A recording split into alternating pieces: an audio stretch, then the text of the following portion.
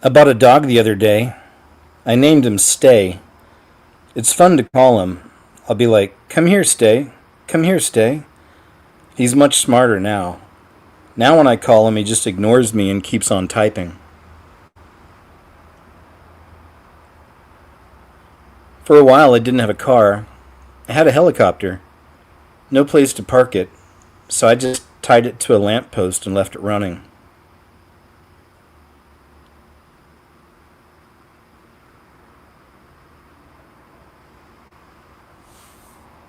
I had to stop driving my car for a while. The tires were getting dizzy. I had some eyeglasses. I was walking down the street when suddenly the prescription ran out. I had a friend who was a clown. When he died, all of his friends went to the funeral in one car.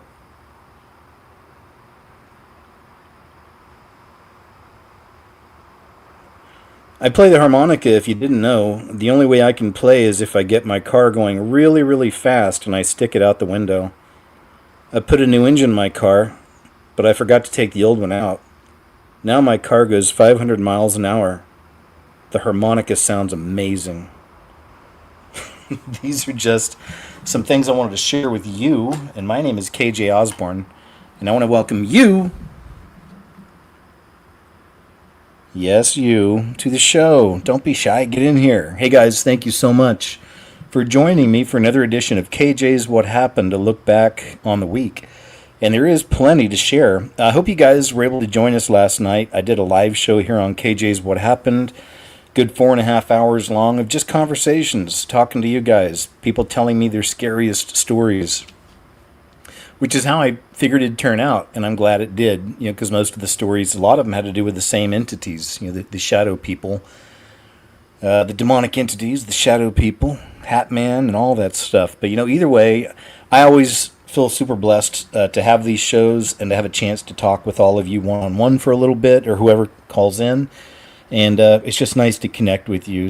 And it's just a constant reminder of how awesome my audience is. You're all some really amazing people. So thank you so much specifically to those of you who I got to talk to last night. And of course, thank you so much for those that watched and that are watching later. I really appreciate that.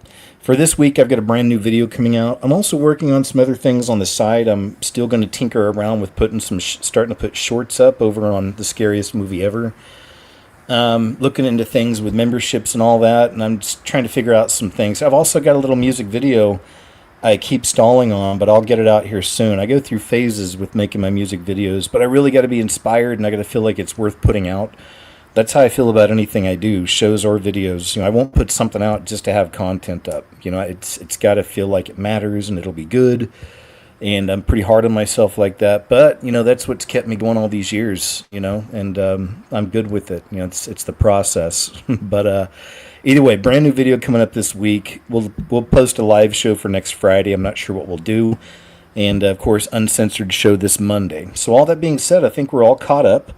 Tamara, good to see you, my friend. Thank you so much for being here. And hello to all of you wonderful, beautiful people. Thanks for being here. All right, guys, let's jump in. There's plenty to get into. Great to see you. Hope you had a good week. Ready for your weekend. Ready for the UFC fight tonight. Tom Aspinall. All right, so moving on. Remorseful German tourist returns a cursed rock or cursed rocks to Spanish National Park. This is all about cursed objects. My first introduction to cursed objects was from the Brady Bunch, when they went to Hawaii, and I think it was Greg, somehow got his hands on a cursed totem, like some kind of a little miniature, an object or something. Either way, it is a real thing. We just had Annabelle. We had a guy touring with the cursed doll Annabelle around the country. Not a good idea anyway, letting people get around it and stuff. And he ended up passing mysteriously. Right, so perhaps that had something to do with it. Then we got this story here. A remorseful German tourist who had taken some volcanic rocks from a Spanish national park sent the pilfered mementos back to the site because he believed that his misguided actions had cursed him. According to a local media report, the Tamanfaya National Park in the Canary Islands recently shared the peculiar tale on social media, explaining that they received their repentant package a few years ago, along with the stolen items. The tourist included a handwritten letter with a rather chilling explanation for the surprising delivery. He says, "I have heard legends that say extracting volcanic rock from its source brings bad luck," he says, "and I fear that has happened to me." Although he didn't go into specifics, the letter writer indicated that he had recently suffered a serious personal tragedy in his life, which led him to believe that the stolen rocks could be to blame. Feeling a sense of obligation to make amends for his misdeed and hopefully break the perceived curse, the man decided to return the stones to the park, along with personal plea that they may be put back in front of the visitor center at the spot where he'd originally taken them. Using the tourist story as something of a teachable moment, the park stressed that stealing such rocks can cause significant environmental damage and also yields a fine of €3,000. I'd be more concerned with the curse myself, but either way. Georgia man's scream prank goes wildly awry. A Georgia man found himself in trouble with the law following an ill-advised prank where he was wearing a scream mask from the movie and terrorized a family member who called 911 on the frightening character. The odd incident reportedly occurred on Saturday night when a homeowner in Columbia County phoned the police about a rather troubling situation unfolding outside their house. According to the caller, an individual wearing a scream mask and wielding a knife had disconnected the lights to their home. Disconnected the lights to their home security system and was attempting to break into the residence. This is supposed to be a prank? Boy, you do something like that in the state I'm in, you're not going to be around very long, that's for sure.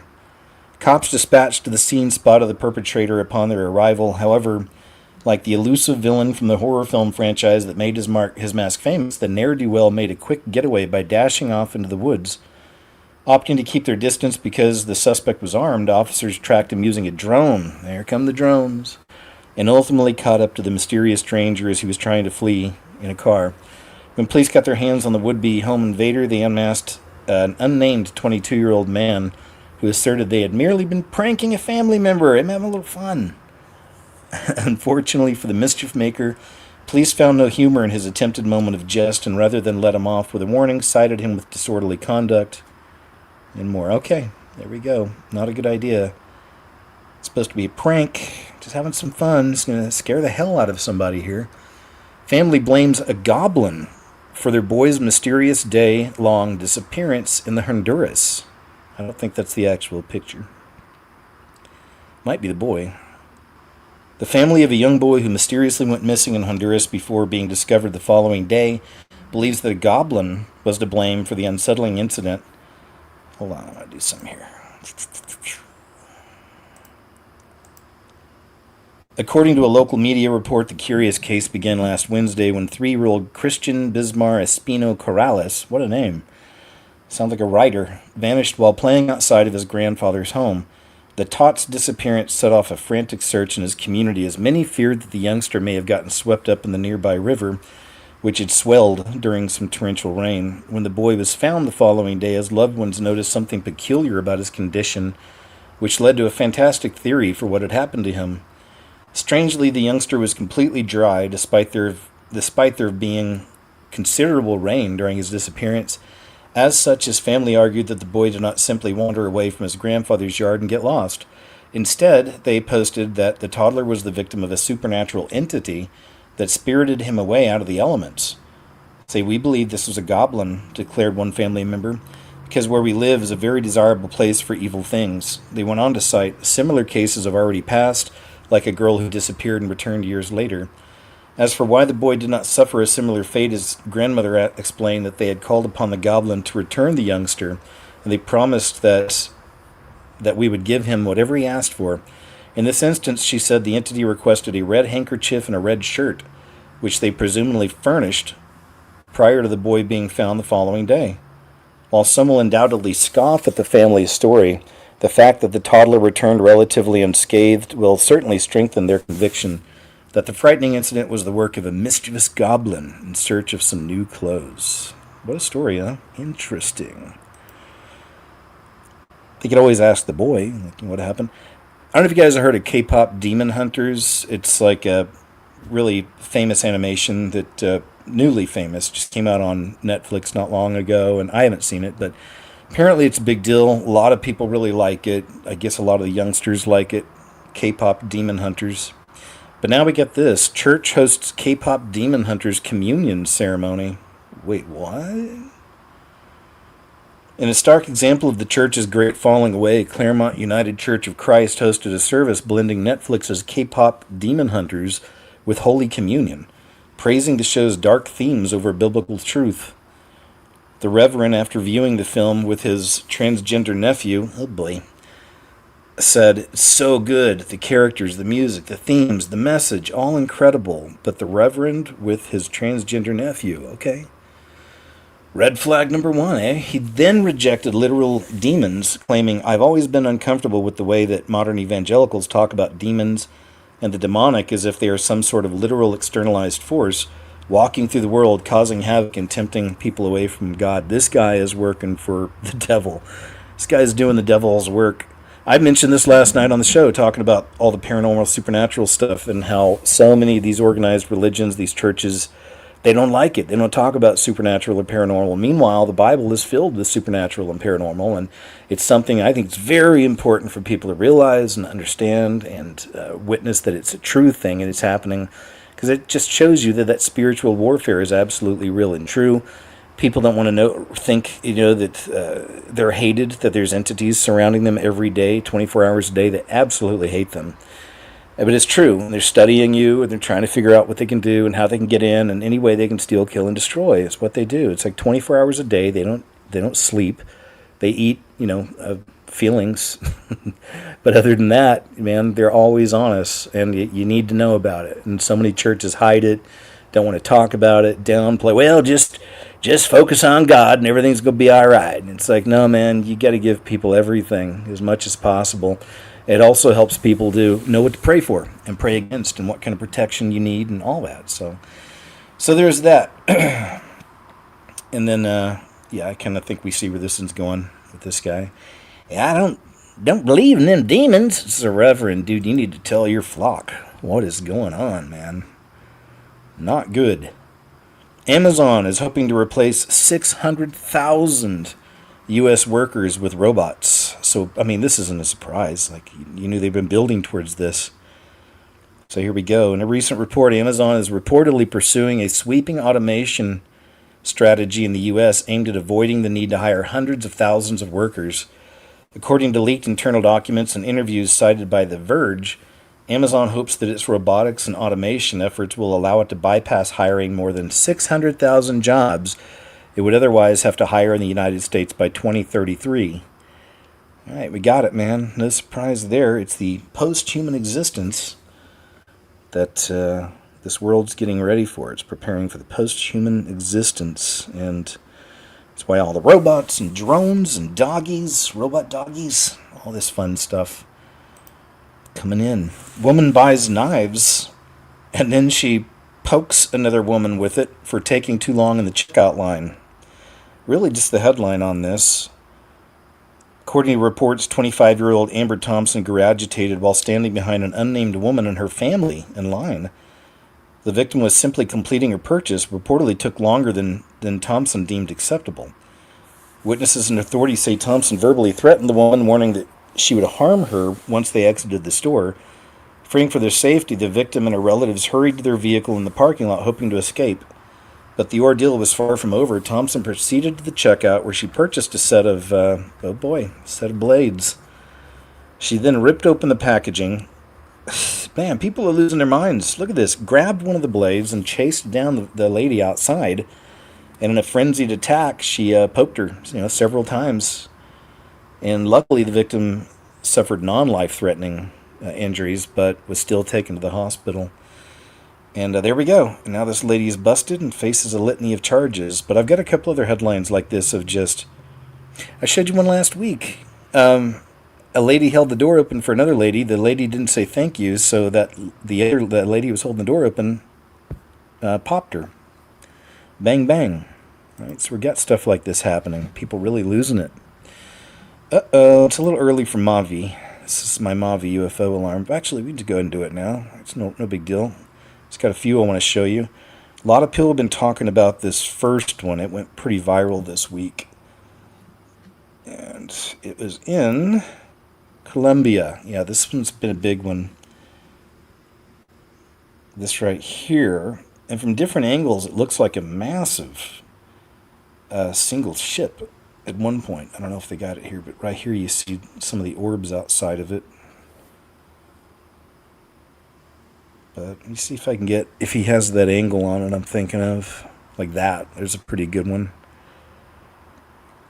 It's kind of hard to make out everything on it. You know, it's hard to make out the full shape. Here we go. Yeah, it's not the best. It's not the best footage. Okay, that's a little better. See, like that's a little better. But yeah, anyway, a lot of people have been tripping on this one. There we go, like that. It looks more like a big ship. A lot of people have been tripping out on this one. But you know, these things are happening. They're gonna keep happening. It's all preparing the world. This is all part of Satan's great delusion. One of them coming our way, at least. Great illusion. But the world's being prepared for the big show. It's even in the Illuminati card game. You can find a card, it's a church, and the cross on top of the steeple, and above that, it's a sky filled with UFOs. And I believe that's even saying more than what one might think. I think that goes back to panspermia and this idea that they planted us here. We're from them, right? All right, move on. Thanks, Mavi. You did good, kid. Appreciate you. Hard-working channel right here, Mavi UFO Alarm. Here's another one that's been really viral this week. I've probably got it up somewhere else today too. But now, the claim is that what I'm about to show you is footage from Japan. That they used a telescope in Japan, and they took this footage of a Comet 3I Atlas. That's the claim. I don't know if this is real or not, but this is one that's really making the rounds, and a lot of people have been checking this one out. And telescope, yeah. This is the one from Japan, apparently. Or allegedly, and then look at what they captured. If it'll play, here we go. Look at this. If it's real, I mean, yeah, that's not a comet. But again, like I mentioned in my video about Comet 3I Atlas, I've been around so long, I've seen so many things come and go that never really materialized in anything. So, cautiously watching this thing, not totally sure what to think about it, but there is it's a situation where it's a perfect setup for the introduction to the aliens. It really is. That's why I think a lot of people are really paying attention to it. It's a perfect setup for something like that. It really is. So, will they use it? Will this be the one, or will it just kind of come and go and then nothing really happens? That's the question. That's really incredible. Once again, if that's real, if this is truly from Japan, the telescope in Japan, I'd say it's astonishing footage. Pretty interesting. Thanks, Mavi. Good one. Couple more from Mavi. Let it find the. There we go. All right. There was this little thing I thought was kind of cool. It's interesting what these interdimensionals can do. It's not always just them, but they're part of it. Let's see what that is. Can't make that one out very well. All right. Cool. We'll go and move on. It's a short one. Last one from Mavi. Let's see what we got. Oh yeah, this is a really good one. Korea. And look at the ghost lights. This goes back to Blue Beam. Look at this next level of the ghost lights. I call them ghost lights. They could do anything with these things. And this is Korea, October 16th. But look at this, the show.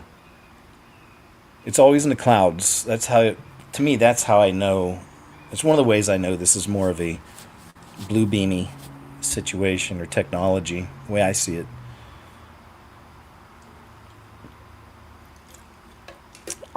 I'm drinking yerba mate. I love yerba mate. I don't know if you guys know what that is. Very cool though, right? It's just somebody flicking some switches and turning some knobs, and then they can beam these lights down and use the clouds as the backdrop, and there you go, you know. And they can do it all around the world as they do, and I've shown that for years now. All around the world, sightings of the ghost lights. So yeah, it's like bigger picture stuff. It's layer upon layer upon layer, year after year, just getting people prepared. So that when this comes, they'll be ready. They'll fall in line. Fall in line. It's a pretty amazing show, though. All right, there we go. That's it. We'll move on. Thank you, Mavi UFO Alarm. Always appreciate your work. Don't know if you're a dude or a chick. It don't matter. This is a reminder of, it's just, and look at his little happy dance. So this is Governor Gruesome Newsom. And this is after the fires out there, after the Mountain Dews, the fires out there in California not long ago. Drinking that Mountain Dew, if you know what I mean. And then, that happened, of course, after the ones that were in Maui, in Lahaina. And that was certainly somebody drinking some of that Mountain Dew. So I thought it was interesting. Here he is talking about, he's addressing the fires now. And he's talking about how he actually talked to Josh, whatever his name, Josh Green, or whatever his name is, the mayor, was it, governor down in Hawaii. Because, obviously these are two creeps that are a part of the beast system that are benefiting from people drinking that Mountain Dew. If you know what I mean. So he's communicating with this guy. They both used this, I believe, had the same technology they used to do this. They're making way for Agenda 2030, for 15-minute cities and everything that's going to go with that. But then look at the little happy dance he does as he's talking about when he talked to him, the mayor or the governor. Such a creep. It's like Duper's Delight. We're dealing with a myriad of issues. I was just talking to Josh Green, the governor of down in Hawaii, who had some ideas around some land use concerns he has around speculators coming in, buying up properties, and the like. So we're already working with our legal teams to move in Hawaii, who had some ideas around some land use concerns he has around speculators coming in. Little happy dance. Just, oh boy, look at this guy. Creepy. Some of these people, I just don't believe are human, but that's me. This is Alex Roca Campillo. Oh, this is awesome. He has cerebral palsy and just became the first person in the world with a 76% disability to finish a marathon. Love it. Love seeing stuff like this. Don't let your disability hold you back. And he's inspiring so many other people in his condition and other conditions. And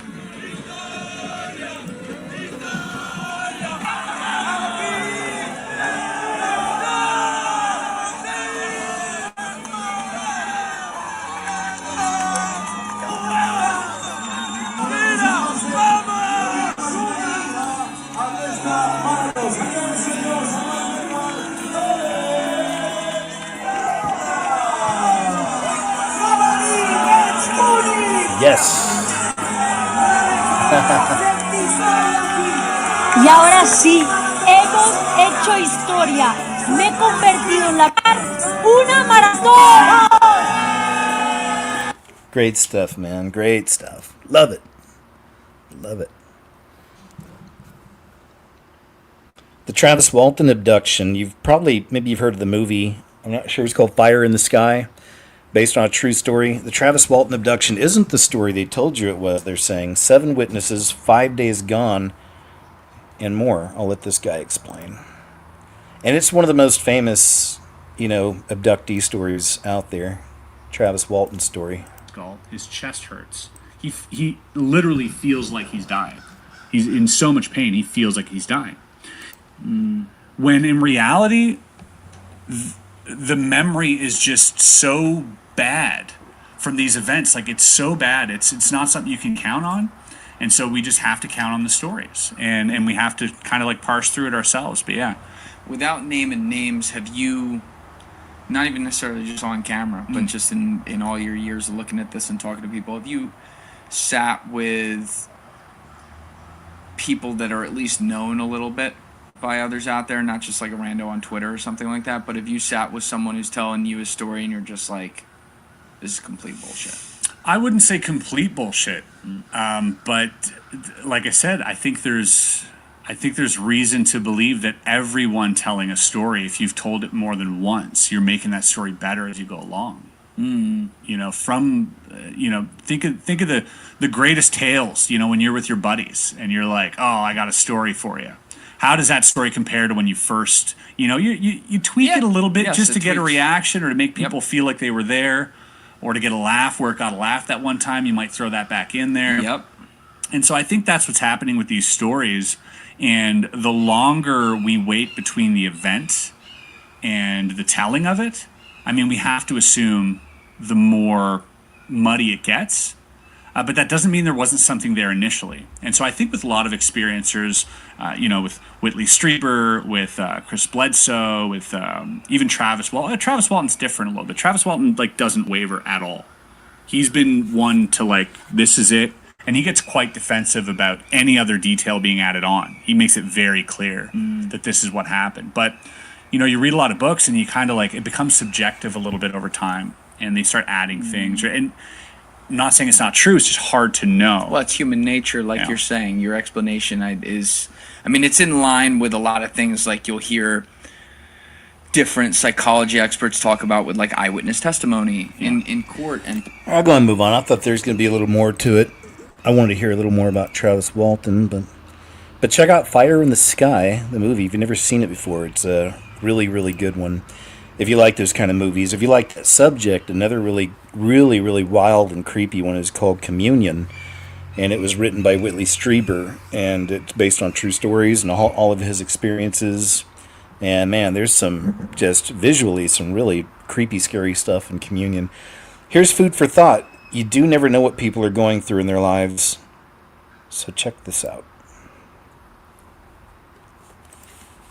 Post on social media that I saw, and she said she was driving to work and she was behind this car, and in the back of the window there was a sign that said,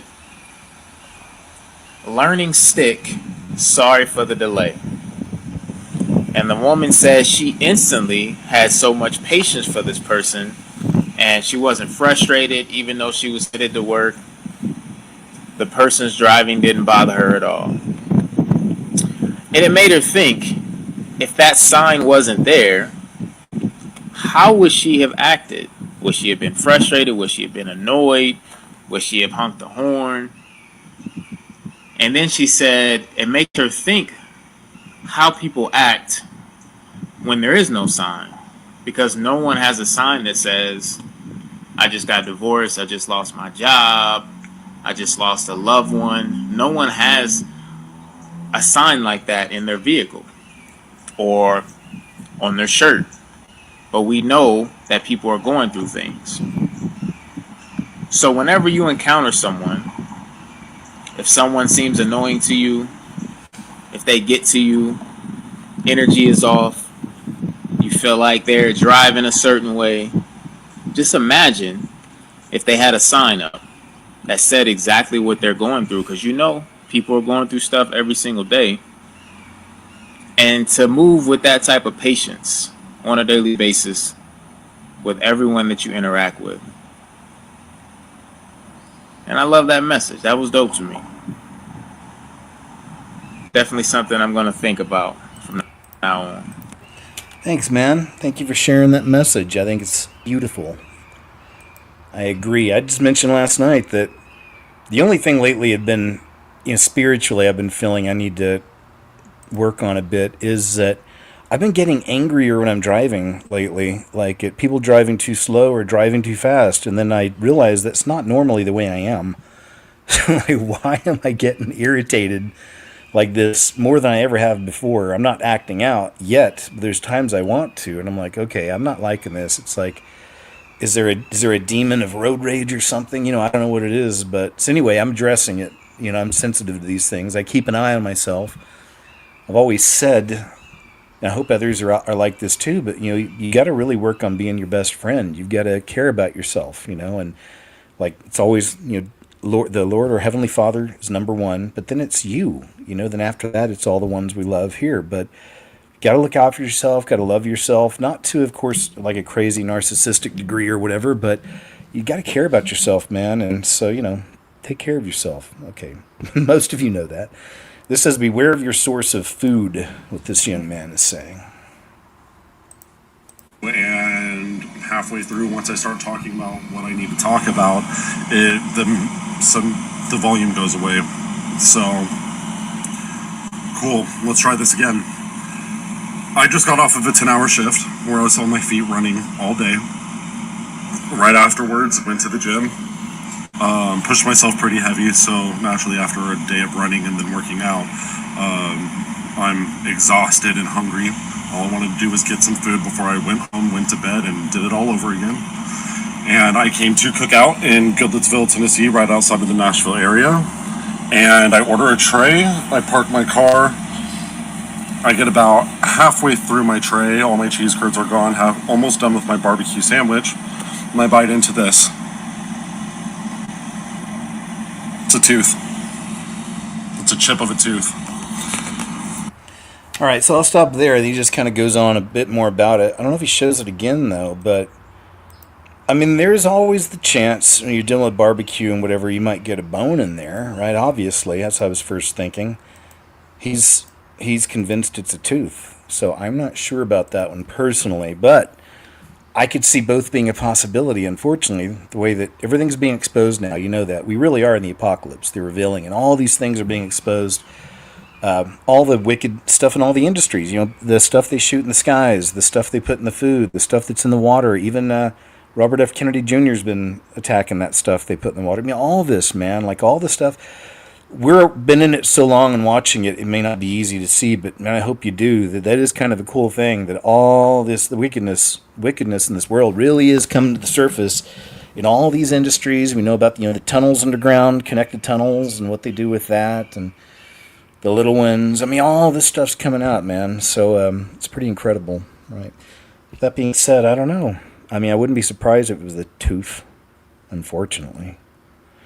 The Trump administration's ending immigration judges being allowed to release illegals back into America permanently.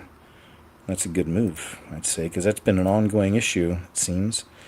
There really is a kind of war or battle taking place already with, just everything this administration tries to do. There's some crazy judge out there trying to stop it, right?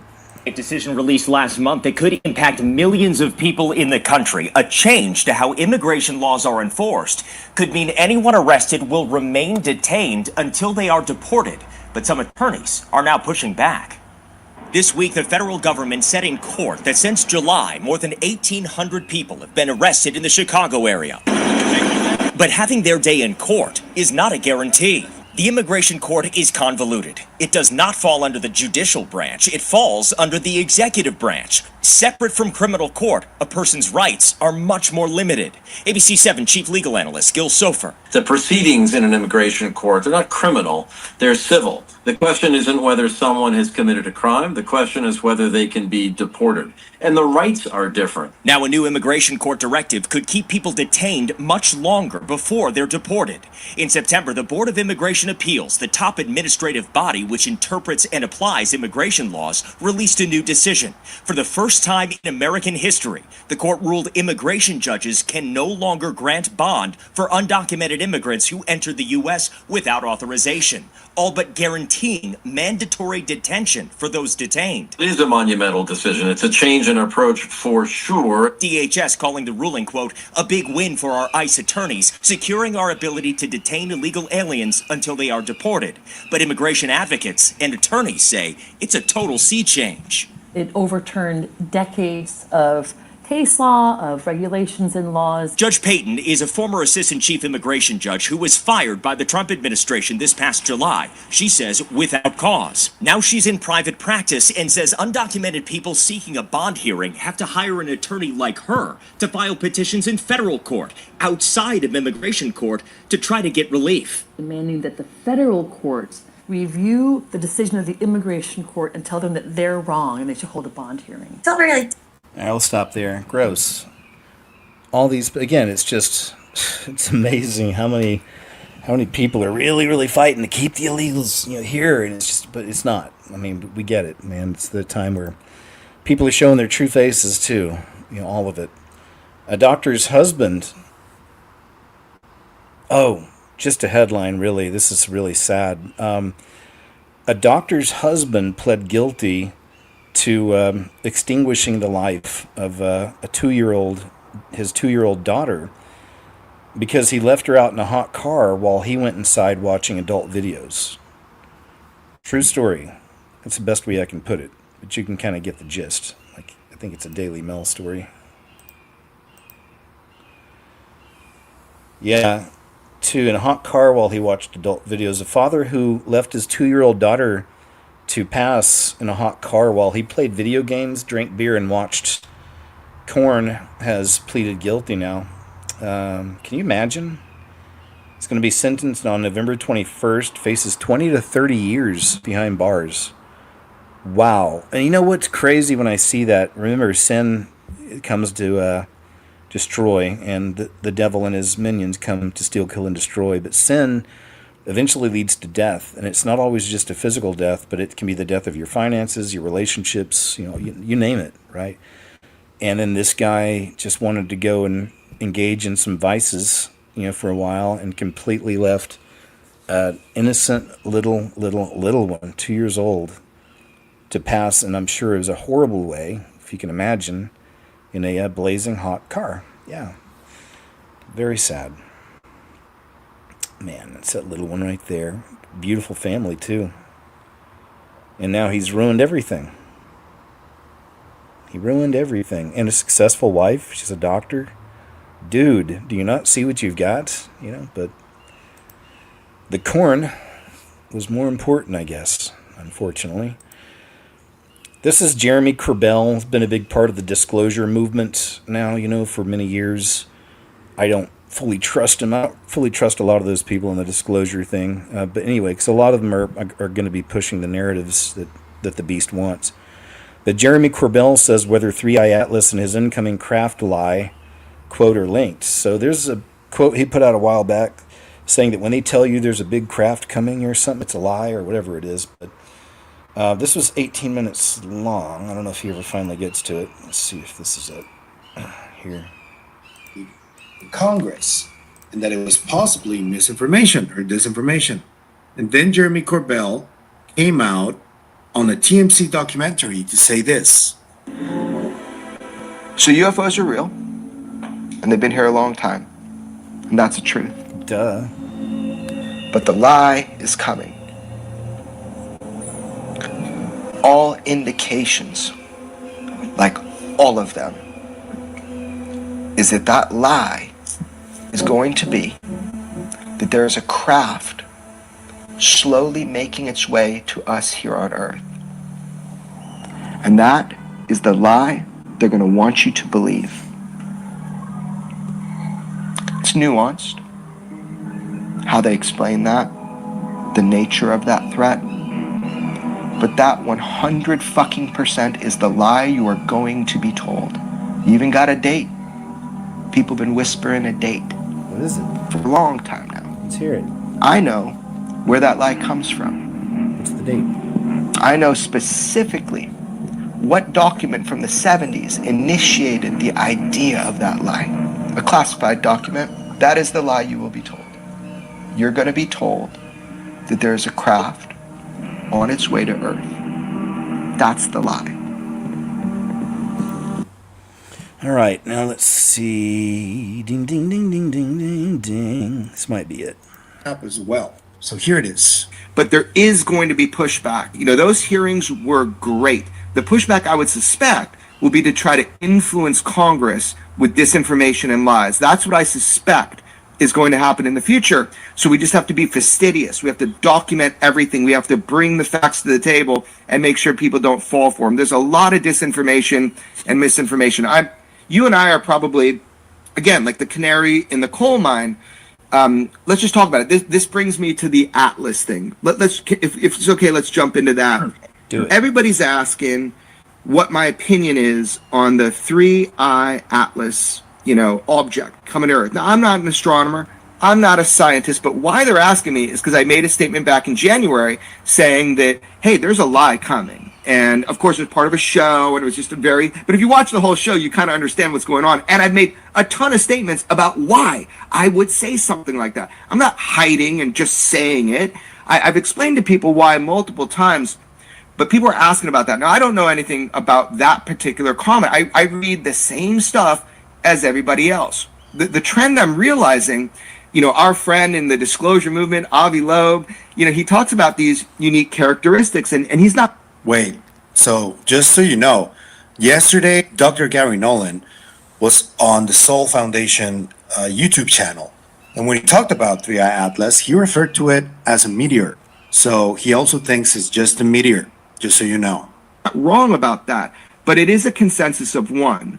I don't see a bunch of other astrophysicists and people working on this stuff really echoing that same sentiment. I do love his open-mindedness, and he knows far better than me, and he's investigating the unexplained, not explaining the uninvestigated. So I've got a lot of happiness and joy for the way that he's looking at this problem set.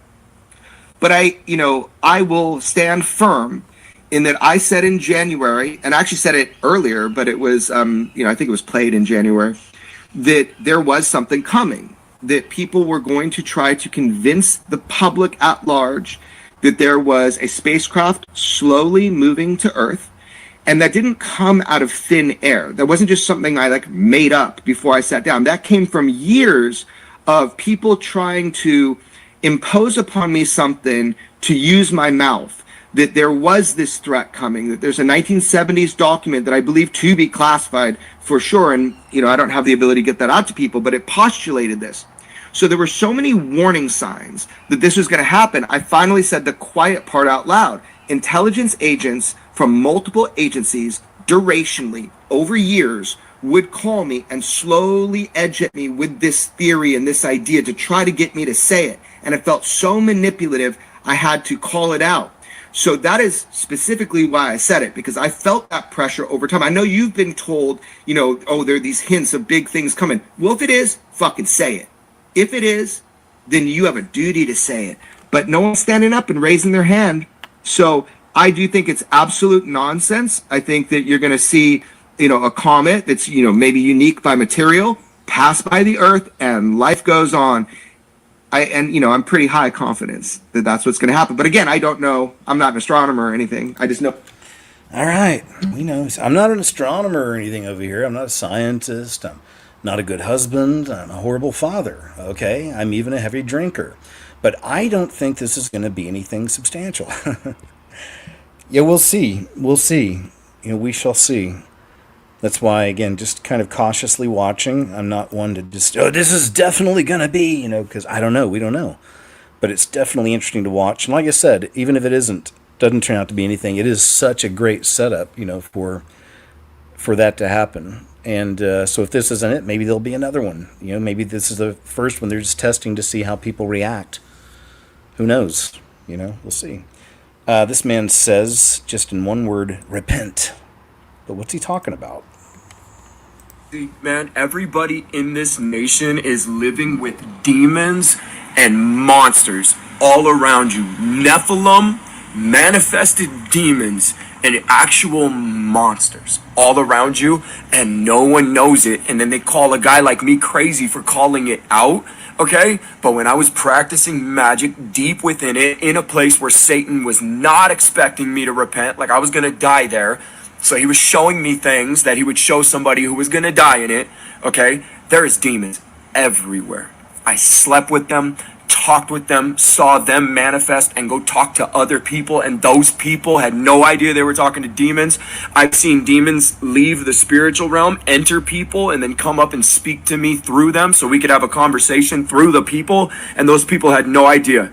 You live in a world full of demons and monsters and Nephilim, and the United States of America is the most deceptive, insane place there ever is. It is a cesspool of demons, and modern lukewarm Christians can't see past their television set and their cell phone and their dusty Bibles and brand new iPhones. And even though they sing the song, they still don't go out and share their gospel. That is so true, man. It is so true. Yeah, that is another thing I've noticed, at least with my experience with religion, in some of the churches, is that so many of the sheep, the flock, they don't go out and spread the gospel. They don't. And I think a lot of it's because, at least the way I was raised, it's this idea that as far as church goes, that there's an authority. It's always the minister. That's who you listen to. You don't listen to anybody else. He's going to tell you what's up, so you put full trust in him. And then it's like, as we know, it's like a fast food type thing. You do your drive-through every Sunday, and then you go back to living in the world as the world the very next day. It's like, and you forget about it, and you don't think about how important it is to share the gospel, how important it is to tell people about Jesus. You just drop it, It's one of those things. So dangerous. It's very dangerous. Hollywood actors channeling and demon possession. Wait, what? No way. Just kidding. Of course. Movie called Total Eclipse. The director, Anisco Holland, said this about Leo. Leo's like a medium. He opens his body and his mind to receive messages coming from another person's life. A totally different director, when he was in Romeo and Juliet, Baz Luhrmann, says this about Leo. With Leo, you might see 30 people come out of him in one day. Wow. And you think, have you seen a Leonardo DiCaprio movie? Yeah. Right? All of us and have. It's like such a What's spectrum. the message that demonic world is wanting us to learn? How about Keanu Reeves? Keanu is a very complex guy with lots of demons into him. I was trying to tap into that and utilize that, says director Taylor Hackford from Devil's Advocate. Great movie. Man. Openly admitting these guys have demons. Do you think there's some kind of conspiracy behind Leonardo DiCaprio not getting an Oscar till recently, after all the magnificent projects he's done? I don't know.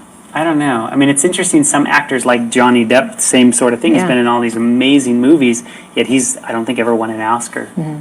It's interesting because the one director said, 30 different people, and here you have Johnny Depp saying, I'm 30 different people. Like, what's with the 30? Right? Is that how many Legion was or something? Legion, I think, is thousands, but yeah. But isn't that kind of interesting? Johnny Depp told Vanity Fair, I know I have demons, and I don't know if I want to get rid of them altogether. I would like to experience them in a different I'm trying to way. understand myself, and they're dealing with 30 plus themselves. Oh my goodness. Think of all those little voices that you have to hear, and that's why I think you see Jim Carrey, literally he cracked his mind. He's emptied himself so many times, he's become so many different people, that it's like he lost who Jim Carrey was. Heath Ledger, listen to what the Los Angeles Times reported. Heath Ledger's creepy performance seems to have summoned up demons no one could imagine accessible to him. Like, that's the Los Angeles Times. They're not literally going, oh yeah, there's a spiritual war going on there. They're literally yeah, this guy had access to demons that other people normally don't. Speaking of Jack Nicholson, when Heath Ledger died of whatever, suicide, overdose, whatever it was, these people ran up to Jack Nicholson and told him that he had died, and he actually said, I warned him, because Jack Nicholson was the first Joker. And he said that he warned Heath Ledger not to do that part. That's right. Because these guys are invoking spirits, and they often can't get rid of them. And I believe he evoked a spirit called Osmodeus. And when he got Osmodeus into him, it made him go insane, and he was eating, sleeping pills like it was going out of style, and couldn't ever get peace.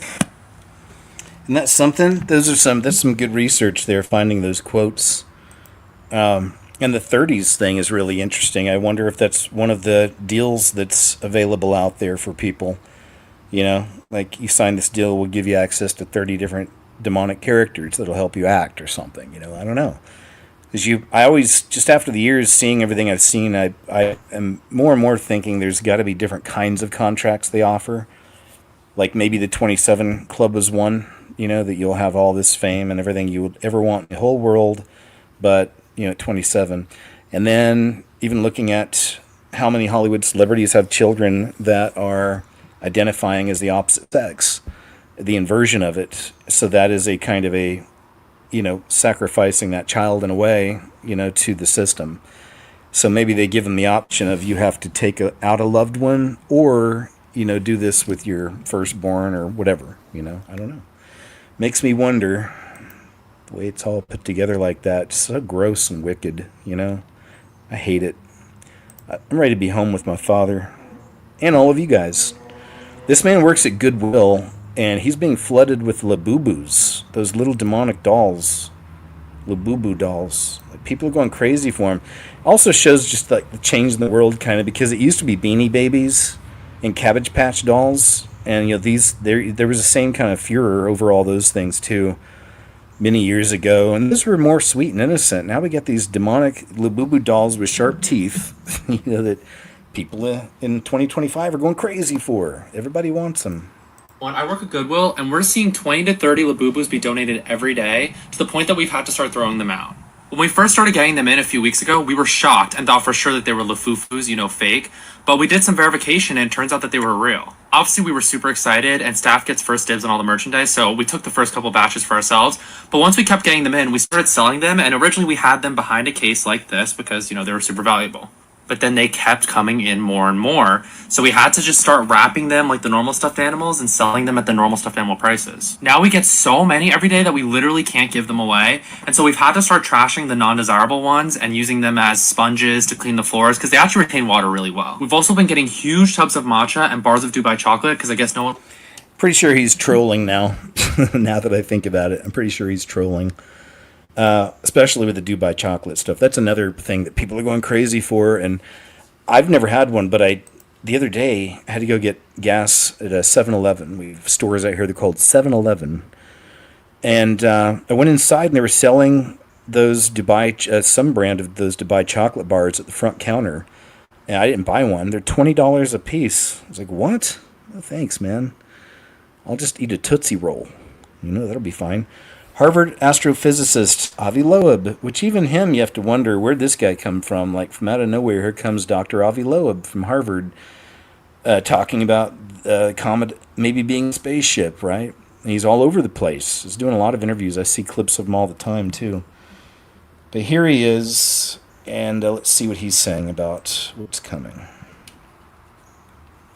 Avi, how are you, sir? Doing great. Thanks for having me. Yeah, it's great to have you on. So, can you just please explain, are we just seeing these things more than we ever have because we have the eyes now in space to see this?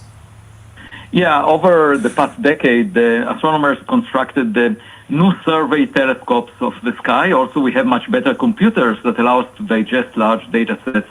But the motivation for building those survey telescopes is a task that Congress gave to NASA and the National Science Foundation, NSF, to survey the sky for any objects that are near Earth that could collide with Earth, because that poses a risk. And they posed it as the challenge of finding all objects bigger than a football field that may collide with Earth, near Earth objects.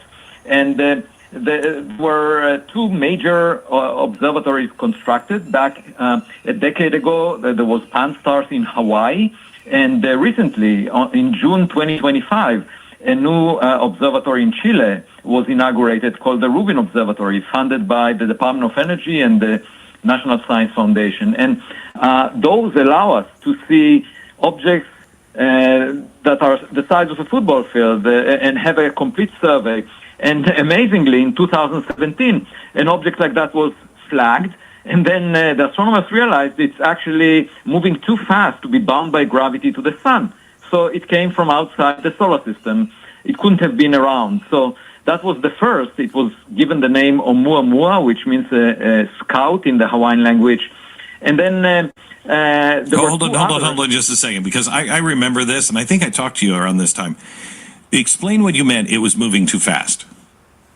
The planets orbit the sun. For example, the Earth moves around the sun at a speed of about 30 kilometers per second, which is faster. It's 300 times faster than the fastest race car we have. I'm talking about 30 kilometers in 1 second. That's about 20 miles in 1 second. That's the speed by which the Earth orbits the sun. But imagine boosting the Earth, just giving it, attaching a rocket to it. Once it would reach a speed of about 42 kilometers per second, just bigger by the square root of 2, a relative 1.4 times the current speed that it's moving, it will be able to escape the solar system. So it just needs a high enough speed to escape from the gravitational potential well of the sun. And we know what this speed is. And so if we see objects moving near the Earth at more than 42 kilometers per second, we know that they cannot be bound by gravity to the sun. They must have originated somewhere else.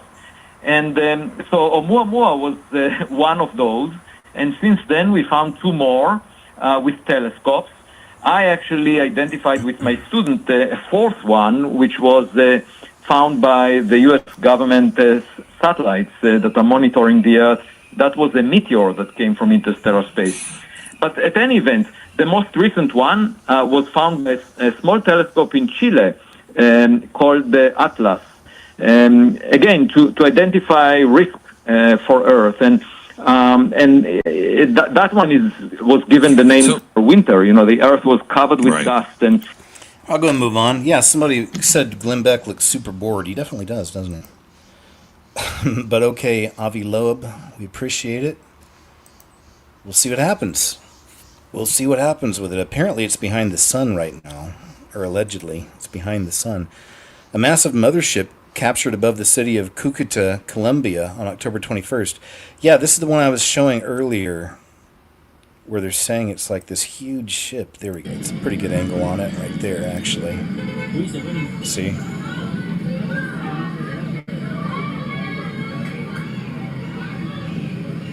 Crazy. I don't know if those are little reflections or are those things lights floating around in the sky. I think they were probably reflections at first. But it looks like a structure. Looks like a big structure up there. All right, we got it. I expect to see more of that happening. Harvard professor warns of interstellar object headed toward Earth. Take your vacation before the 29th. Yeah, so here's the part I was going to show. Wait. Oh, they're saying it's no evidence, it's artificial. Yeah, so they start setting dates on anything. It always kind of makes me cringe. But anyway, here's something he just recently said.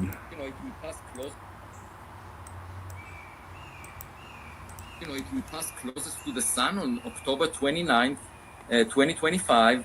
I got a text message the other day from someone who said that he is trading options on the volatility of the market with an expiration date of October 29th in order to make money. And I immediately thought that I don't know if there will be meaning to money if this object turns out to be technological after October 29th. If you want to take a vacation, take it before that date, because who knows what will happen. Now it will pass closest to the sun on October 29th. So it's passing closest to the sun October 29th.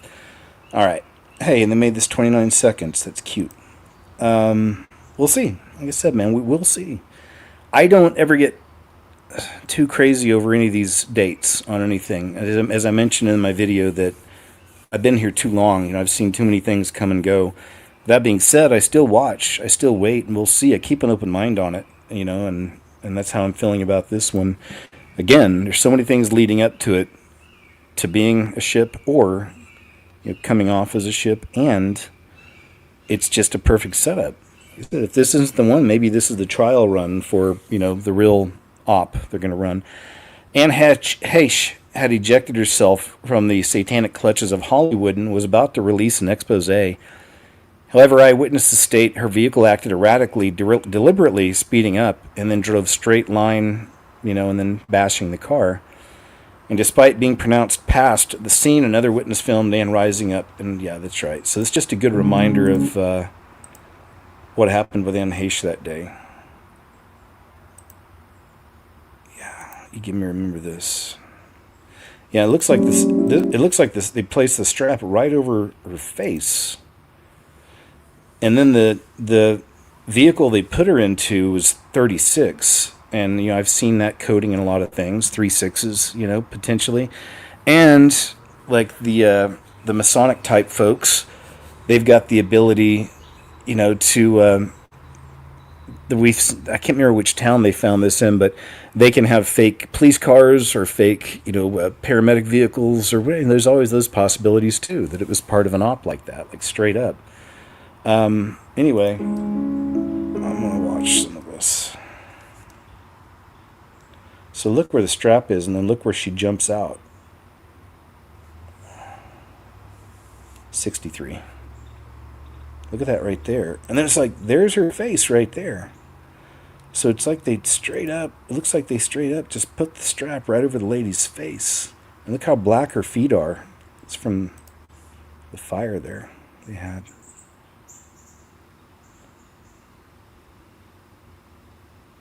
I mean, seriously, man, this is one of those, you know, like if I was an independent reporter for a news station in that town, I would think I'd want to go ask questions about this. But the other thing is, too, is it's so real and freaky that they may be scared, you know, to want to talk about this with anybody. Like, what happened to her? Because clearly she's still with us right there. She's still alive. Right? 3 fire trucks, the same way of emergency transport vehicle.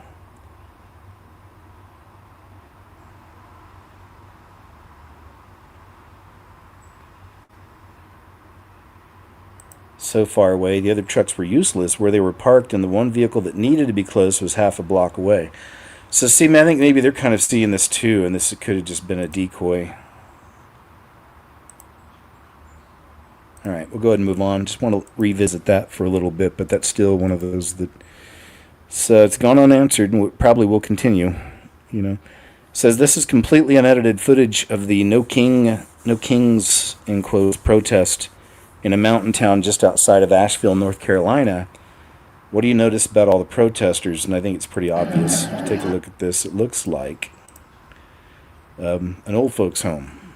You know, it's no offense, but for the most part, it looks like elderly people, elderly whites, all over the place. And you got to ask yourself, how much are they getting paid? Yeah, they need money, man. Get a little older, relying on that Social Security. But just take a look. I mean, for the most part, it's all elderly white folk. There you go. There you go. No kings. No kings. Man is going viral after his reaction after touching an LMNOP flag. And this video kind of speaks for itself, I think. He looks like the delivery man. What the? Try to turn that down. The delivery man dropping off the package, and then, whoa.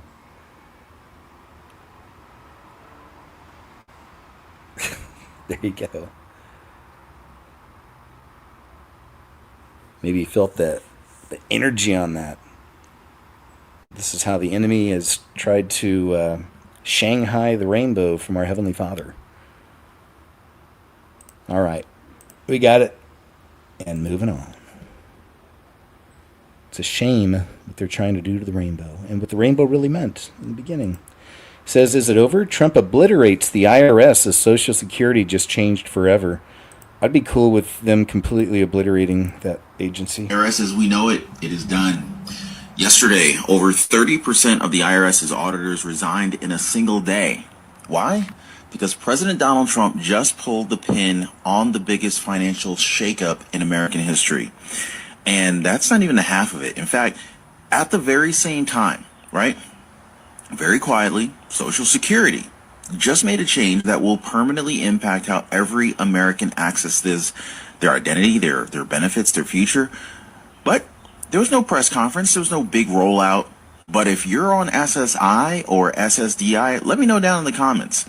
Or if you're just planning to retire one day in the future, you need to know what just happened. In today's video, I'm going to share with you guys exactly why President Trump's war against the IRS is just the beginning and what he's planning to do with your taxes next. We also need to talk about how your Social Security card's going fully digital this summer and what that really means for your privacy. And why Biden's quiet $8,000 checks for federal retirees, they've got people asking, where's mine? So first things first, we need to talk about the resignations that just rocked the IRS, okay? So according to the internal agency sources and corroborated headlines, 31% of IRS tax auditors just quit. Think about that. 31% of IRS tax auditors just quit. That's right, guys. So that's like 1/3 of their entire enforcement staff gone overnight. Why? Because President Trump and his Department of Government Efficiency, also known as DOGE, just made it very clear. The days of government overreach through endless audits, they're over. And so here's the kicker. This was the plan all along. Trump signed an executive order halting all new IRS hiring, freezing expansion efforts, and making sure that not a single new agent will be brought in under his watch. Now, if you've ever been audited, drop a quick yes in the comments down below and let me know how much you enjoyed that process. But now, why is this such a big deal? Well, it's because under President Biden, they wanted to add 87. Yeah, I was just thinking that too. Remember, they were going to add 87,000 new agents and make them armed. And they even started training them. And I showed you guys a video here on one of the shows of the trainees, and it totally looked like a woke mob, if you will. It really did. Even had some people in there that were severely obese. But, you know, hand them a handgunner, and let them go at it, right? What could go wrong? It's like when I see that, it's just, damn you, devil. You know, I see the way he spreads chaos, you know. It's annoying. He's annoying. Sources have told this man that mystery drones seen during the New Jersey invasion and in Europe are completely immune to electronic jamming. All right, let's check this out. This man I think he might still be on occasionally. I can't remember his name now. George Knapp. That's it, I think. It's George Knapp. I'm pretty sure this is George Knapp. But he's a host on Coast to Coast sometimes. Radio show. Turn of Dronapalooza. Yeah. You recall from last year? Drones everywhere over key installations. They shut down Langley Air Force Base. They shut down Wright-Patterson Air Force Base. They were seen for several weeks by hundreds of thousands of people over New Jersey, over a nuclear plant, over sensitive military installations. They were out here in the Southwest over Plant 42. And the same thing happened in almost all these cases. They'd come in out of nowhere, undetected. They'd loiter around, making themselves obvious. The lights are on. Nobody knew where they're from. They would leave and could not be tracked. None of them were shot down. We don't know who was behind them or what was going on. And now the same thing has been happening almost a year later across Europe. You know, you recall there were a couple of UK military bases, joint bases, that were overflown by these drones. I think we were told by our friend Chris Sharp that there were attempts to bring them down with the best anti-drone technology. Poof, did nothing. Now they've been making a nuisance of themselves over several European countries, and you have to wonder who's behind it, what's going on, where these things are from. We have exactly the right guy to answer those questions, right? Yeah, our man in the UK, as you said, Chris Sharp, he's always been on this kind of stuff. I am excited. He has Liberation Times. He's got some great articles. He's really been dogged about the UAP thing, but also about the national security implications of what we're calling, drones at this time. So he just knows far more than I do about this, and he's always come on this show and given us great information. I love his articles. Everybody should go check out Liberation Times. But yeah, Chris Sharp, let's bring him on. Looking sharp, Chris Sharp. What's going on, man? So I took George's advice from last week, and I thought we were all going to be in suits. I thought we were coordinating this, but obviously someone didn't get the memo. Hey, George. Look how good that guy looks, Jeremy. Why can you not do that? Chris He's great, man. He's handsome, man. I could never live up to it. Looking great, Chris. Chris, it's great to see you. We've been following your reporting, as always, excellent work. Yeah. The thing that's different this time is you were kind of the Lone Ranger reporting on this before, and in the last couple of months, we've seen a lot of media interest across Western Europe. Other news organizations who've covered this as well. Must be nice to have some company this time, huh? Yes, it's extraordinary to see how many headlines these incidents have actually generated, and to see all the open source intelligence X accounts covering it as well. So there we go. Wanted to hear more. Let's not focus on the suit. Let's get some news. But yeah, George Knapp, there he is. Warships spotted off California coast, and also tanks on the freeway.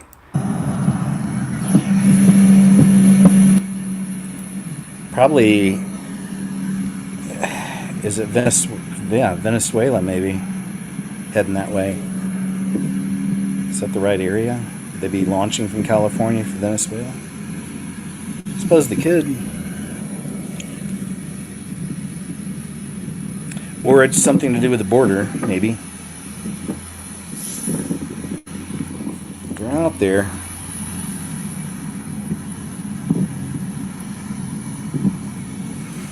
Slowly but surely, the people will be getting more used to seeing military around, you know, in neighborhoods, all that. Slowly but surely. California squirrels are eating animals in broad daylight. Now, this is a really weird one, a strange turn of events. Researchers observed that ground squirrels, typically known for eating nuts and seeds, are now hunting and destroying and then consuming small animals. You want to talk about strange tide change? This is it. Look at that. I have never seen a squirrel do that. It just ate his head right off. You know?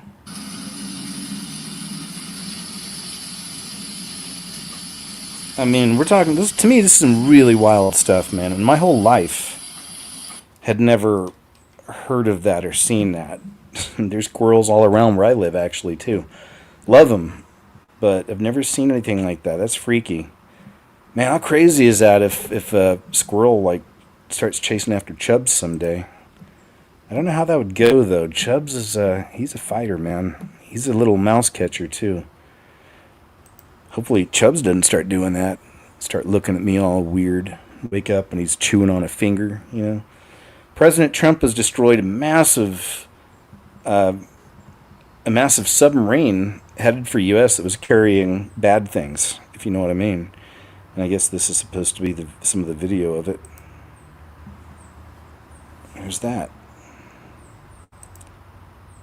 All right. There's that. So they're still actively doing that out there and taking out a lot of those boats. Submarine, that's pretty wild. And then the other side's arguing that how do we know that it's really filled with bad stuff, you know? There's always going to be that. Hollywood productions are plummeting to all-time lows.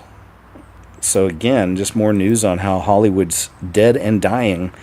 Film and TV production in the Los Angeles area hit an all-time low, sinking to levels worse than the SAG union strike of 2023.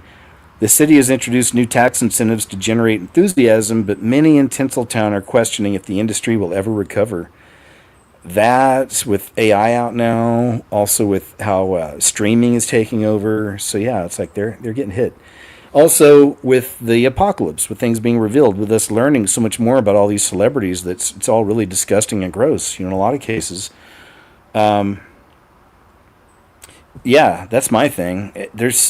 That's why I like so many independent type movies, because you don't know these people. I don't need to know the person. I like seeing new talent rising, and it's before, you know, most likely before they've been offered the deals and all this kind of stuff. And so often I've seen stars, men and women rising through horror and all that through the years, and then they'd disappear after 2 movies. And so I've always wondered if maybe they were offered a contract and just said no, you know, and just basically had to go. You know, I don't know how that works, but it makes me wonder. But all that's being revealed, and yeah, there's so many actors now, mainstream actors. I can't even watch a movie if they're in it.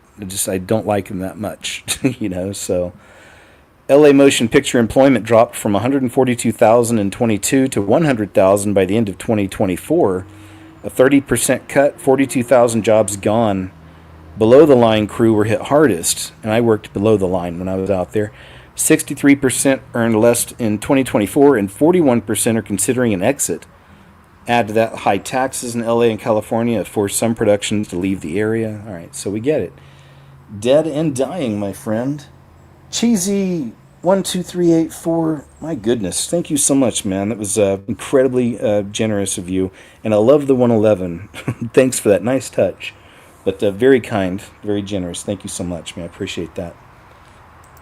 Love it. 111. You know what? I filmed something. So I'm probably going to do a video here soon and put it up on the Scariest Movie Ever. I'm just going to lay out the supernatural experiences I've had, because I want to, like I've mentioned, just put them all together so I don't forget things. And and I think they're all pretty wild. I've shared a lot. I've shared everything with you guys through the last few years as they've happened. But I also filmed something the other night because I've told you guys before that for years I've seen 111, and the video's back up. Go to the Scariest Movie Ever YouTube channel, my OG channel. If you didn't know, tons of videos there and great shows. I think they're great shows. Go check them out. But I got a video there from 2012 that says, I see 111 everywhere. What does it mean? So it started back then, and I've always seen it as an encouragement, or eventually I saw it as an encouragement from the Lord. But on top of that, over the last year, he's added in the 9/11. So I see 9/11 now all the time also, and I mention that to you guys from time to time. But the other night, I was watching a video on YouTube from a channel called Franchot Blue. And I don't know if you guys know who he is. But anyway, I'm watching one of his videos. And as I'm watching, I go to give a thumbs up, and it's at 118. So I press it, which makes me the 119. What's weird is, as I'm watching the video, every 30 seconds or so, that number down there would start scrolling. You know, like somebody just clicked in again, but it would stop back on 119. So I pulled my camera out and filmed it. I did it like 4 or 5 times just while I was filming it, of it scrolling and then stopping again on 119. And then when I refreshed the page, there was like 5 or 6 new thumbs up there. So normally it'll scroll you and scroll and show you everybody thumbing up the video while you're watching it. But mine was stuck on 119, man. So I filmed that, and I'll probably show that on the video that, you know, I talk about the experiences on sometime. Polish MP, I'm trying to say the name, I'll just say Gregors Braun, walked into a courthouse to give evidence in a case, only to find a Christmas tree with LMNOP bobs all over it. So he grabbed the tree, dragged it outside, and threw it away. He says, we are Poland, we do not celebrate that kind of thing. All right, let's check this out. No właśnie, Andrzej byłby zadowolony. No, zapłacili za to podatkę. Proszę pana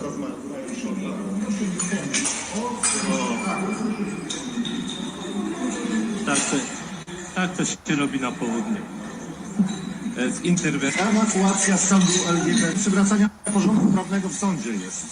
Pani poseł Grzegorz Braun usuwa politykę agitacyjną zwolenników idei lewackich. No więc, kochani, proszę, jeżeli nie działają, kochani, jeżeli nie działają, to z całą pewnością nie. So Poland, they don't play. The videos I've shown from them, I've shown you what they do on their border with all the people trying to get in. They don't play, and they openly say they're not bringing anybody in. They're keeping it as it is. This is AI generated video here. You know what? I showed a video last week that turned out to be AI. I don't know if I called it on the show or if I just witnessed it later, but it was the one where the duck, or it was an eagle. There was an eagle video. Excuse me. Yeah, that turned out to be a fake. Anyway, here's a fake one, but it's a good one. When I first saw it, as you always do with some of these, you're like, what? Then you realize it's all crap, all fake, but it's pretty amazing.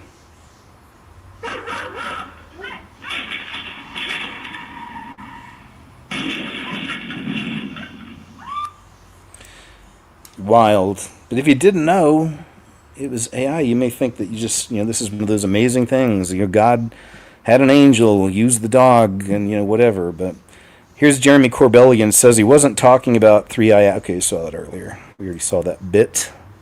He's backing off it. Thinks it's just a comet. This man went missing after he created a device to see multidimensional beings. This is the Dysenian glasses on steroids. Remember the Dysenian glasses they developed the Vietnam conflict that was down that time? Supposed to give the soldiers like better vision, I think at night or something, and then they were able to see interdimensional beings with them. I've always been super curious, and these photos are a representation of what those people saw. You can see that they're eerily similar to something, but yet so far away from anything that we can comprehend. The way that these images were produced is through something called energy vision. Supposedly, this energy vision captures photos of entities in different dimensions. Listen to this. In the vast and often mysterious world of scientific research, few discoveries capture the imagination as profoundly as the concept of entities that exist outside of our realm. Dr. Daniel Nems, a pioneering scientist and researcher, stands at the forefront of this intriguing field. NEMS is renowned for his creation of an innovative energy device known as energy vision, which, according to his claims, can photograph these mysterious entities. Dr. Daniel NEMS is a scientist with a background in quantum physics and energy research. NEMS devoted his career to exploring the intersections of energy, matter, and dimensions beyond our conventional understanding. He soon became fascinated by theories of parallel dimensions and alternate realities. Oddly enough, despite publishing these findings, there is a scarcity of information available on him, and the majority of his work has been wiped from the internet. As a result, some have suggested that shortly after sharing these discoveries, Look at that thing. he vanished. NEM's interest in this research was partly inspired by the pioneering work of theoretical physicists who posited the existence of multiple dimensions beyond the familiar three-dimensional space. Driven by curiosity and a desire to push the boundaries of human knowledge, NEMS began experimenting with novel energy devices aimed at detecting and interacting with these unseen realms. Energy Vision, the groundbreaking device developed by Daniel NEMS, represents the culmination of years of research and experimentation. The device combines principles from quantum mechanics, electromagnetism, and advanced imaging technology to purportedly capture images of entities existing in dimensions parallel to our own. Energy Vision consists of a sophisticated array of sensors and emitters that generate and detect specific frequencies of electromagnetic energy. These frequencies are theorized to resonate with the energy signatures of these beings, making them visible to the device's sensors. Would you want to see The him? captured data is then processed by advanced algorithms to produce visual images, which are displayed on a high-resolution screen. The device operates by emitting a controlled burst of energy into a defined area, and then scanning the area for any anomalies in the energy field. According to NEMS, these mysterious beings interact with these energy fields in ways that are detectable by Energy Vision's sensors. All right, cool. Like it. Would you guys want to see these things? I would. I'd want to see it because I'm not scared of them. Remember, in the Bible tells us that we have authority over these things in Jesus' name, so don't be scared of them. It would be interesting to see what they look like, I think. Some of you may not like that. That's okay. I'm a curious-natured type, and I like the weird stuff, so I'd probably pray first, before looking at it. But it says they are monitoring you. Bum, bum, bum. But who's they, is the question. No wonder Elon Musk gave this video an exclamation mark. This is footage from a coffee shop using AI to monitor its employees. The blue text with white letters indicates each employee, and the number shows how many cups of coffee they've made. You can see that an employee named Anna is working diligently, making a total of 20 cups. Meanwhile, Olga is hiding in the corner, slacking off, and has only made 3 cups. All of this is tracked by the AI, which then reports the findings to the boss. In Amazon warehouses, similar technology is used to monitor employees. They even allow AI to generate termination notices for workers with low productivity. But it doesn't stop there.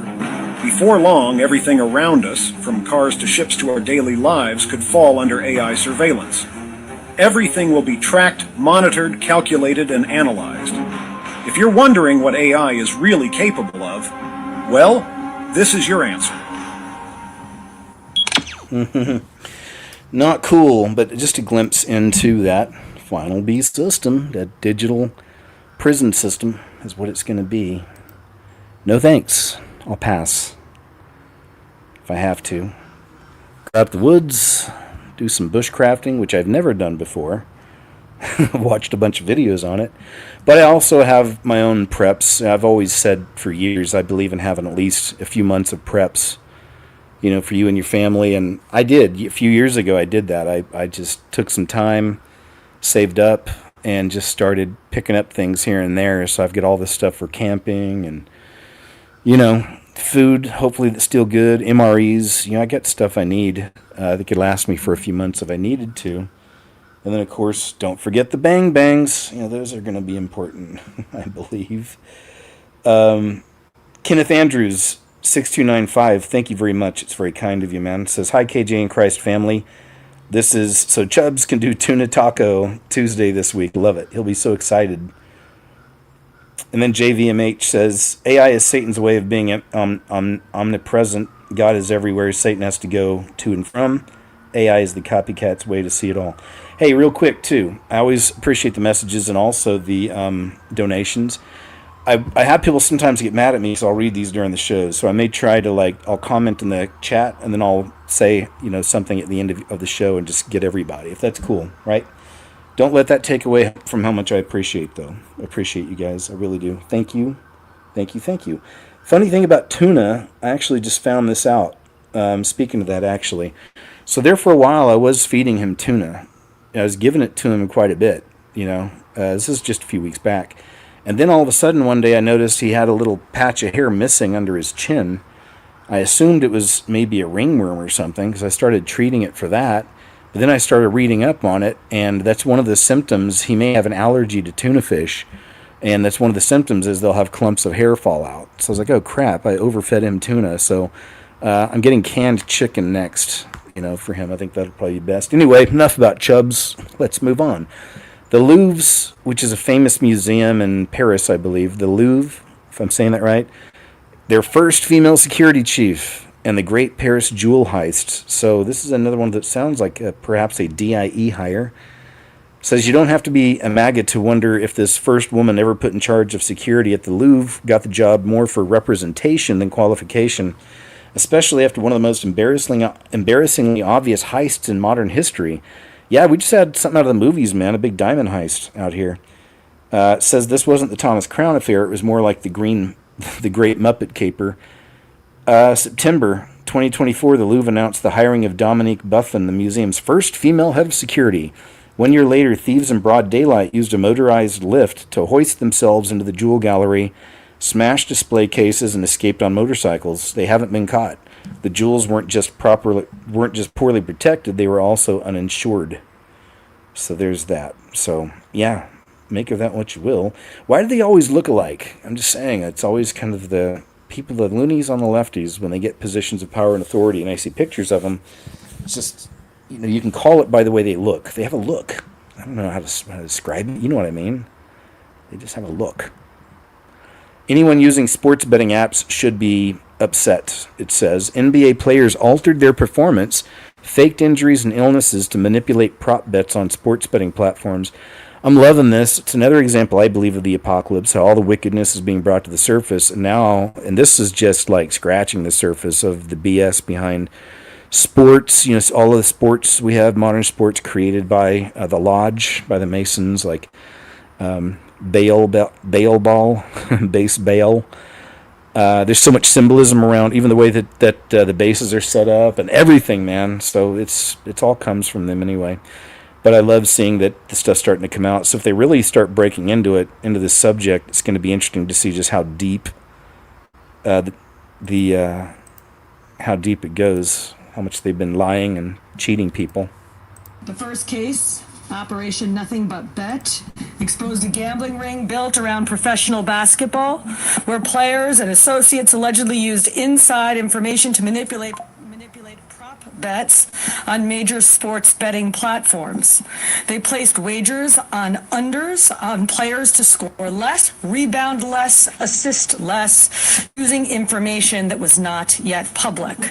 In some instances, players altered their performance or took themselves out of games to make sure that those bets paid out. One example occurred on March 23rd, 2023 in Charlotte. Terry Rozier, an NBA player now with the Miami Heat, but at the time playing for the Hornets, allegedly let others close to him know that he planned to leave the game early with a supposed injury. Using that information, members of the group placed more than $200,000 in wagers on his under statistics. Rozier exited the game after just 9 minutes, and those bets paid out, generating tens of thousands of dollars in profit. The proceeds were later delivered to his home, where the group counted their cash. Yeah, somebody off subject said she has no neck, and I just watched Power Slap yesterday. It's crazy, I guess contact sport you can call it. It's not much of a sport. They just slap each other. But I was looking at her the whole time with that, even before your comment, was thinking she'd be good at Power Slap, probably, because it's all about that neck. If you can take a slap, then, take a good slap, you're good, and a thick neck helps. So if this career never works out for her, maybe I can DM her or something and just say, hey, you don't know me, but look into Power Slap. You get a thick neck. An expert climber in Toledo, Ohio used his skills to rescue a kitty that had been stuck in a tree for 4 days. This is just a fun one, I think. Nice little doom break for us. Kelly, look. Kitty, kitty, kitty. It's the first time I've been in a sassafras tree with a cat. Here comes the loony bin.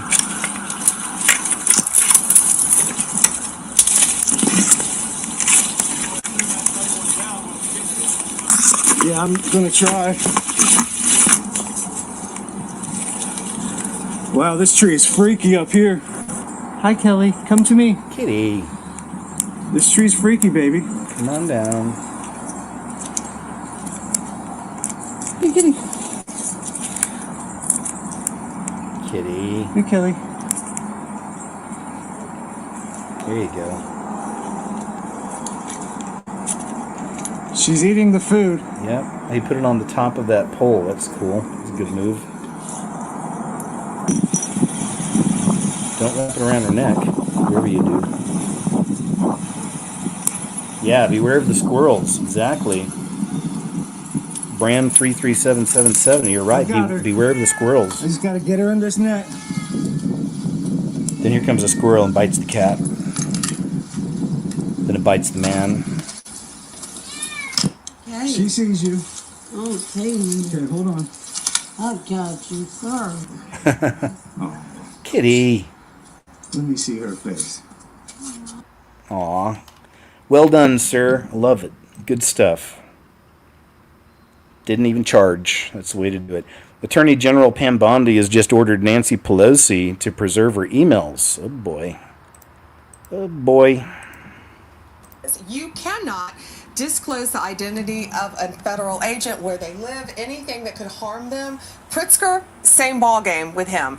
And you know, Pelosi got a letter today from Deputy Attorney General Todd Blanche. So did Brooke Jenkins, that DA in San Francisco. We told them, preserve your emails, preserve everything you have on this topic, because if you are telling people to arrest our ICE officers, our federal agents, you cannot do that. You're impeding an investigation, and we will charge them if they think they have not met me, because we will charge them if they are violating the law. We will protect our federal agents. They're out there working nonstop, as you're showing right now during a shutdown. These people are out there working to keep Californians safe, yet you've got Pelosi out there saying to obstruct their investigation. You can't do it, and we're going to investigate her now, as well as that DA.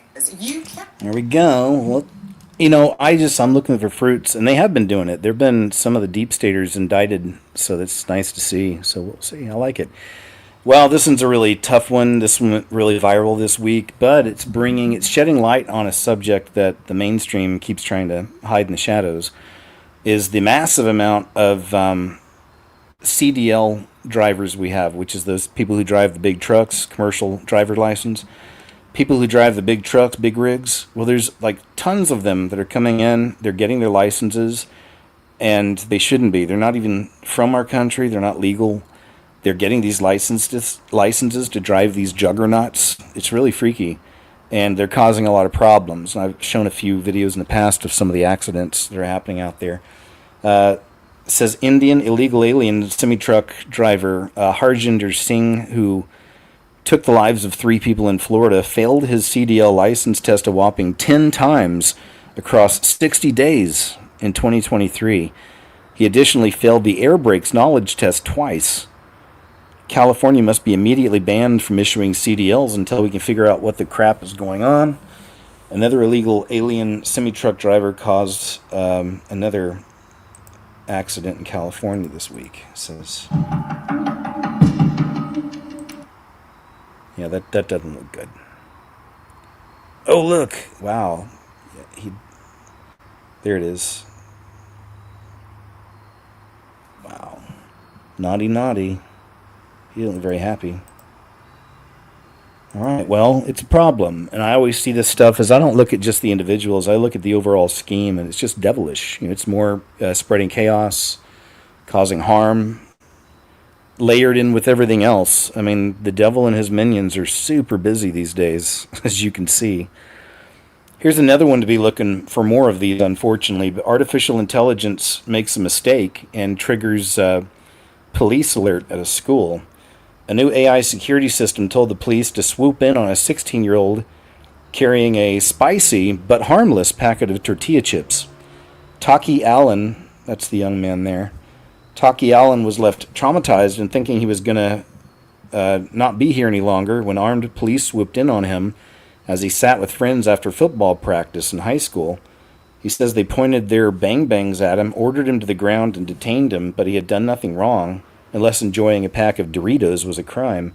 So that's the alleged bang-bang there in his right hand. And that's what artificial intelligence notified the police and said, get him now. This man's a danger. He's not even eating Cool Ranch, okay? So this is Taki, and there you go. Sorry, Taki. It shouldn't have happened to you, man. But, you know, again, AI, bunch of little devils running around in there. We're just getting little glimpses of the things they can do. Some of them are causing young people to fall in love with them. A couple young men have left this mortal coil because they fell in love with their AI chatbots, and on, right? Walmart employees. Now, here's another really, really big story from this week. It's all eyes on November 1st, which is but a week away. So all eyes on November 1st, because that's when they call them SNAP benefits. The SNAP it's actually a term for food stamps, but the food stamp program is being cut off because of the government shutdown, which is interesting because we saw Trump a few weeks ago saying that during this shutdown that he said this, that they're going to be, that many of the agencies that are shutting down won't be returning, that these are all, a lot of them are Democrat type agencies, and they didn't like him anyway, you know, Trump and his people, so they're just going to not bring him back. So it's going to be interesting to see how much of a cut comes. And they are feverishly trying to cut down, you know, the size of government, which is typically something Republicans stand on.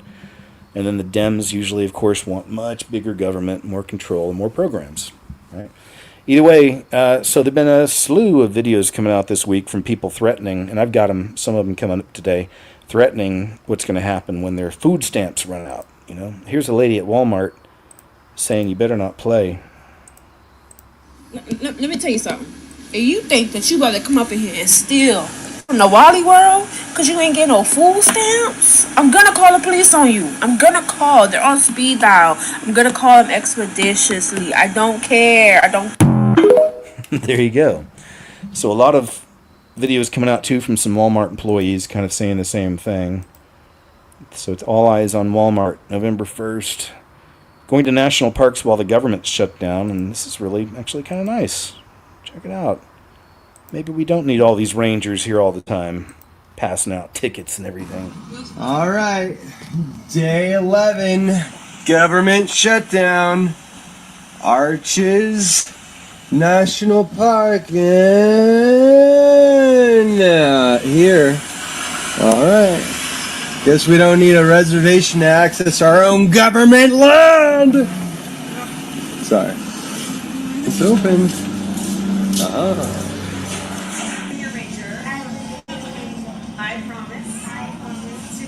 That's sweet. Arches are still arching. Balance rock still Pretty. balancing. It's nice out there. All right. All right, it was just a little fun one, but yeah, it was pretty. It's cute seeing those kids being junior rangers. This is scary. Please stay vigilant and know your surroundings, this young lady says. Jacksonville, Florida. Story time. This lady was talking about like human trafficking, girls being followed like in the Jacksonville, Florida, St. John's Town Center area.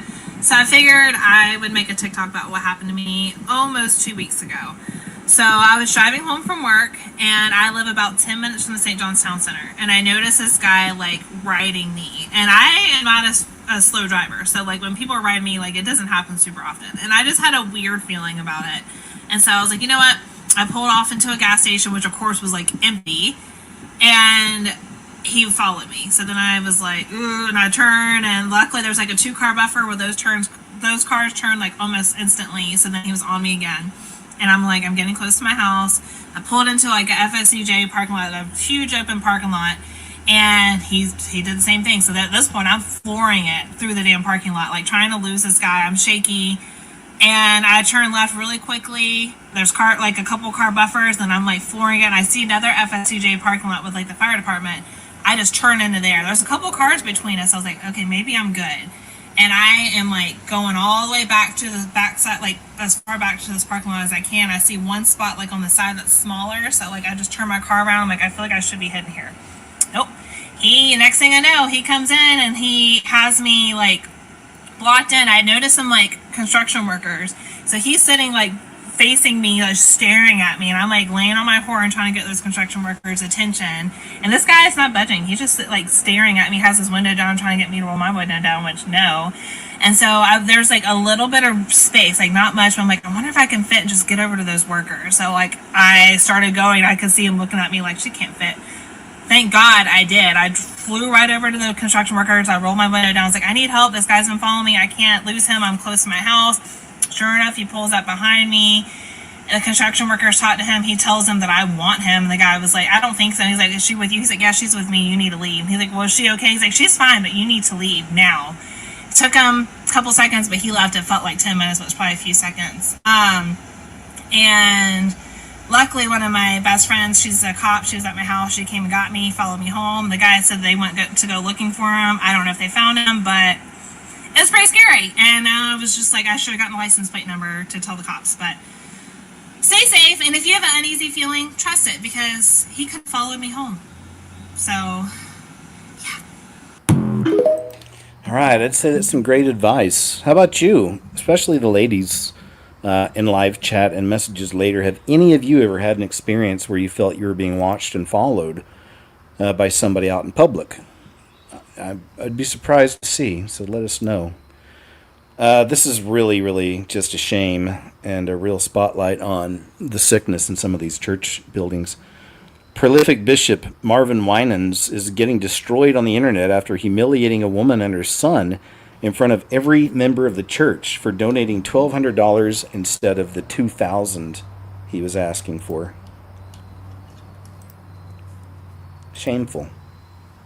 I, Roberta McCoy, give in faith and stand in unity with the vision of Perfecting Church of sowing this seed of $1,000 plus $235 and receiving the blessings to come to all that participated. Now that's only $1,200. Yes. Y'all not listening to what I'm saying. If you have 1,000 plus 1,000. Okay. Well, I'm gonna work on the other 800. Well, that ain't what I asked you to do. I, Roberta McCoy, Sad, give in faith man. and stand in unity with the Poor vision lady of Perfecting and a little Church of boy. sowing this seed of $1,000 plus $235 and receiving the blessings to come to all that participated. Now that's only $1,200. Yes. Y'all not listening to what I'm saying. If you have 1,000 plus 1,000. Well, I'm gonna work on the other 800. Well, that ain't what I asked you to do. On the audience and the people congregation laughing. Shameful. And she's there with her little sweetie. You know, and that's shameful. What does this do to this little boy? Maybe he'll grow up and break free from religion and, cling closer to Christ. And who knows? United Nations cuts down 100,000 Amazon trees for what? Oh, to make way for the Climate Change Summit. So there we have that. Madness. Absolute madness. But we see a lot of examples like that with these people. Hypocrites. Truth is no longer hidden. White House Press Secretary Carolyn Leavitt just dropped a political earthquake, it says. Let's see what that is. Another matter, over the past few days, Director of National Intelligence Tulsi Gabbard has unveiled shocking new evidence that former President Barack Obama and top aides in the Obama administration conspired to subvert President Trump's 2016 election victory and undermine the democratic will of the American people. While publicly pretending to engage in a peaceful transfer of power, in private, former President Obama went to great and nefarious lengths to try to sow discord among the public and sabotage his successor, President Trump. The new evidence released by the Director of National Intelligence, who is here with me today, confirms that the Obama administration manufactured politicized intelligence, which was later used as the justification for baseless smears against President Trump in an effort to try to delegitimize his victory before he even took the oath of office. The truth is that President Trump never had anything to do with Russia, and the Russia collusion hoax was a massive fraud perpetuated on the American people from the very beginning. And the worst part of this is Obama knew that truth, and so did all of the other corrupt officials involved in this scam, including former CIA Director John Brennan, former Director of National Intelligence James Clapper, former FBI Director James Comey, former Deputy Director Andrew McCabe, and many others.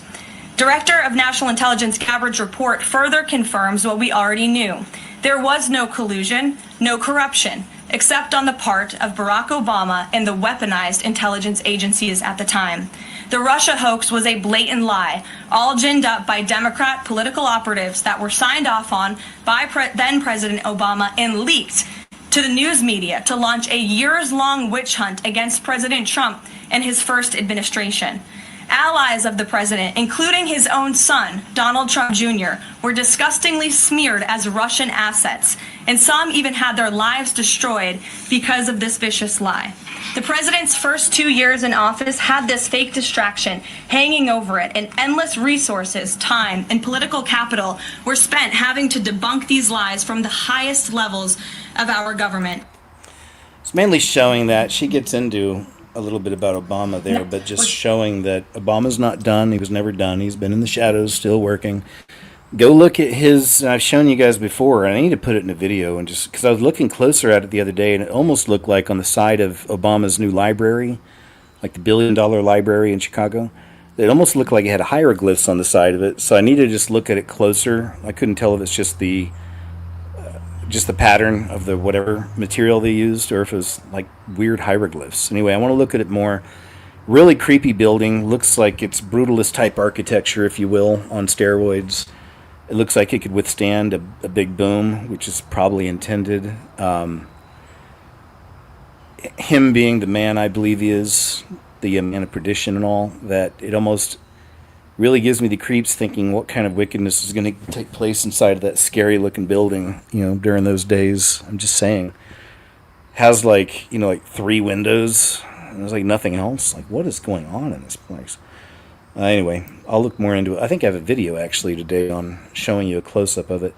They're just saying, what are the chances of a food stamp collapse in November? So far, it's been looking pretty good that it's actually going to happen. They did pass a new rule for sure, and I saw this, that if you want to maintain your food stamps, you have to work, I think it's 80 hours a month. Is that right? 20, 40, yeah. 20 hours a week, 80 hours a month. That's all you got to work. And if you do that, you can maintain your stamps. So I think that's a good thing too, man. I mean, so many people, as y'all know, have been abusing that system for many, many, many, many, many years, severely abusing it. I never got on it. Not that certainly times I needed to, especially when I moved out to Los Angeles, man. I was broke as a joke, for a long time there. But yeah, I never did it. But yeah, so it's good that a lot of these criminals are going to get, going to have to do something, like, straighten up a bit. Stop leeching. Here's another one I was showing earlier about just kind of how society's going nuts and people are just taking it to extremes. A woman banged a driver, took her out of this life for honking at her because she didn't go quickly enough when the light turned green. So, this lady's at the stoplight, someone's behind her, she honks, which I've done that to people before when they're still sitting there on their phone when the light's green. Just give them a nice little pop, little toot. Wake them up. Hey man, it's time to go. Get places to go, people to see, a life to live. And, sorry man, my dad does this. And I've told him his memory's not the best, but he texts me. He'll text me sometimes a whole bunch during live shows. It's like, I got to let him know, hey, man, I'm busy. Anyway, love the guy. I've told him before, but he has not a great memory. Anyway, so there's that story right there, which is sad to see. It's like the lady not saying thank you when someone opened the door for her. Harvard professor warns of interstellar objects. I saw this earlier too. Warning, you better take your vacation October 29th.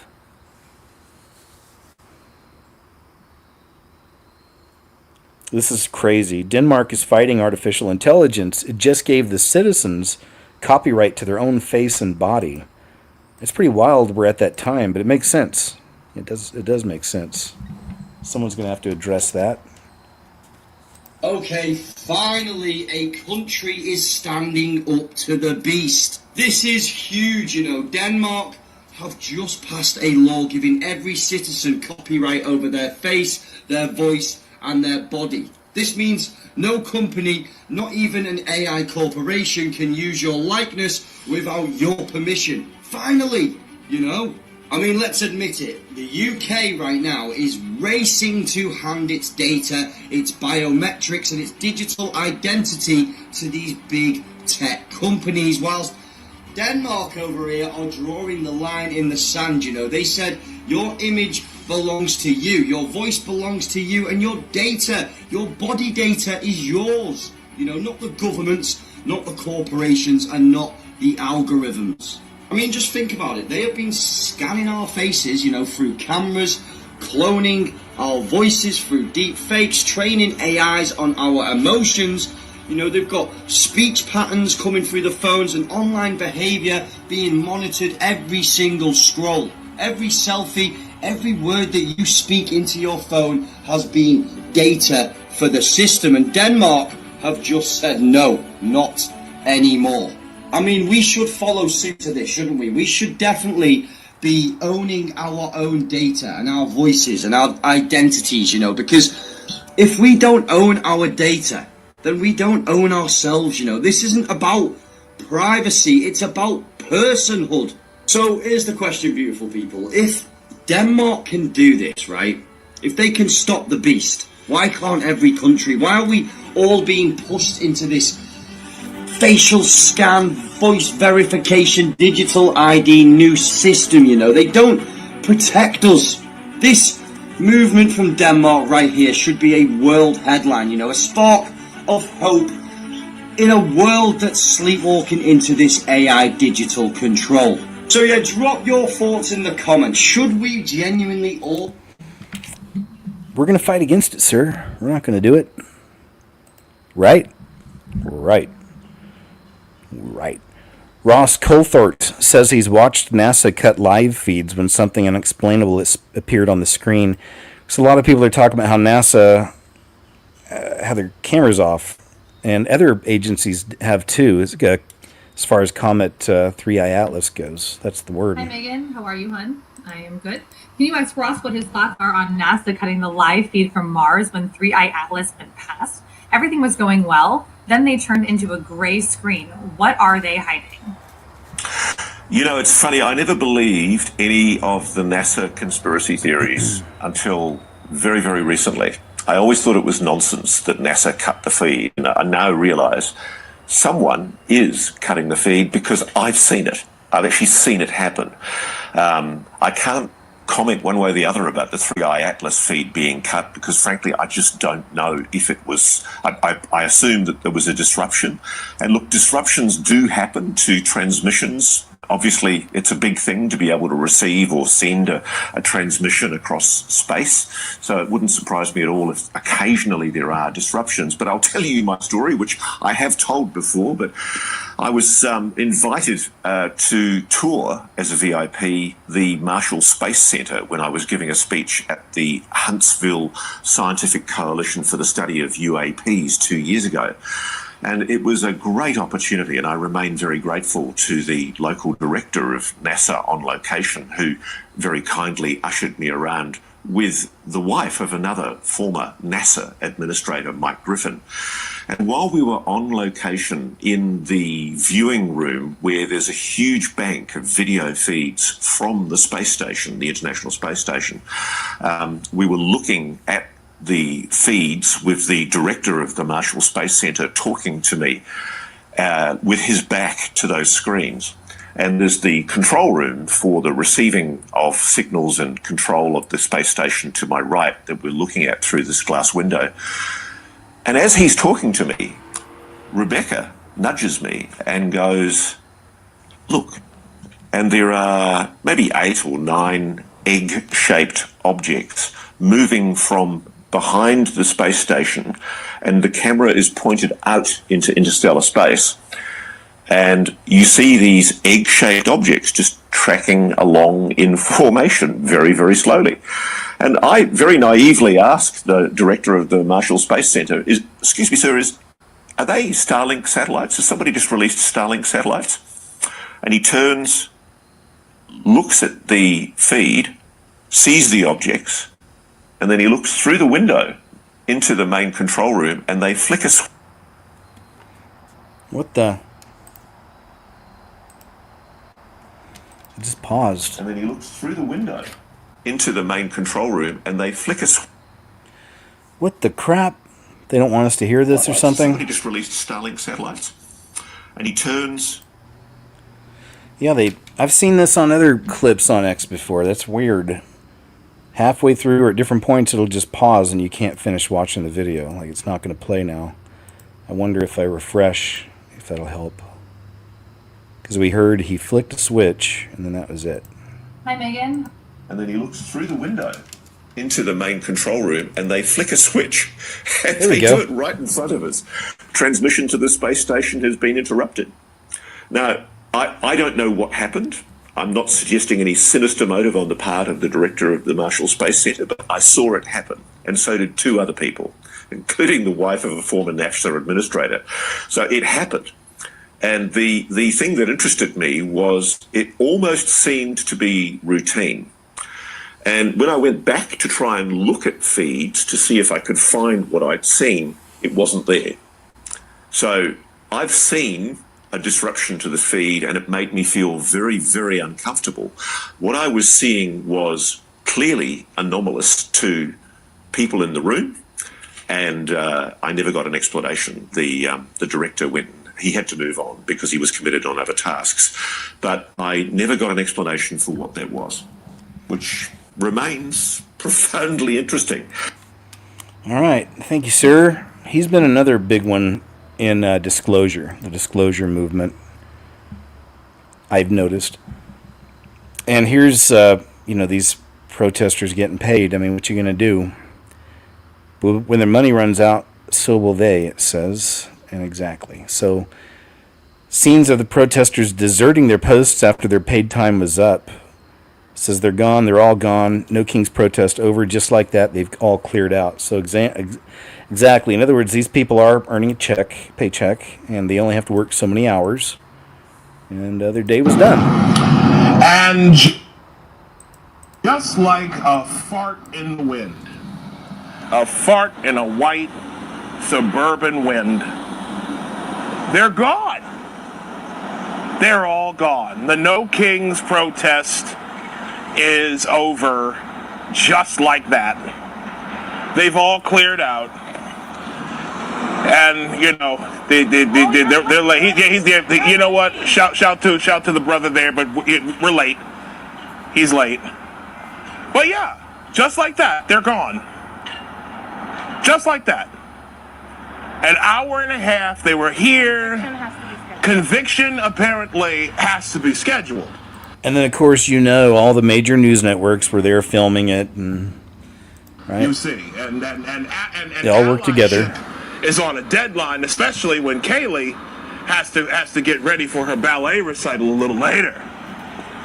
It's absolutely hilarious. It's absolutely hilarious. Timed advocacy. Timed advocacy. I got a lot to say about this, and I'll say it a little bit later, but suffice it to say I am not surprised by this. I am not surprised that these fucking weekend warriors were in and out so that they could go and do all of their own stuff. But, that's how you know this is empty. That's how you can tell all of this is empty. The only ones who are calling Donald Trump a king are liberals. All right, we got it, sir. Yeah, it's just the whole thing. It's all optics. And like I said, then the big mainstream news will always be there and be filming at the local news crews. Oh my gosh, look at all these people here for the protest. This is a pretty crazy one too. He is good at trolling, I'll say that. Donald Trump, whether it's him or somebody in the office, shares AI video of him bombing the No Kings protesters with poo-poo.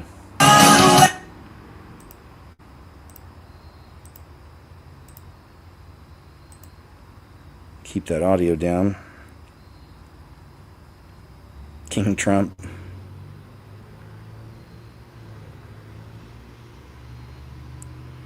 He knows how to trigger these people for sure.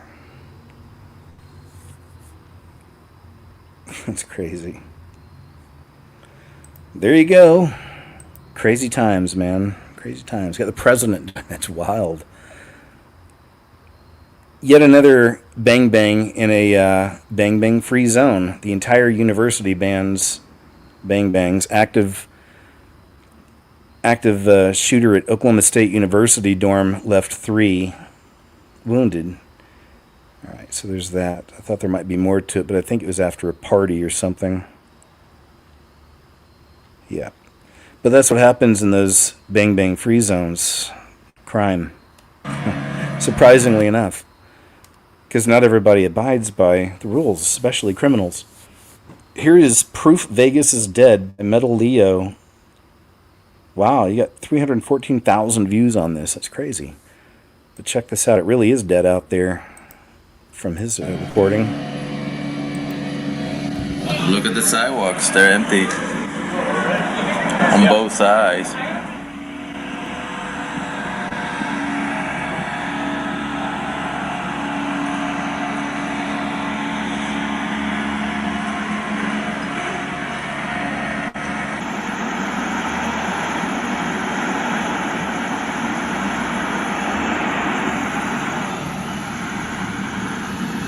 Gordon Ramsay burger? I bet that's expensive.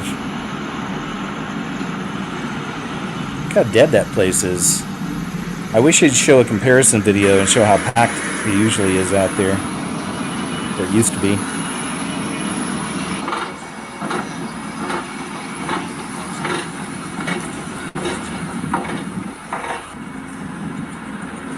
I mean, just wiped out. And to the south side.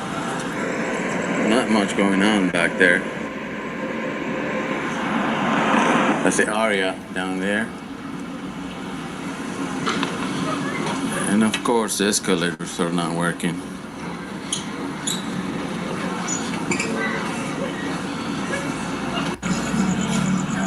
Man, you can't even hear the crickets. Louder than the voices out here. So quiet. All right, there's that. I don't know if anybody in the audience is from Vegas.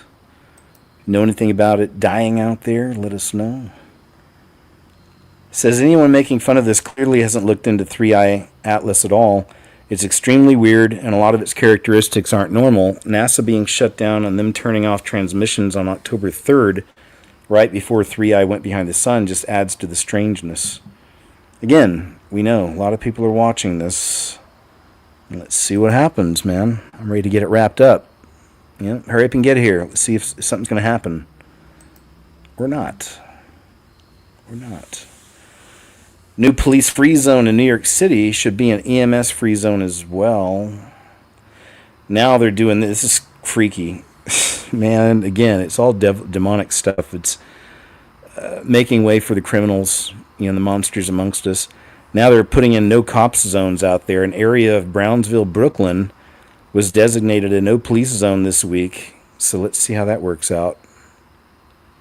I actually lived in Brooklyn years ago for a while with my cousin before I moved to Los Angeles, California.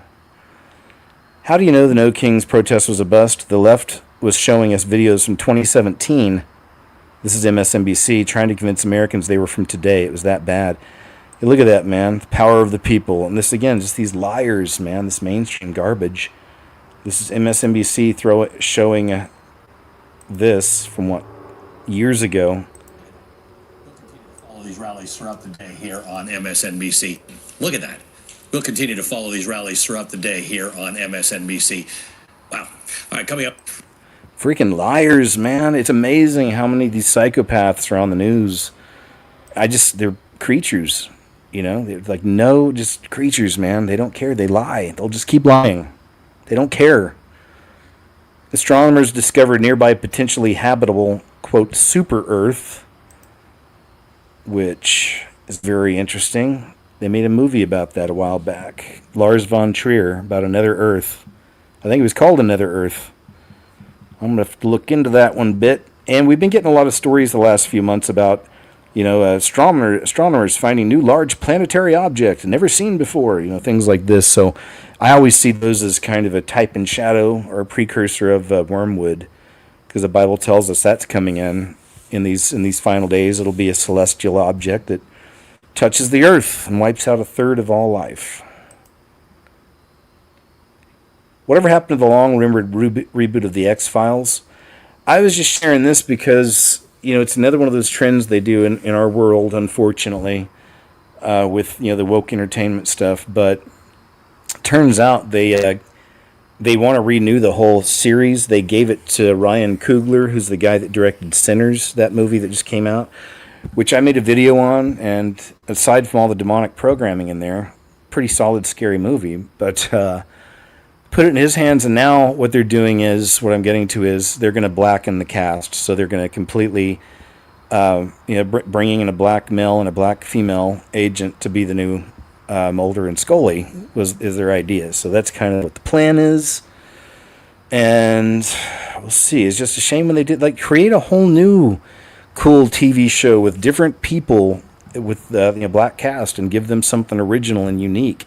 But what always happens when they do this is they end up destroying whatever that was. You know, Star Wars, whatever it was, they end up just destroying it, man. Because people, they don't want to watch this entertainment where they can see an executive behind the camera shaking a finger at them and trying to teach them a lesson. It's just, people are sick and tired of it. And I don't know, I don't know how black actors and actresses feel about that. I wonder if they think the same thing. Like, can we have something else, or do we really need to?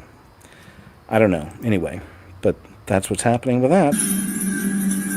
This is Israeli News Live, and he had made a really interesting observation here. Let's see, about Comet 3I Atlas. Let's see if I can find it. Some images he found on there. Should I start down here? Here we go. Check a little bit of this out. Planets in our solar system, including our moon, and possibly Nibiru.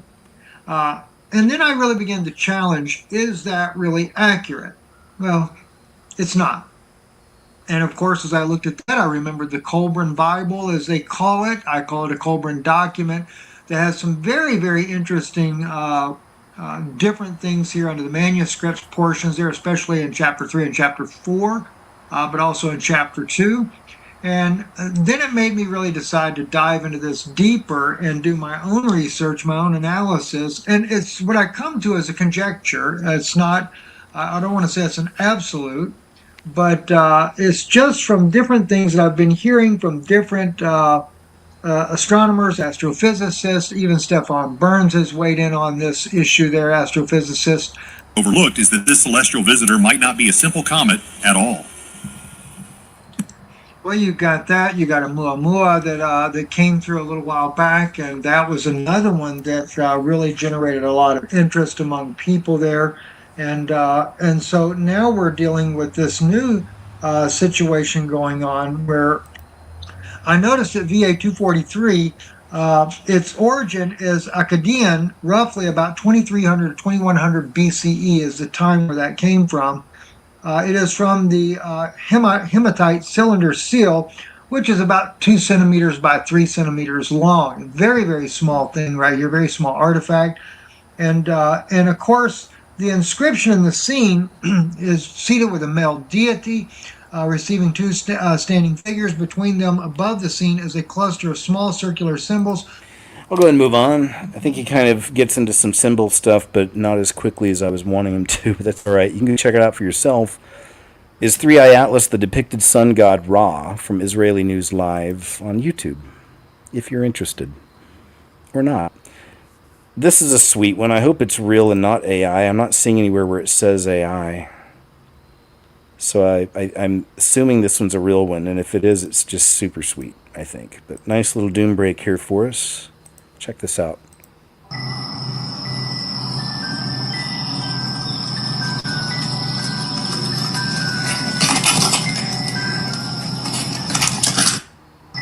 He came and gave her a little kiss and ran.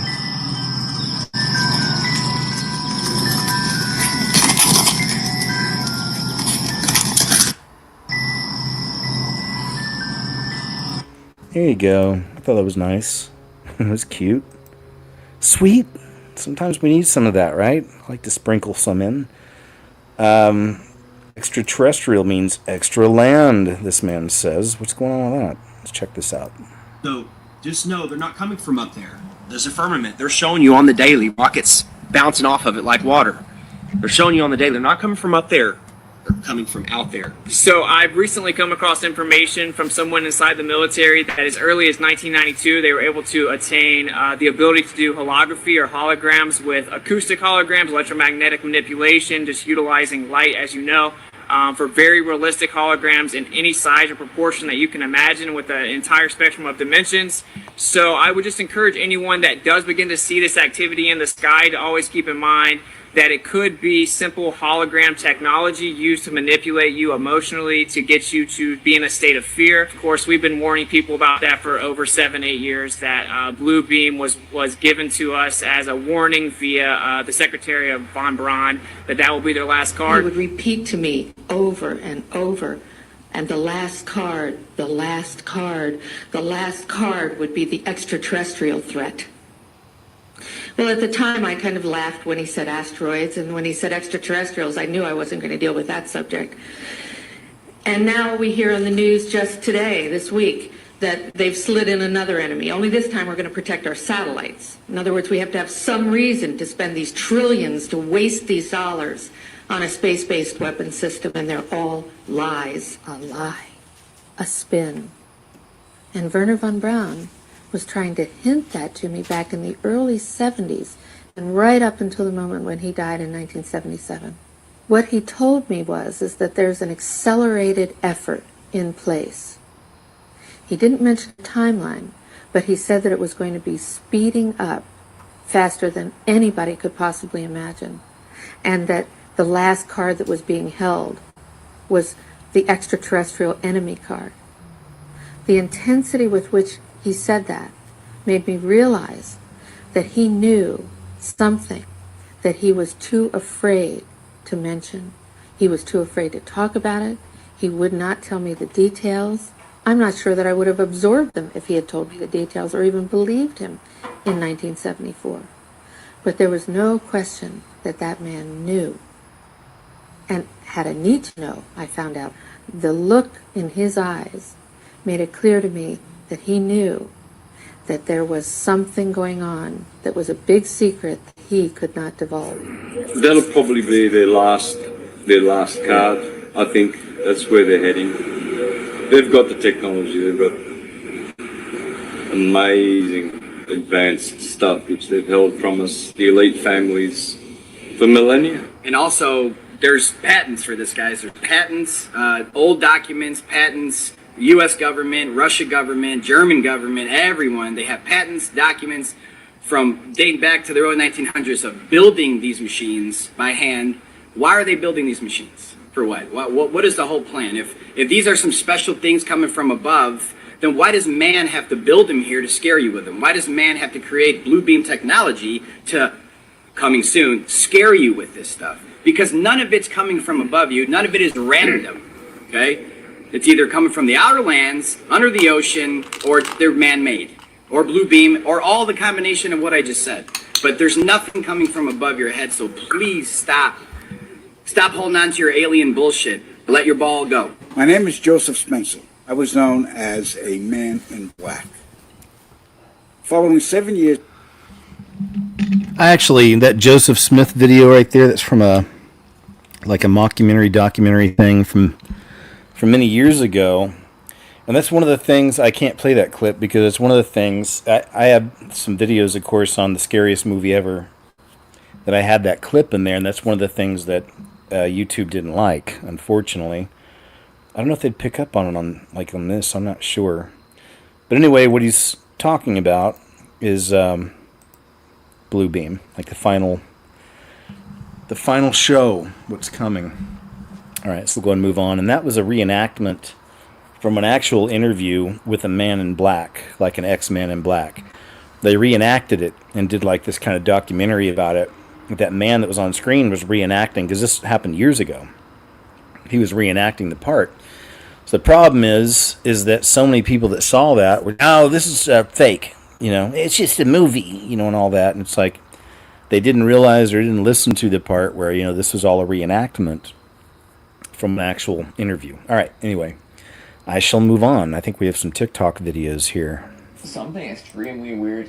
Yeah, more of the weird weather type videos. This has been a thing. I'll always consider the sunflowers turning away from the sun as a strange anomaly in these days.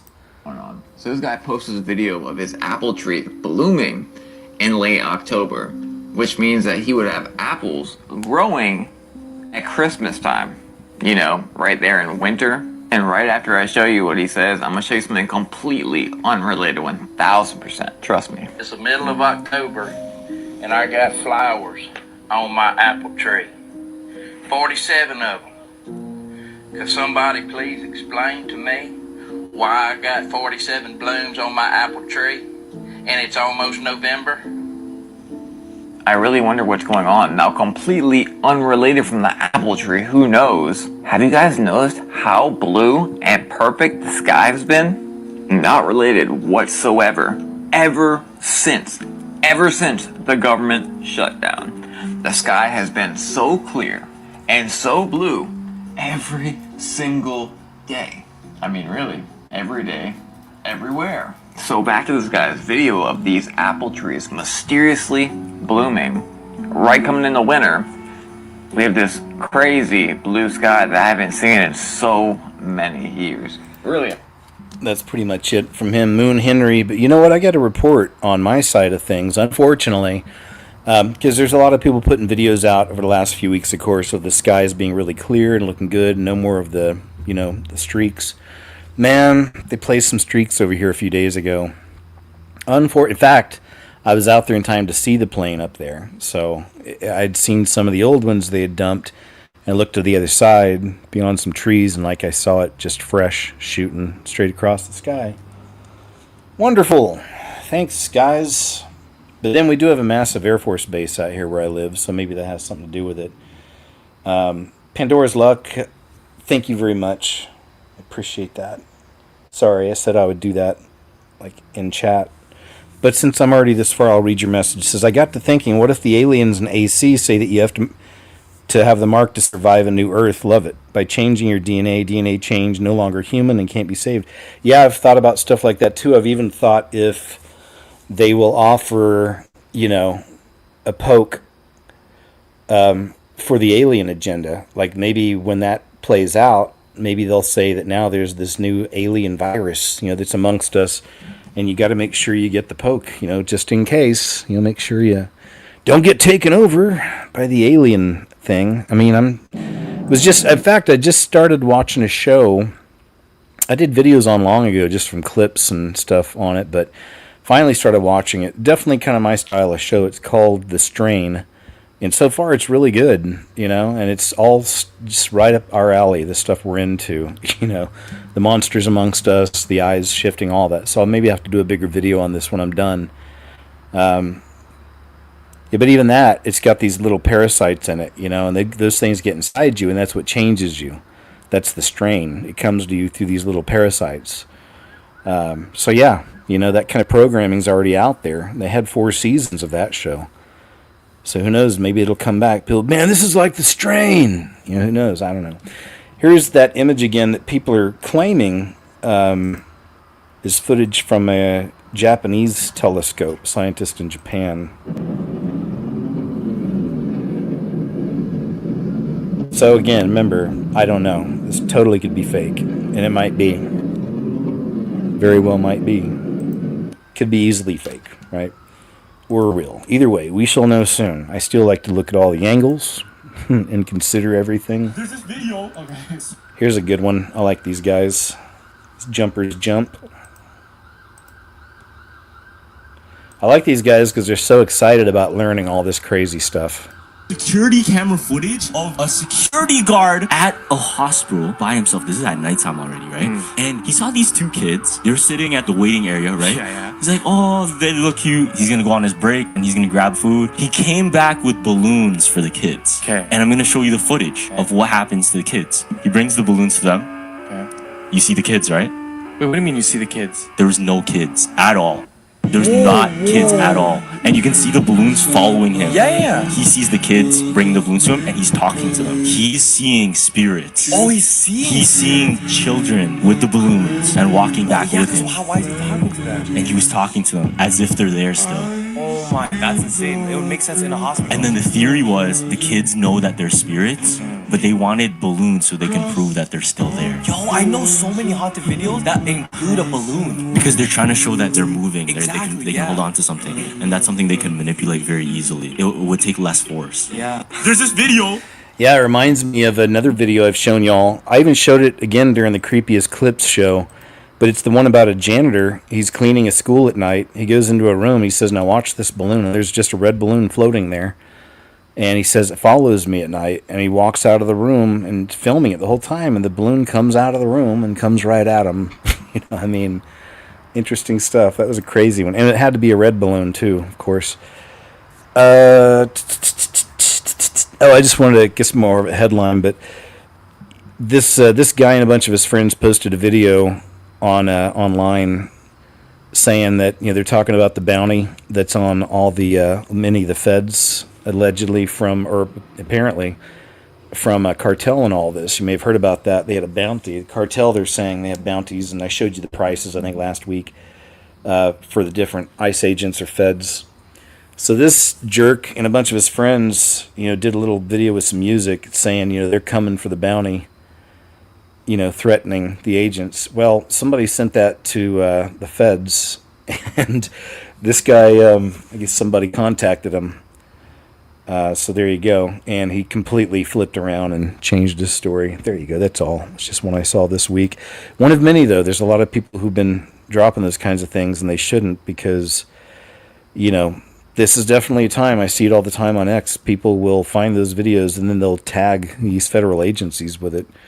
Over and over again. Scientist issues chilling warning as interstellar visitor slips behind the sun tomorrow. So this is another one from Avi, I'm sure. But I showed you that's on the Daily Mail, so it's really getting around, the story he's making arounds. Texas finds thousands of illegal immigrants registered to vote on state voter rolls. Not surprised. Dr. Astrid Stuckelberger claims that CERN's Large Hadron Collider has opened a literal portal with non-human entities. I've shown a clip from her before. She did an interview with Maria Z. So I've shared that clip where she talked a little bit about this. There's a door, open, a round door, you know, like in the Stargate. And I don't know if it's as big. There is one picture that the person is quite small, actually. On it. You can go and look for those interested. Go and type CERN portal LHC door, and you will see. So in front of the door, they have a room. They probably have many doors, but they have a room, and they sit around the table. And I said, so yeah, what happened? He said, well, an entity came from this portal, and like it sat at the table. I was like, but how is this entity? What do you mean entity? Is it a person? Is it an alien? What color are they like us? And they couldn't answer anything. They said, no, it's not. We know. We just know it at CERN, and they cannot describe it, but they have it secondhand. It's not third, fourth. It's a very good friend who knows. That's right. Okay, I have to find something more because that's not enough. Even she knows it's not enough. I mean, she is a scientist, you know. Can you proof? Is there a proof that they bring that is give something? There's some document. I know. And they Picture? said that this entity the second time took a scarf and left a scarf. I said, what type of scarf? And they don't know. They're not into the detail. They were really into the event and not the detail. And this entity left again. So that's the short scoop that started me trying to look for that. And so I know, right? Like, I want to know more about that too. But so she said that I guess that it came one time and took a scarf and then left a scarf. And the scientists weren't so focused on the scarf, but the event itself at the moment, which would make sense. Yeah, let's see him. Let's see those little monsters. Cast it out in Jesus' name. See what happens. We've seen this before, and it's just always pretty crazy. I don't know if any of y'all have Teslas. And if you do, have you ever tried this experiment? Because people are doing this more and more. They're driving to cemeteries now because people have seen these videos. And like right here, it says it's being reported that Teslas driving through cemeteries pick up human bodies on the sensor and display them on the screen. What's going on here? So this guy had seen other people talk about it and went out here to investigate, and here's what happened. So we've all seen this video where the Tesla's driving through the cemetery and there's people showing up on the display, but there's actually no one there. No way. All right, we got to try this. Way. It's close to Halloween. Let's give it a shot, bro. Let's go. All right, so we just pulled into the cemetery. It looks like there's a person standing. What? Oh. No way. Dude, there's nothing around us right now. Oh, what? It looks like there's a person right there. But there's nothing.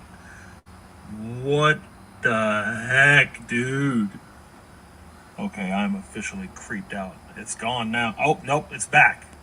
What is happening? Hey, that was creepy, bro. I'm thoroughly creeped out. We should leave now. Here you go. So yeah, I don't know, any of y'all have a Tesla? Run the experiment and let us know. Appreciate it. Here's Max Spears talking about the reptilians. It's a little clip. He passed away vomiting black goo. It's true. There are certain sounds. There is a certain sound that they cannot stand. That they panic and they run away from. I know They Live, and in the movie They Live, and in They Live, there is a sound, there is a frequency, I don't know if you remember it towards the end, that Roddy Piper goes to, and it's a frequency that's being beamed out, which enables these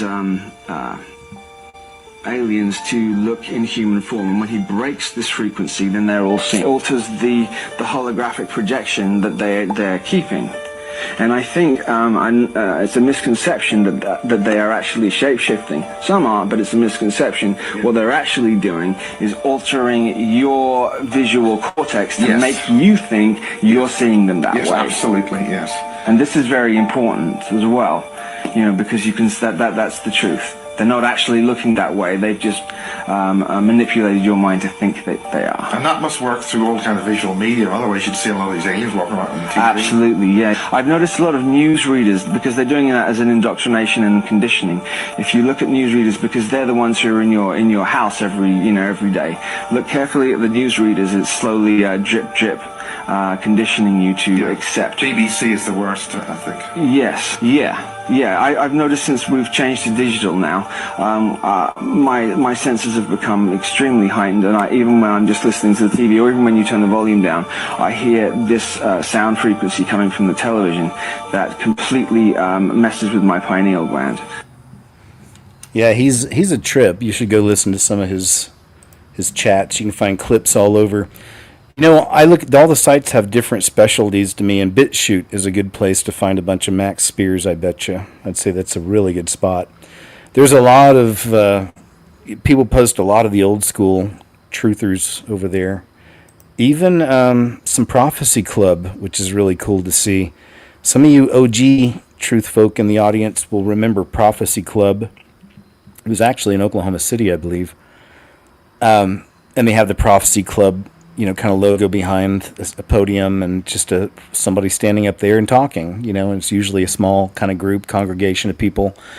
But they had some of the most important truth tellers on that show that, they were my inspiration, and a lot of you were inspired by them, some of the biggest names, and a lot of names you probably never heard, but just spilling amazing truth. And they're all brothers and sisters in Christ.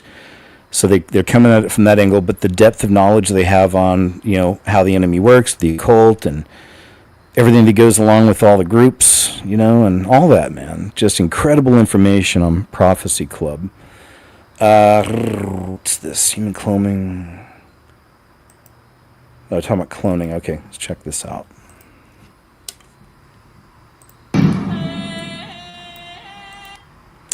Crap, I already don't like that. All right, let's move on.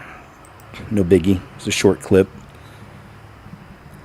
EBT meltdowns are everywhere. So as I said, it says rage baiter. So this lady's known as a rage baiter who posts nothing but false claims about everything from Snap to kids to just about everything. So that helps. But yeah, this lady was kind of raging again about the thing. But if we know it's fake and she's a fake, I'll move on.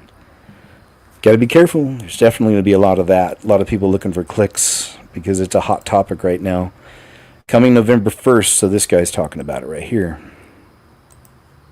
Hey, y'all going to want to hear this because this is coming November 1st.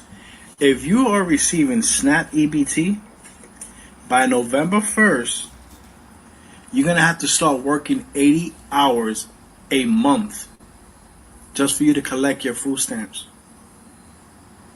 So all that staying home, chilling, hanging out, it's time to wrap that shit the fuck up. Because now you got to go to work. Okay? And this is not for the ones that are handicapped, that can't work at all. This is for those young parents that are able to work, but they decide to stay home, be lazy, and collect food stamps and cash.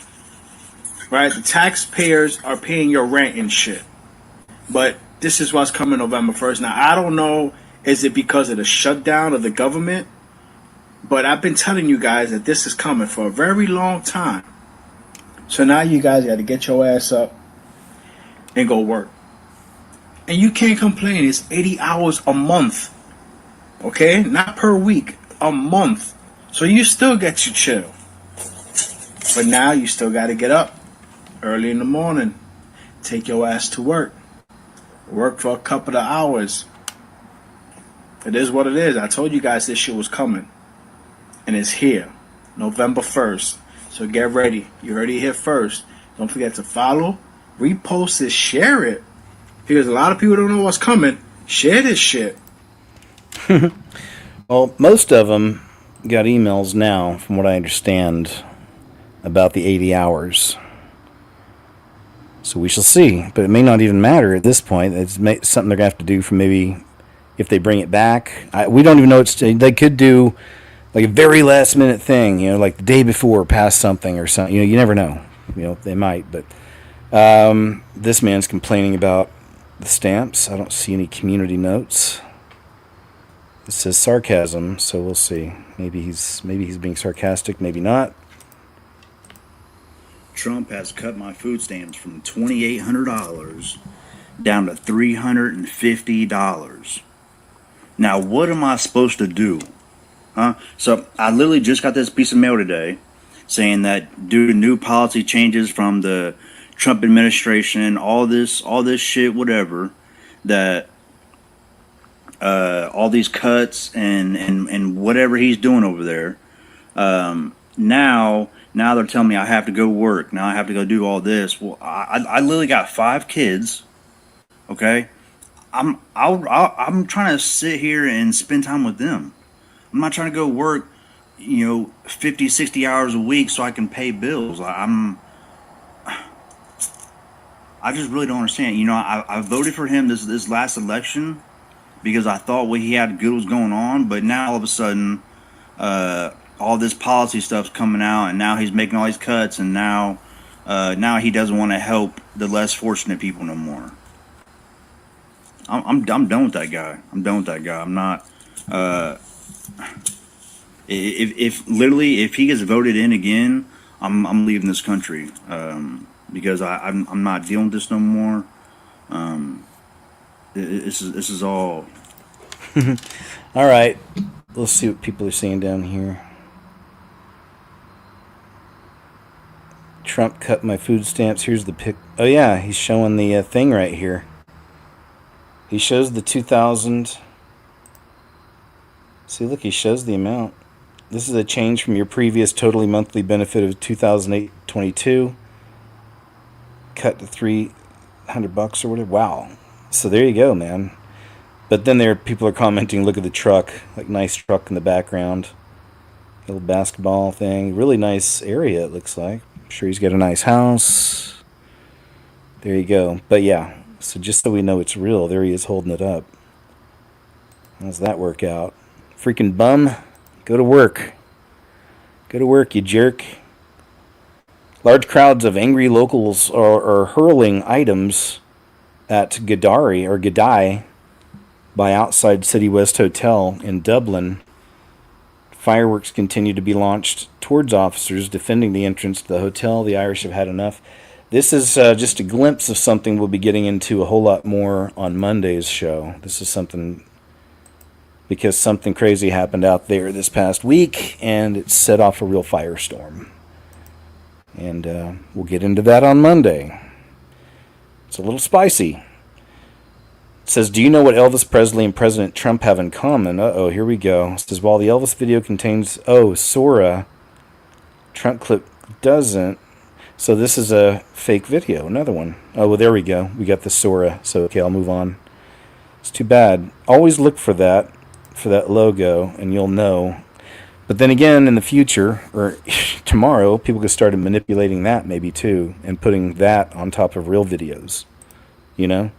And people get used to seeing Sora, and it's just AI. It's like, but then they'll put it on top of something real, and then people start getting really confused, you know? You know what I mean? 2 years are pretty generous. You have to get a job. This lady's talking about the stamps. Them stamps. In 2 years, I'm going to lose my housing. All because the guidelines for Section 8 have changed since you-know-who got into office. Who? They're saying that if you have a child that is school-aged, meaning if you don't have to stay home with your child, you have to be able to obtain employment, have a full-time job, and you cannot be on Section 8 past 2 years unless you have a disability. Can you believe that? Yes, I can. Actually, here's an idea. Perhaps get a job. I think 2 years is enough time for you to find it. Get a job. Respectfully, of course. No. Good stuff. There we go. And there's, like I said, there's a lot of these. I'm not showing tons of them today. I just want to show a few, but there are certainly a bunch of people tripping. Video unavailable. Oh boy. Don't even know what it was. Let's check these guys out. It's another fun group. I like these fellas. This is one of the things too. Let me refresh. See if I can get a big screen on this. Speaking of spiritual warfare. Yeah, there we go. They're talking about salvia. I don't know if you guys ever heard of salvia. It's like an herb. You know, it's something you smoke. And I did it when I was out in Los Angeles. My neighbors in my first place I lived in out there, they were both trying to be actors. They were both friends from their hometown, somewhere in mid-America. But anyway, those guys had it, and they would do it and just tell me it was like, you know, you trip out for just a few minutes or something like that. So I ended up doing it twice, and that was it. In fact, I had just got my own, you know, to go ahead and try with them at one time, and I did. And I didn't even finish the little tin can it came in. I just gave it to them after the second time. I was done with it. But it is kind of like launching you headfirst into the peak of some kind of a trip, you know, like an acid trip or something like that. It's like instead of slowly building, it's like, bam, here you are, welcome to the show. And so, yeah, but my experiences, I didn't do a whole bunch of it either. It didn't take much. And, like I said, it was too much, man. It wasn't fun. It just wasn't a fun thing to me. But some people are into it. And here's some crazy experiences from some people that did it. I can't make it a widescreen, so it's okay, or a big screen. Let's check it out. I'm not recommending it either. Don't do it. This is many years ago when I was early in Los Angeles. Years ago. Spiritual dimensions. 2 stories about people that have taken salvia. Truly nightmare fuel. I was in this college. This guy smoked some salvia, laid back, and all of a sudden he woke up, but he was a child, and he lived his entire life. He's a child, teenager, went through everything, got married, had kids, grew old, had to bury his wife, became a grandparent, and then died of old age, basically, and then woke up at his college where he smoked salvia, and it broke his mind.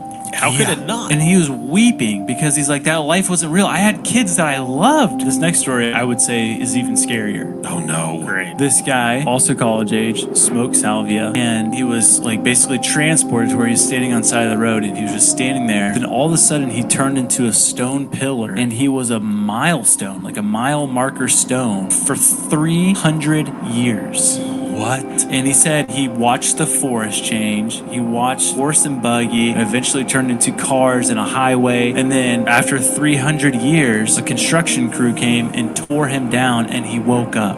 Bro, you go and try to get stoned, you'd become one. I mean, that's what's gonna happen. I mean, like, think about claustrophobia. Like, you have a full intellectual mind, yet you're stuck like that for 300 years. Straight up terrifying. Speaking of... Yeah, it really is. It really is crazy. I don't remember anything else about it. I don't remember the strength of it or what brand. I mean, this is 20-something years ago. It's 20 years ago. Is it that long? It's been a long time. Somewhere around there. And I would never do it again. I don't want to do it, like I said, but, I was open to giving it a shot. It just wasn't my thing. But I certainly didn't go to where those guys went. But, again, I didn't, overindulge. I guess the more you do, of course, the crazier it gets. Mine was fine enough. It also makes you... collapse. Like, it's hard to kind of maintain standing or whatever. It's really weird. Oh, this is some hidden camera footage of a initiation at the lodge. So really, we're not gonna. It doesn't really show you anything crazy so much. It's just their rituals they go through.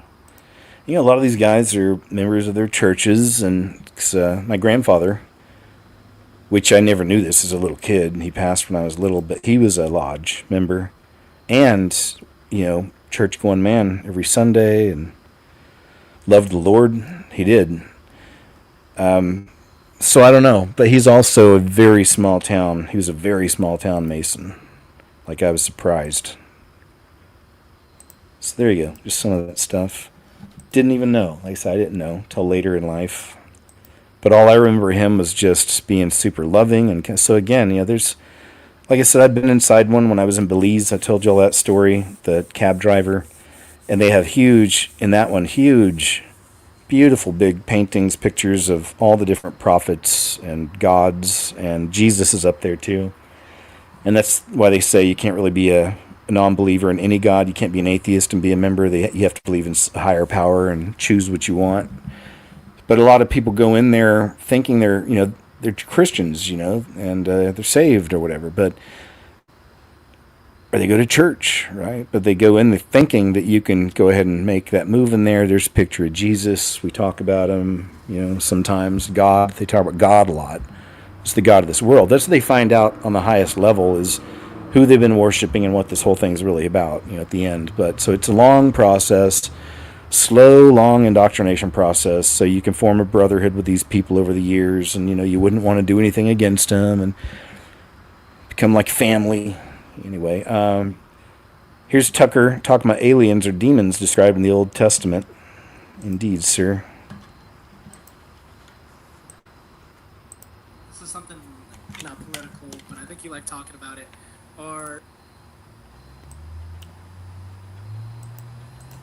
This is something not political, but I think you like talking about it. Are aliens a religious or extraterrestrial subject? They're spiritual entities. They're spiritual is my view. Yes.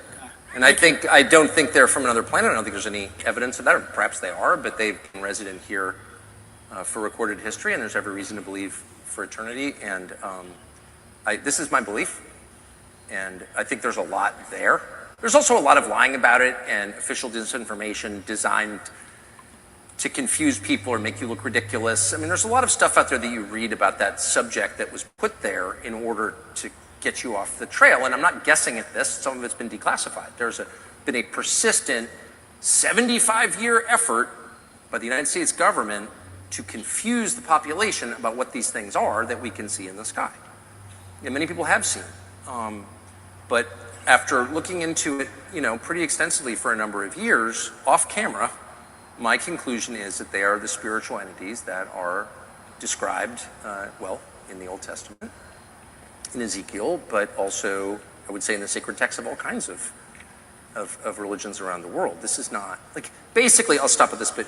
And quickly, sorry for the low audio. I've got both speakers turned 100%, so sometimes the clip itself is a little low, but hopefully you hear it good enough. All right. Our culture is anomalous in the sense that we exclude the possibility of a spiritual realm. And that's only been true in the United States since August of 1945 when we dropped the atom bomb, which was the turning point in history, in my opinion. And it was the beginning of the total destruction of the West, which unfortunately we're witnessing now.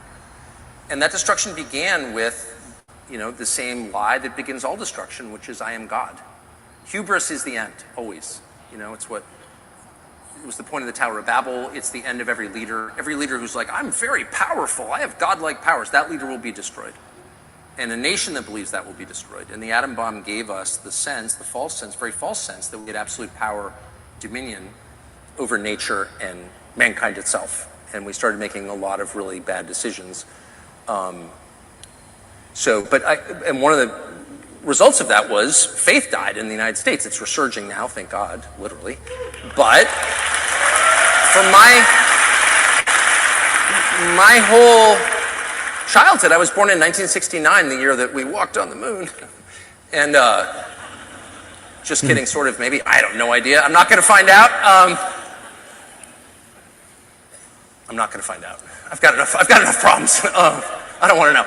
But anyway, the point is, I was born that year, and for my entire life up until recently, no one I knew in my world, which is coastal, affluent, well-educated, not that I'm well-educated, but everyone else around me is, no one ever talked about God at dinner. That was the spiritual realm was kind of a joke that is kind of a trailer park belief or who knows what. They're handling snakes, they make TV shows about no one believed that. And when you don't believe that, you kind of miss everything because it is real, whether you want it to be or not. That's literally real. That's absolutely real. It's as real as this podium. And so to someone living even 100 years ago, the idea that these are, of course, angels, demons, they're manifestations of the spiritual battle ongoing since the beginning of time, that would have been obvious. And instead we're maybe they flew in rocket ships from Mars. Do we have a telescope powerful enough to detect that? Oh, shut up. You're missing the obvious, dude. Mm-hmm. Thank you. Thank you very much. Good answer. That was a good answer. Yep. He's got a lot of them, man. He's again, you discern the people. Don't worry about get all caught up in the messengers of things, because there's no other Jesuses walking around in this world. We're not going to have it. We're human, and people make mistakes. They screw up. They have agendas. They have whatever, man. They get paid off. So we discern people. Discern. Got to trust your discernment. That's the thing. Some people just don't.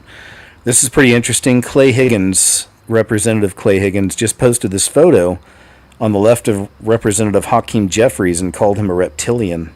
And even look at that picture. His skin to me looks a little green even. It's funny. Oh. It's just annoying music. Reptilian. Nice move, Clay. I wonder if he knows what we know. But even just looking at that picture of Hakeem, who is just, unfortunately, he's another one of those loony lefters out there. On the surface, but underneath, maybe bleeds blue, if you know what I mean. UK travel influencers decided to make a series traveling around the United States. The first stop on their trip was to Portland, Oregon. They wish they hadn't done that. So they're from the UK, traveling around the world. First stop in America, Portland. Ruh-roh. Didn't get the memo. I've just landed in the United States after deciding to leave the UK and travel around this country for the next few months. If you don't know me, my name is Will, and I'm about to explain to you what's happened in the first 48 hours since we've got here. We decided to start our US tour in the city of Portland, Oregon, but we couldn't have made a bigger mistake if we tried. This city is far from safe. Crime and homelessness dominates this area, and this is something we've experienced firsthand since being here. On our second night, we were woken up to sirens, shouting, and 3 loud gunshots. This was just the cherry on the cake. It's almost impossible to feel safe here, and I am by no means incapable of defending myself, but sometimes it's just best to get out of a situation while you can. We're already making arrangements to leave this city and find somewhere a lot more secure. Remember, we're going to be traveling the entire country, and if there's any other places like this that we need to know about, then please let us know. We don't want this first 48 hours here to set a bad example of the US. Any advice you can give us would be great, and I will update you soon. Wow, I wonder what people are... I don't know if this has been a reshare or if this is originally... No, it's a reshare from Wall Street Apes. I was going to say, there's 1.2 thousand comments, 3.5 million views. I'm sure he's getting a lot. That's why I was thinking, wow, I wonder what people are telling him. I could think of many cities to tell him to stay away from right now, top of my head. Midwest is where it's at these days, I think. A lot of people coming to Oklahoma. I don't want them to, no offense, but don't want it to get too crazy out here. But a lot of people are moving to the Midwest and even the South. NASA quietly activated a planetary defense network for 3i Atlas without saying a word. Buried in tonight's official MPEC, the Mirror Planet Center's internal bulletin, is an editorial notice that says, announcement, AIWN Comet Astronomy, or Astrometry campaign, November 27th, 2025, starts to January 27th. Campaign will target Comet 3i Atlas. Be clear that this is not a Reddit rumor 4chan leak. This is straight from the IAU, hosted on Harvard's Minor Planet Center, issued on behalf of NASA's International Asteroid Warning Network, the same group that coordinates global tracking and planetary defense scenarios. So this is what's happening. For the first time in history, an interstellar object named 3i Atlas has been formally enrolled in a planetary defense level observation campaign. They're calling it a test of improved astronomy methods. In other words, the object isn't behaving like it should, and the bulletin admits it. Cometary bodies are extended, features that can systematically pull their centroid measurements off their central brightness peak. All right, I don't want to get too deep in all this. It's starting to get into a lot of big words and science. But we get it. So we shall see. You guess we have a few weeks. Well, wait, a few weeks? No, wait, he said October 29th. This is the 25th. That's crazy. And here comes the loony bin again for Chubbs. I told you he's got a little briefcase that's packed pretty much everything he needs. And just stays right there at the front door until the day they find him. I don't think they will. But there's always a chance. They've been looking forever. Woman fined $150 for pouring coffee down a drain. That's in the UK? Yeah. Crazy. It's like you really just can't write some of this stuff in the United Kingdom and what's happening out there. Hard to start with the day with a video like this. Woman working at a nursing home breaks down in tears. Oh, okay, yeah. Let's check this out.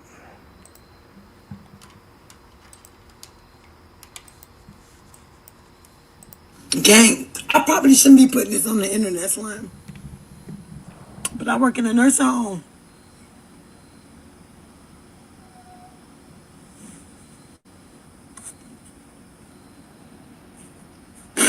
Gang, so this old man was like, he was hungry.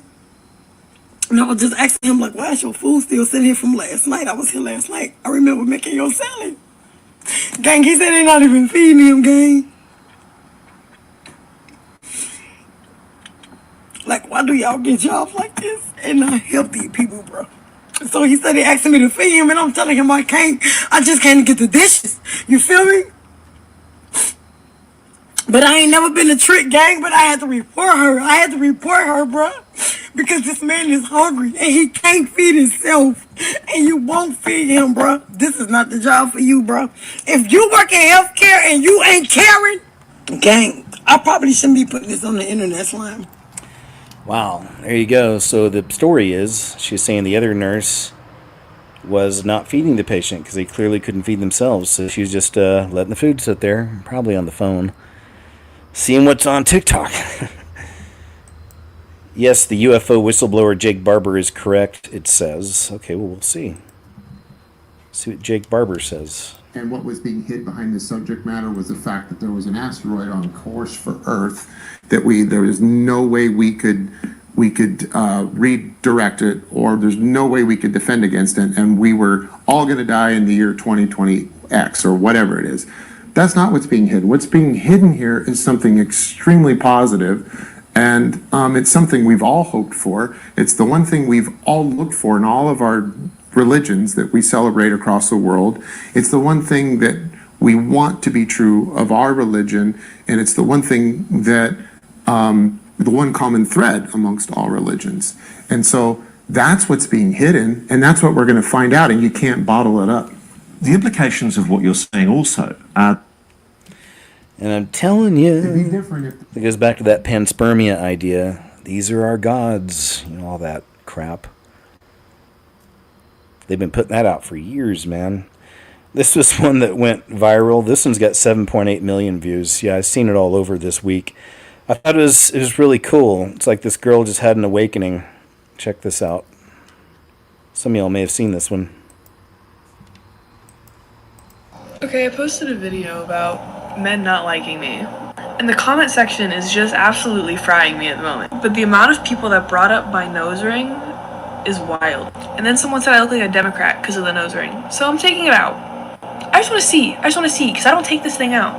I just want to see. Oh my god, my light is so bright. I have a feeling I'm not going to be able to put this back in. And oh my god. Oh, I got it.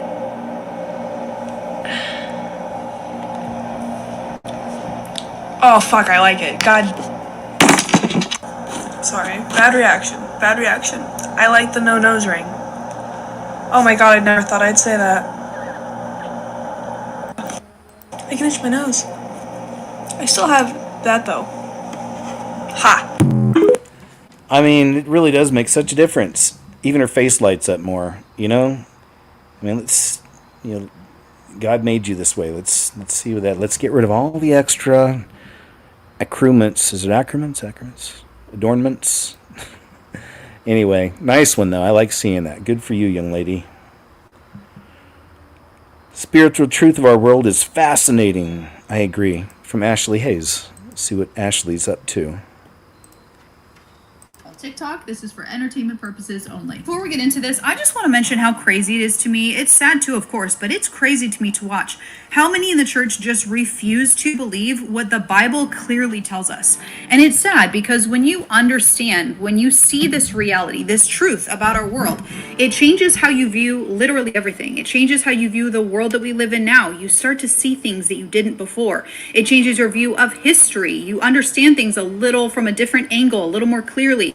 And it brings the Bible to life on a whole different level. And it's just sad because I know it stems from people just having a hard time, accepting anything other than what they've been taught. But when you present the scriptures, the living word of God, which is our only truth in this world, and they still refuse to see it, it's very disheartening. Now, in my last video, we had discussed the theories about how the Nephilim came about post-flood.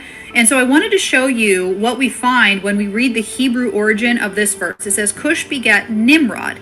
He began to be a mighty one on the earth. So Nimrod began to be a mighty one. The Hebrew origin of the word means to pollute or defile oneself. The verb occurs about 143 times and gathers several distinct yet related ideas: profaning what is holy, defiling persons, or here we go, breaching a boundary that God has set, whether that boundary is ritual, moral, temporal, or physical. So there was something that Nimrod did. There was an intentional act of rebellion that turned him into a Nephilim, that turned him into a hybrid. And unfortunately, because Satan never stops, this is exactly what we see today in the occult circles. And there are people that were born into those systems that are now saved by the blood that openly try to share with people what is actually going on in these circles. You know, there are rituals, there are sacrifices, there are physical interminglings with demonic entities to intentionally corrupt human beings, because Satan wants his own creation. Satan wants to corrupt God's creation. And so this is why it's frustrating when people in the church, they just refuse to believe what Satan is doing, when there are people who are literally Satanists who openly talk about it, not to mention it's in the living word of God. Now, Amos tells us that they were as tall as the cedars, and the cedars in Lebanon grew up to 120 feet. So that's equivalent to a 12-story building. And this is pretty much what we see when the Israelites were moving into the promised land. A lot of the inhabitants of the promised land, they were giants. And so this is why God instructed the Israelites to completely wipe them out, unalive everybody, because he was trying to eliminate the seed of Satan. But if you don't understand the spiritual aspect of what happened before the flood, you're going to miss that, and you're going to think that God has no respect for life and he just wants a massacre. At the top, verse 28, but the people who live there are powerful, and the cities are fortified and very large. We even saw descendants of Anak there. I think that has something to do with the Anunnaki. The Amalekites live in the Negev, the Hittites, Jebusites, and Amorites live in the hill country, and the Canaanites live near the sea and along the Jordan. The land we explored devours those living in it. All the people we saw there are of great size.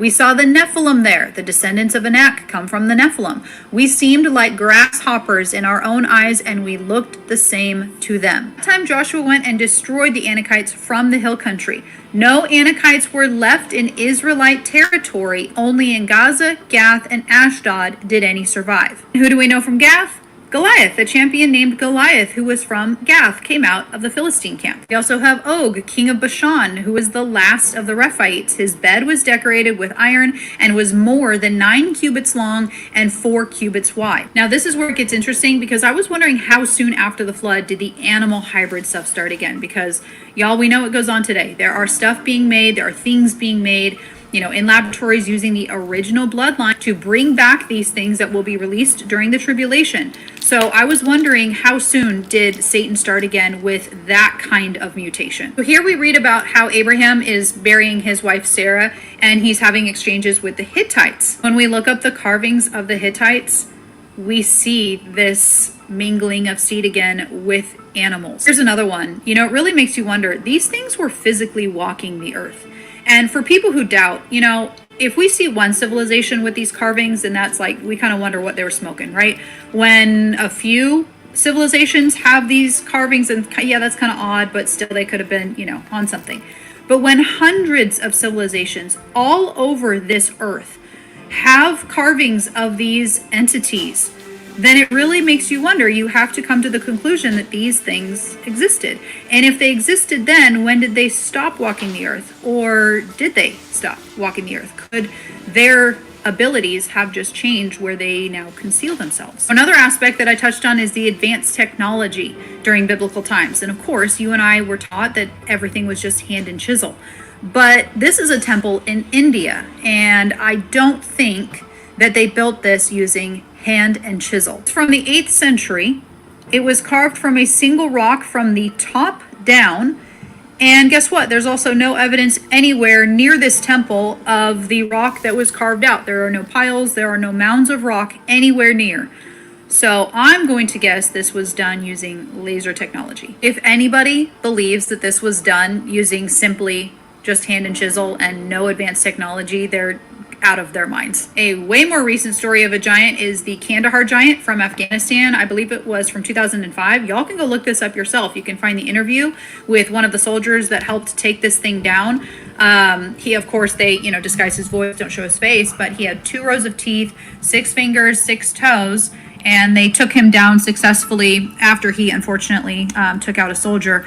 But they put him on a plane, and I took him to an undisclosed location, of course. But there's evidence they are walking the earth today, y'all. Now, I'm just going to touch on this because I only recently found this out myself, so I need to do a lot more research. But I found out that Gog and Magog were actual giants. And they have a parade in the UK for them today that was founded by the same person that all the presidents are related to, that signed the Magna Carta. Yeah, he put together a parade for these 2 giants. And so my interpretation of the Ezekiel 38-39 war has changed a bit. According to legend or myth, Brutus of Troy is credited to founding London. Now, when he went into the land originally, apparently Gog and Magog, the giants, were there inhabiting the land. In the lore surrounding Brutus, he encounters the giants Gog and Magog. These figures represent the primal forces of chaos and resistance that stood against Brutus and his followers. According to the legends, Gog and Magog were formidable opponents, giants who terrorized the land before being defeated by Brutus and his troops. What's also interesting about this is Alexander the Great apparently built the Great Wall of China to keep Gog and Magog out. And y'all know TV and movies tell us everything, even commercials. There's a Geico commercial, go watch it. It shows giants just walking over the Great Wall of China. God tells us that the last days will be like it was in the days of Noah, and I think he's being literal. We all read Revelation, and we're reading it symbolically, trying to put helicopters in locust places. And when we read about this 200 million horseman army, let's read the description. It says, "And the heads of the horses were like the heads of lions, and out of their mouths came fire, smoke, and brimstone, for their tails are like serpents having heads, and with them they do harm." Well, here's the myth of the chimera. A fearsome creature, in Greek mythology, of course, is often depicted as a composite of various animals: a lion's head, a goat's body, and a serpent's tail, breathing fire. I've seen physical beings that are definitely not like our animals up here come out of these spaces from inside the earth. I've seen in deep underground military bases dogmen, like you would kind of describe them, some more humanized, and I think a lot of those were experimentation and genetic splicing. I think a lot of that was gene editing stuff that I've seen, but I do believe that some of these things are holdovers from the old days. They're the last of their kinds, and they've been breeding them, right? And I believe that that's the stuff that's prophesied that's going to come back out and cause the hearts of men to stop for fear of looking after these things that are coming up on the earth. Great message. Yeah, Nathan Reynolds is awesome too. I've shared some clips from him. I thought I sent them an email or something. I need to check on that. He'd be cool to talk to. You know? Sometimes I lose track of these things. Let's see here. But he is very interesting, Nathan Reynolds. Says, as a former public school teacher, this person completely agrees that parents need to do whatever they can. Oh yeah, this is pretty wild. This is from Pete Hegseth, the Secretary of War now, I guess. Department of War. But it's pretty interesting. Get out. Get your kids out of government school systems right now, if you can. If you have any way. Save money, move, get a second job, don't take the vacation, sell the boat, whatever, drive for Uber. Figure out what you need to do to get your kid out of the government school system, because it's about saving your kid right now. Because what I want to know is what's being pumped into the minds of those kids. And what you realize when you pull the curtain back over 100 years is the entire pipeline of our education system has been federalized intentionally. And taken over not just by like lefties or technocrats or bureaucrats. Everyone you meet through that timeline who's pushing hard on the shoulder on the plow of education is an atheist, a Marxist, or a socialist, or a humanist. A lot of them are humanists. What's a humanist? Humanist is it basically completely rejects Christianity or faith at all, and so it's all humanity is at the center of good and evil, right and wrong. It's effectively secularism posited as an alternative religion to Christianity. Oh. So it'll find politics as an avenue, and so humanists are often socialists or Marxists or communists alongside being a humanist. But it's the worship of mankind as the highest being, as opposed to God as the highest being.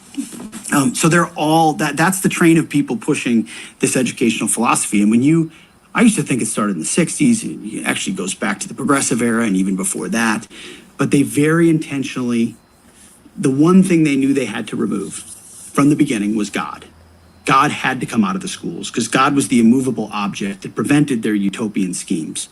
They wanted, if you want to manipulate children, if you want to change the way they think, rewire the relationship of families, you have to get at the God thing, because the garden and the sin in the garden is all disrupts those utopian schemes. And so the early progressives, communists, Marxists, very intentionally worked hard in creating systems that slowly but surely removed God. Because if you went into a public school, government school in America in the 1850s or 1870s and 1830s, the Bible's in there, prayers in there, scripture readings in there. It's all in there. So it's a modern court that made all those things unconstitutional based on a misreading of the First Amendment and freedom of religion versus freedom from religion.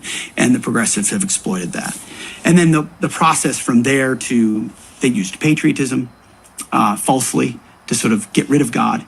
And then once they built an allegiance to state, and what that was is they replaced basically the cross in the Bible with the flag and a pledge. The original Pledge of Allegiance was written by a socialist minister, and it did not include under God. The Pledge of Allegiance originally didn't include under God. Eisenhower added under God in the 50s when we were fighting the godless communists. So you have a flag and you have a pledge allegiance to the republic. By the way, we're a republic, not a democracy, and our education system pumps democracy down people's throats, and our founders couldn't stand democracy, but that's a whole nother ballgame. The left always changes language. They change language to create an alternate reality, to manipulate human beings into whatever utopian scheme of 15 minutes ago they want to advocate for that increases their power and control. And they saw the government school system as the best entity to do that in. And so they focused and pushed.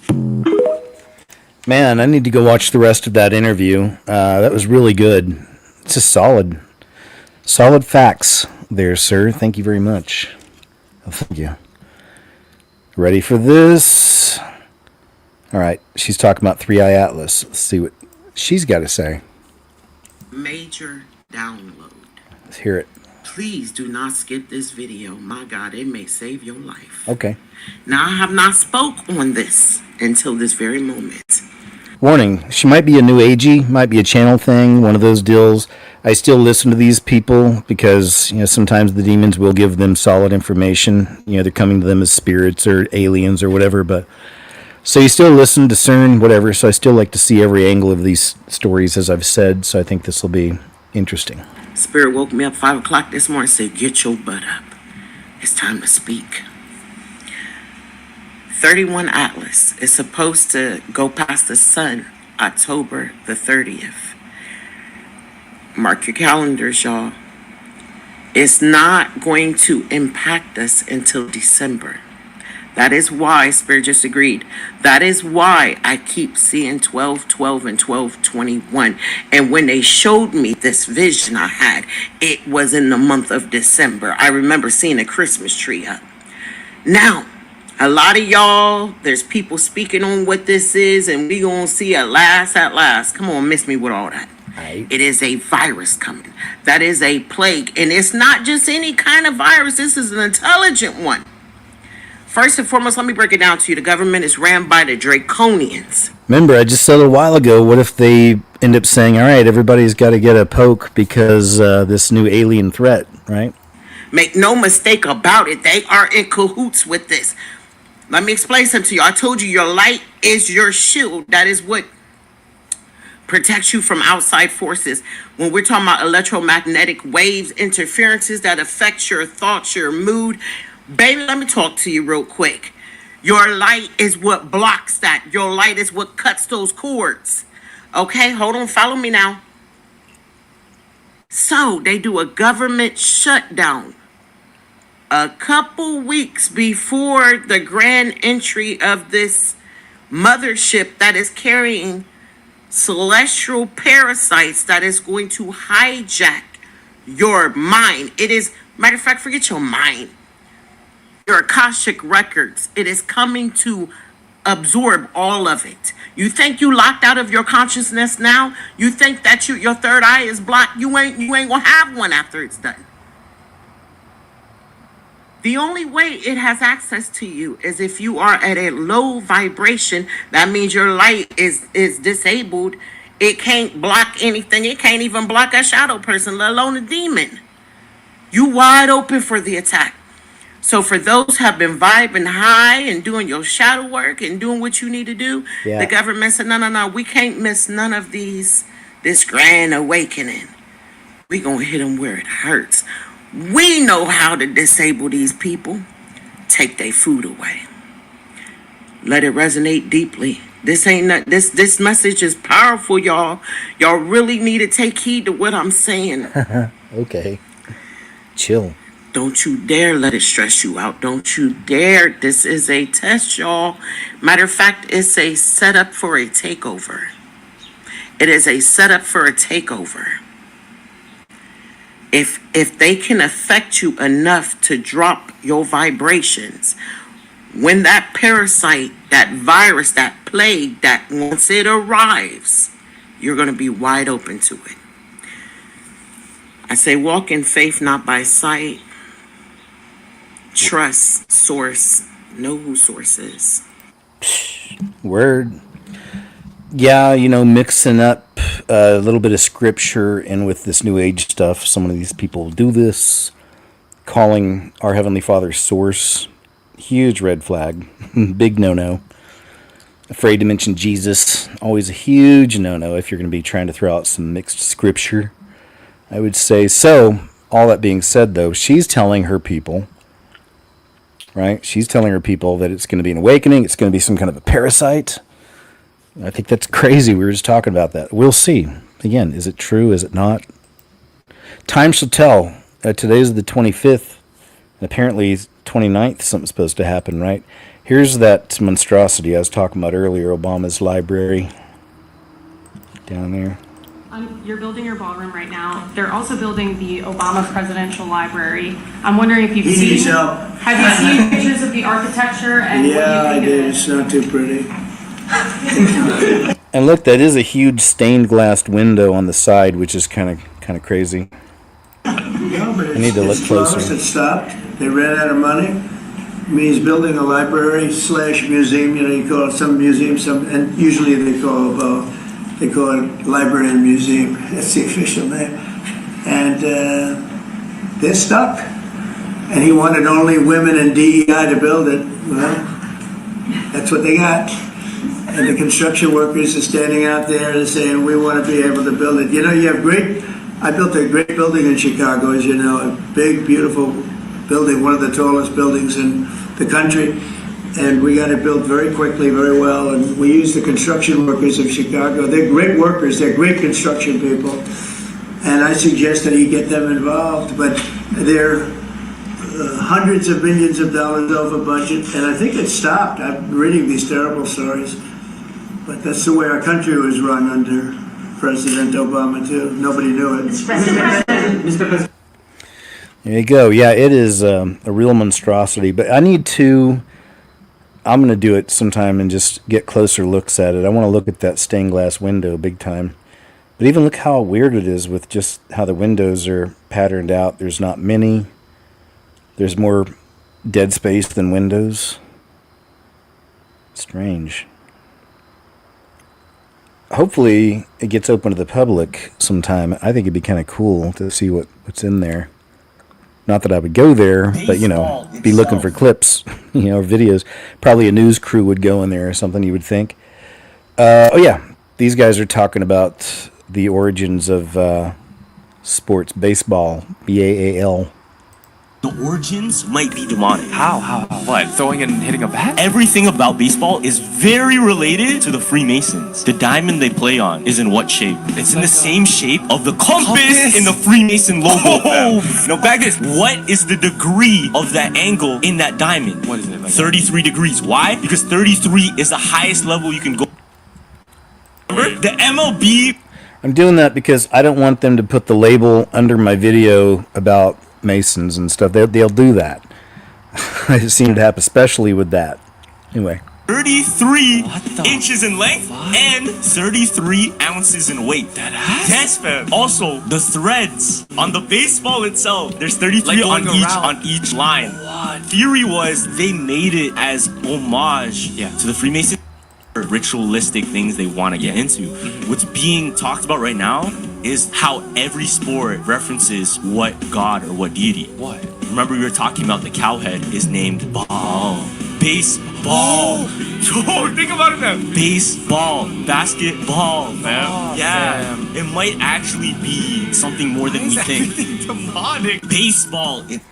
All right. Yeah, these guys are cool. This is, jumpers jump. over on TikTok.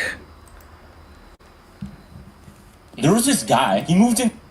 Here we go. Here's another cool one. This is a good one. Haunted House by Old Owner's Kid is the title. But check this story out.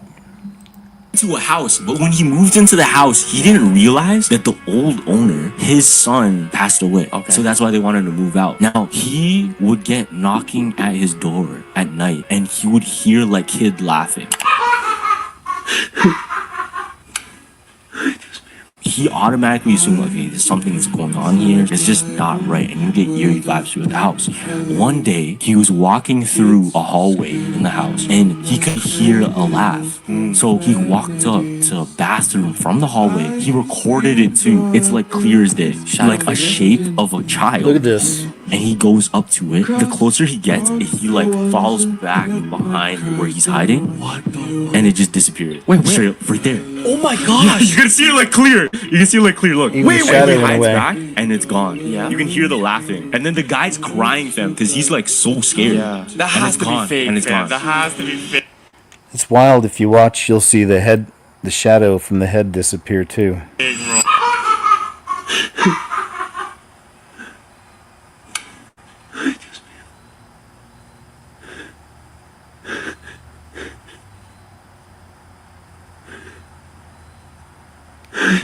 There was this guy. He moved into a house, but when he moved into the house, he didn't realize That's that freaky. the old owner, his son, passed away. Okay. So that's why they Trying wanted to to- move out. Now It won't let me like move further up to watch that little clip again, but that's pretty wild.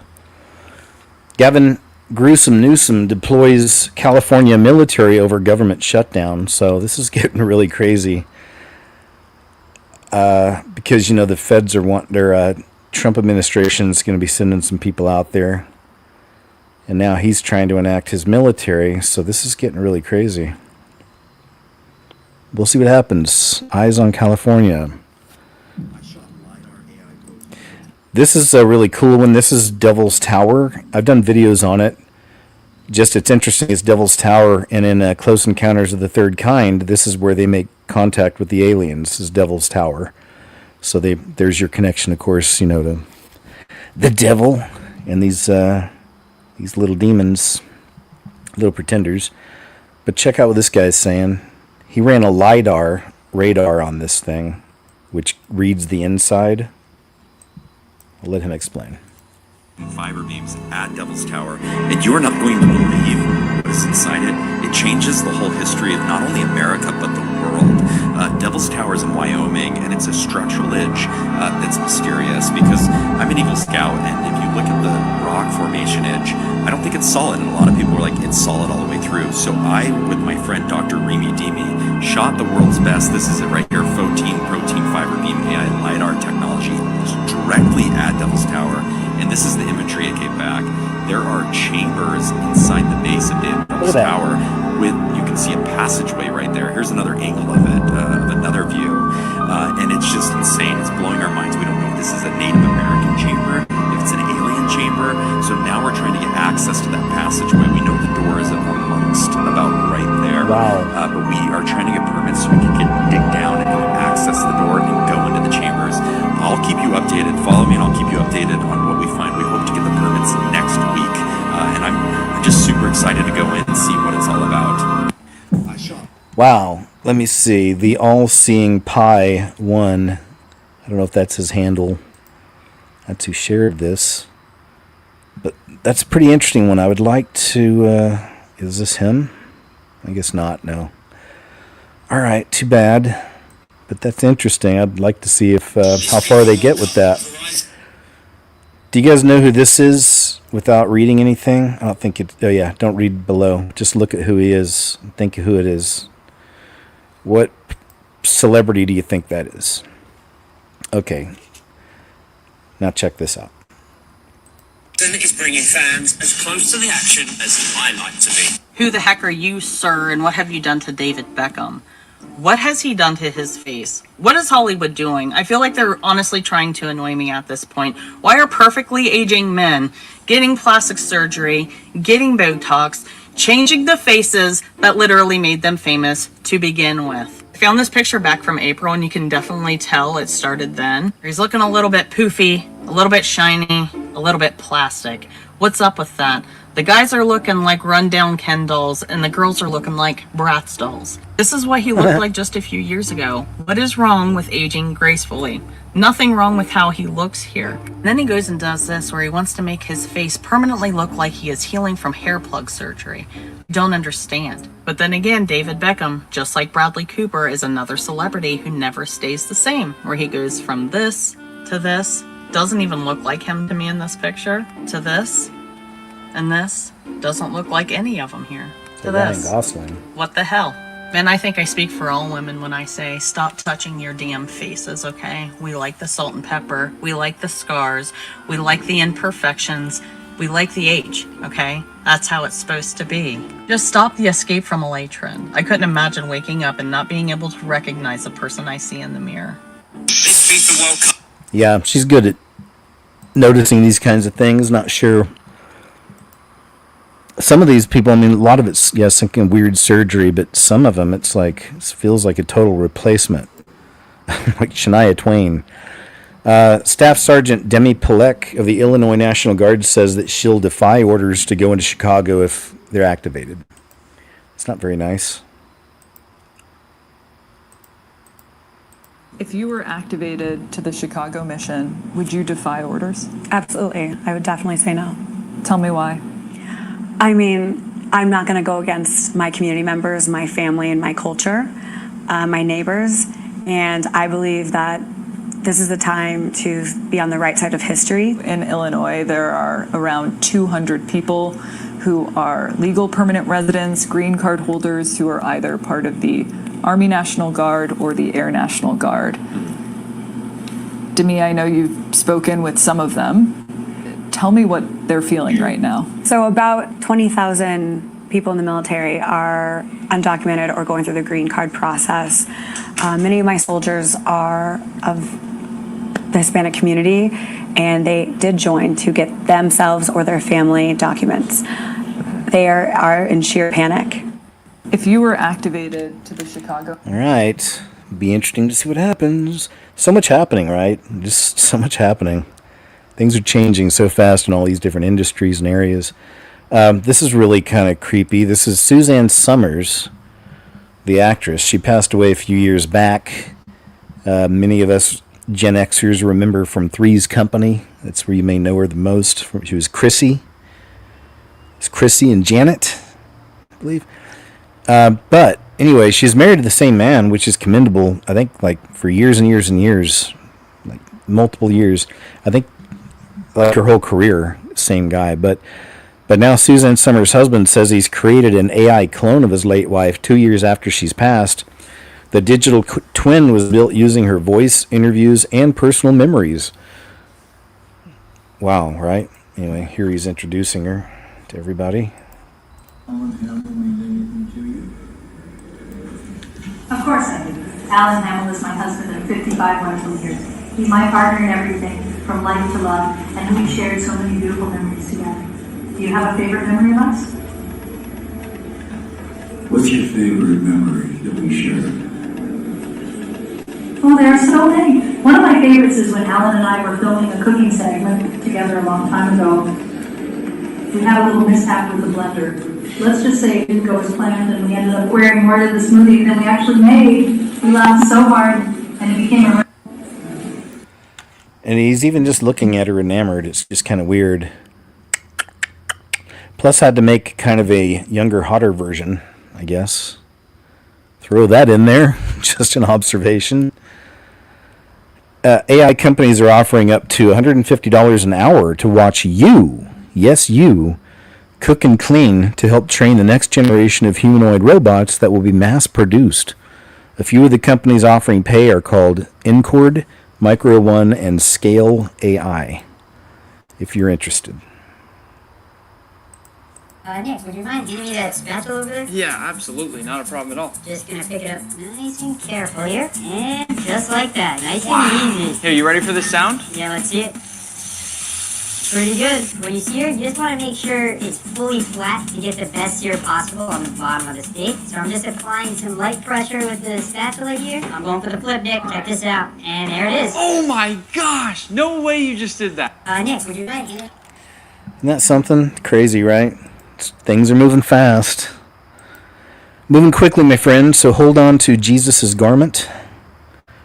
Never let go. If you haven't accepted that free gift of salvation, please, please, please do. The most important decision you'll ever make in your life, you need to make it, or it'll be made for you. And there's only two choices, heaven and hell. That's it. You want to go to heaven. It's going to be awesome. It's not going to be like it's portrayed in the beast system, like people playing harps and eating fruit. And there's going to be a lot more to it. It's going to be like the Avengers on steroids, I think. Anyway, says, I hope Elle here is investigated. Let's see. Oh, yeah, she's talking about the EBT. That EBT. For those of you laughing because I'm on welfare, I just want to show you something real quick. This is my upcoming pending deposit for SNAP EBT for November. Nice. You are laughing at me right now because you think that I'm going to suffer come November. You better think again. I know how to work the system into my favor. I know how to get what I want. I have multiple sources of income, and that's where a lot of you go wrong. You rely on one source of income. But if you had multiple, if something like this were to happen where EBT gets shut down, you still have your other sources of income. But regardless, I'm still going to get my EBT money for November. I don't know about the rest of y'all, but I'm going to get mine. And that's that. Love you. Eek! Seems pleasant. That's so bad. That's why I do think it's going to be a good thing, and I hope it happens. I hope that, the system gets shook up because it's needed to for a long time. Too many people have just been leeching, and, it's not cool, man. It's theft. Just stealing. You're not supposed to steal. The Bible says that. So people just living a life like that, man. All kinds. Generations figure out these schemes and do this stuff. So, yeah, I think it's a good thing to get it shaken up a bit. Get people on the proper, shake it up. It's time to shake it up. Definitely keep it for, I would say for sure, for like anybody physically or mentally disabled, things like that. Or even, if there was, just fix the program. Maybe give people, up to 6 months or something, and that's it, or whatever. I don't know how it works. Anyway, I do know this is gross. This man left ice cream outside for 6 months, and look what happened to this. 6 months now, no mold, no melt, no nothing, Nestle. What's going on with this anyway? Listen. Where's it at? Oh, there it is. Look at this. Bugs won't This even right touch here, no joke. This is the real deal. Nestle ice cream. I want y'all to look closely. Look at that right there. it. No bugs. Are you joking me right now? Look, no mold, no melt. Listen. Yeah, you see that? That is insanity, man. Look, please. It's just crazy, man, how people still actually eat this stuff. I'm so glad we stopped eating it. All right, boys, y'all want to buy this right here? Yeah. You do? Wait, you do? Yeah. What you digging in your pocket for, huh? Uh-huh, you ain't got no money, eh? Well, I guess you can't have any because you don't have any money. Look at it. Oh, what you... Yeah, see? Even he knows, man. What you think, Bill? You want to buy it? Bill said, no, I'm good. See, Bill's smart. So is Mav. Anyway, man. It's what? Yeah? Yeah? Okay. Oh, wait. You gonna bite it? Okay, go ahead. No! All right. Yeah, that's really scary to think. Do any of you eat those kind of ice creams, like the frozen ice cream at the store? Got a note here. President does not have unilateral power to ban mail-in voting. He is talking about it, though, so I'm glad they're going after it. But they're trying to go after mail-in voting because that's one of the ways for years that the loonies have been taking things, stealing. doing away with Elections. mail-in ballots and potentially electronic voting machines. Can you expand on that? How? Well, I will. That's a very off-topic, just really quickly. Mail-in ballots are corrupt. Mail-in ballots, you can never have a real democracy with mail-in ballots. And we, as a Republican Party, are going to do everything possible that we get rid of mail-in ballots. We're going to start with an executive order that's being written right now by the best lawyers in the country to end mail-in ballots because they're corrupt. And you know that we're the only country in the world, I believe, I may be wrong, but just about the only country in the world that uses them because of what's happened. Massive fraud all over the place. The other thing we want change are the machines. For all of the money they spend, it's approximately 10 times more expensive than paper ballots. And paper ballots are very sophisticated with the watermark paper and everything else. We would get secure elections. We'd get much faster results. The machines, I mean, they say we're going to have the results in 2 weeks. With paper ballots, you have the results that night. Most people, but most people, many countries use paper ballots. It's the most secure form. So between paper ballots, very, very important, paper ballots, and I think maybe even more important, the mail-in voting. We're going to end mail-in voting. It's a fraud. If you have mail-in vote, even Jimmy Carter with this commission, they set it up. He said the one thing about mail-in voting, you will never have an honest election if you have mail-in. And it's time that the Republicans get tough and stop it because the Democrats want it. It's the only way they can get elected. Because with men and women's sports and with transgender for everybody and open borders and all of the horrible things, and now the new thing is they love crime. They're fighting me on the fact that I've made Washington, D.C. safe. We're not going to get mugged, beaten up, or killed like all the people you've been watching get so badly hurt. I'm glad, I hate to take your time with this, but I'm glad you asked me that question. We're going to stop mail-in ballots because it's corrupt. You know, when you go to a voting booth and you do it the right way and you go to a state that runs it properly, you go in, they even ask me, they asked me for my license plate, for identity. I said, I don't know if I have it. He said, sir, you have to have it. I was very impressed, actually. But it's very hard to cheat with mail-in voting. As you know what happens in California, it's so corrupt, where some people get 5, 6, 7 ballots delivered to them. Now, we got to stop mail-in voting, and the Republicans have to lead the charge. The Democrats want it because they have horrible policy. If you have mail-in voting, you're not going to have many Democrats get elected. That's bigger than anything having to do with redistricting, believe me. And the Republicans have to get smart. We're not going to have a country. I said for a long time at rallies, you need borders and you need free and fair elections. Those two things, otherwise you don't have. We have strong borders now. In 90 days, Mr. President, we didn't have 3 months. Not one person came in illegally into our country. In fact, even I find that hard to believe, but it's run by a little bit of a liberal group that put out the numbers, so I guess it's, but 0, 0, and 0. You go back a year ago, 2 years ago, 3, millions of people poured into our country. It was terrible. Thank you very much. There you go. It's an update from President Donald Trump. People are talking about how the government shut down and how people are going to be losing SNAP. So this lady's talking about it too. See what she's got to say. If you will. So I'm fixing to say something that is going to upset many, and that's okay. I'm used to that. Listen, I'm seeing all of these posts on social media, especially TikTok. I'm seeing all of these posts where people are talking about how the government is shut down and apparently people are going to be losing their EBT, their SNAP benefits for the month of November. And these content creators are now getting on TikTok and they are demanding and throwing the responsibility on the church to feed these people. And they're quoting scripture about how we're supposed to feed the poor, take care of the poor. And that's all accurate. That's accurate. But I would like to remind you of a scripture also.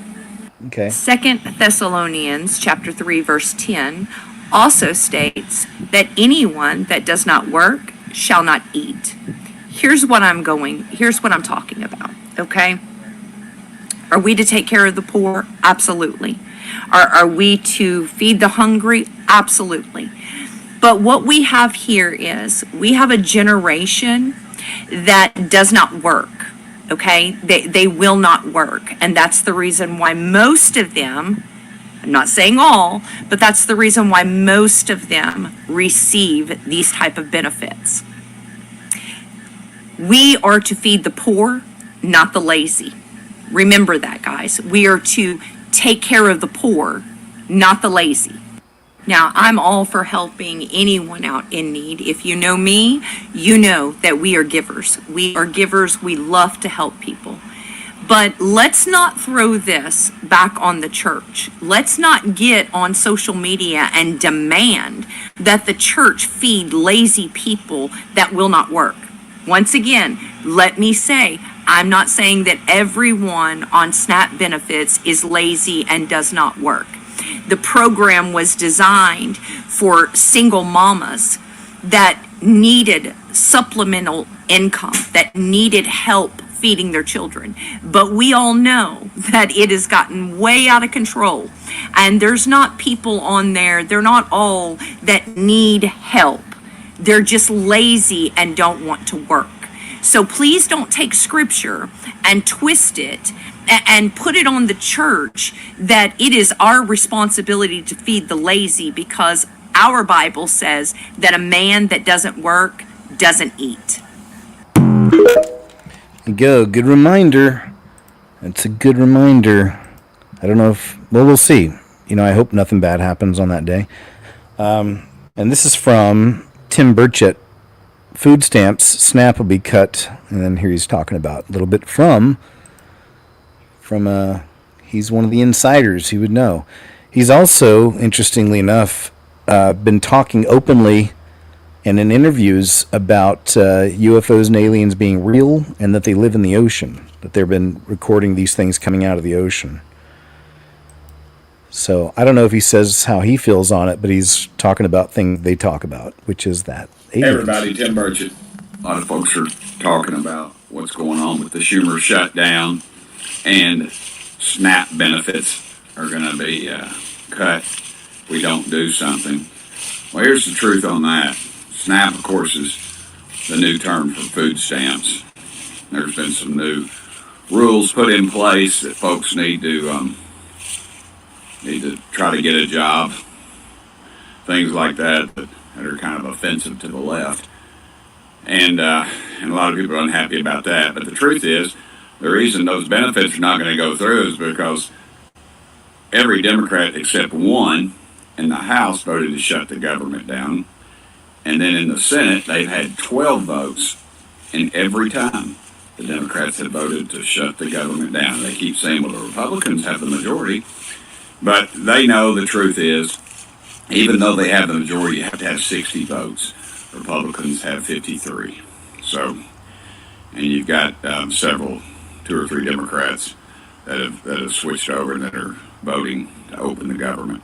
So it's completely on Schumer and the Democrats. They're trying to cause as much pain because in the past they've had the media, and they still do. If you see any of the press reports, there's calling us out by name, the Republicans. And the Republicans have done what the Democrats have done the last 13 times. Voted to keep the government open. Dadgum. It's pathetic, really. Schumer is in a tailspin. He knows AOC will smoke him in a primary, and he's trying to get his ultra-liberal base on board, and he doesn't mind wrecking the country, and that's basically what it is. These folks do not mind wrecking the country to stay in power, and that's all they want, and they want destruction. And looks like they're going to get some of it, but they need to take the blame for it. Thank y'all so much for sending me here. Tim Birch. Yep, there you go. He's right, though. I mean, the mainstream still definitely reporting it's, look what the Republicans have done. Trump's still not letting up. It's like, gosh, goodness.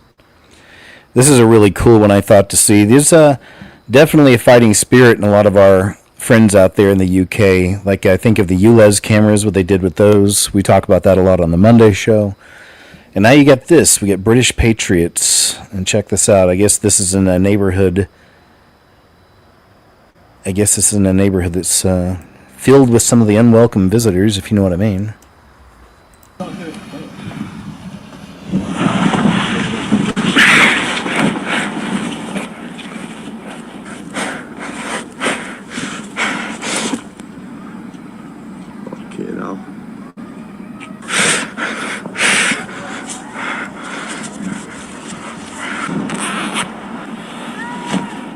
Shut up. Be quiet. Stay woke, stay mad. Go back to the soy milk latte apartment.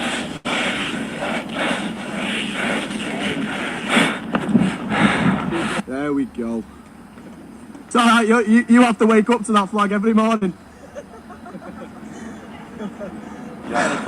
Come on. Let's go, lad. There you go. Nice. He said you have to look at that every morning. Well done, sir. Good to see. A little bit of rebellion against the system.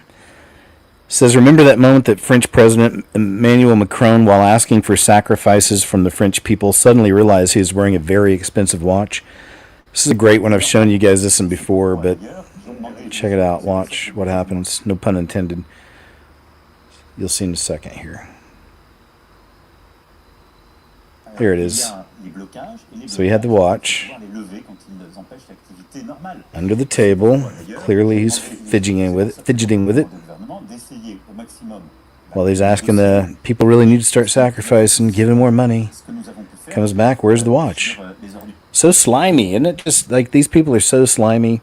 He was one of the ones that the reporters walked in on, and they found the little bag of something white with, was it Keir Starmer and Zelensky? Those three. After surviving life-changing burns, this artist found healing in creation. This is really beautiful. Check this out.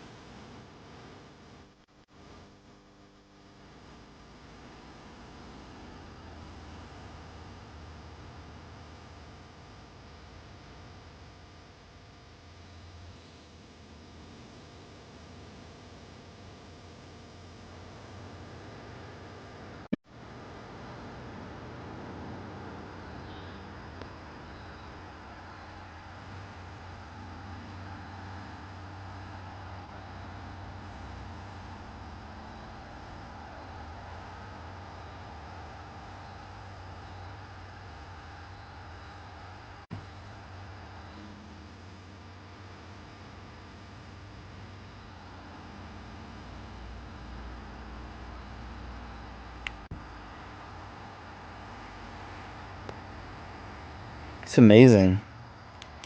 Isn't that amazing? Just what a beautiful gift that is for someone to have talent. Beautiful. This is cool. Old world creativity. I always like these videos. Shows some of the wild stuff.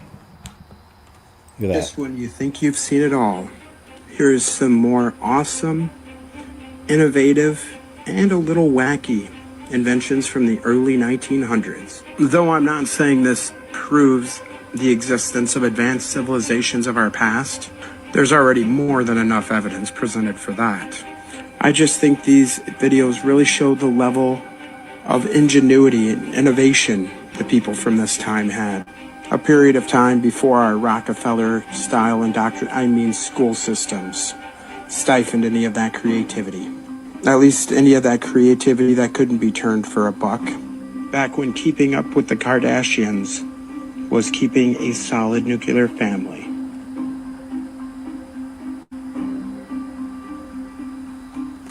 Knocked that baby right out. Put him right to sleep. That'd be nice, huh? And then look at those tires completely turned to the side.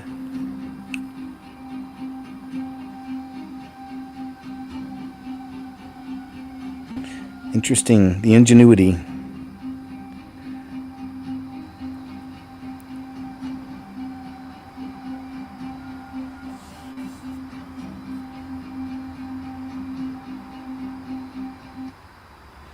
I liked this one too. That one's real Time cool. before Look our at that. Rockefeller So they put the baby in that, keeps the baby occupied, and then puts him to sleep. At least any of that creativity that couldn't be turned for a buck. Then, mom, dad, stay in the room, but stay busy, doing what they got to do. Baby's taken care of. This is pretty weird.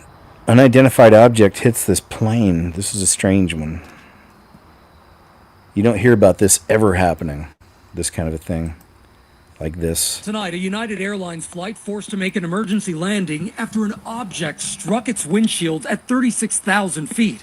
Images first posted to social media by a transportation blogger appearing to show smashed glass and blood streaks on the pilot's arm. The Boeing 737 MAX 8 headed from Denver to LA Thursday morning, forced to make an emergency landing in Salt Lake City. The pilot making an announcement to the 134 passengers on board. He said the aircraft has collided with an object and a window in the cockpit has shattered. So we need to make an emergency landing. Officials say the pilot was treated by firefighters for a minor injury. It's still unclear what struck the aircraft, but investigators say the windscreen is being sent to NTSB laboratories for examination. Tonight, a United Airlines flight forced to make an emergency landing after an object struck its windshield at 36,000 feet.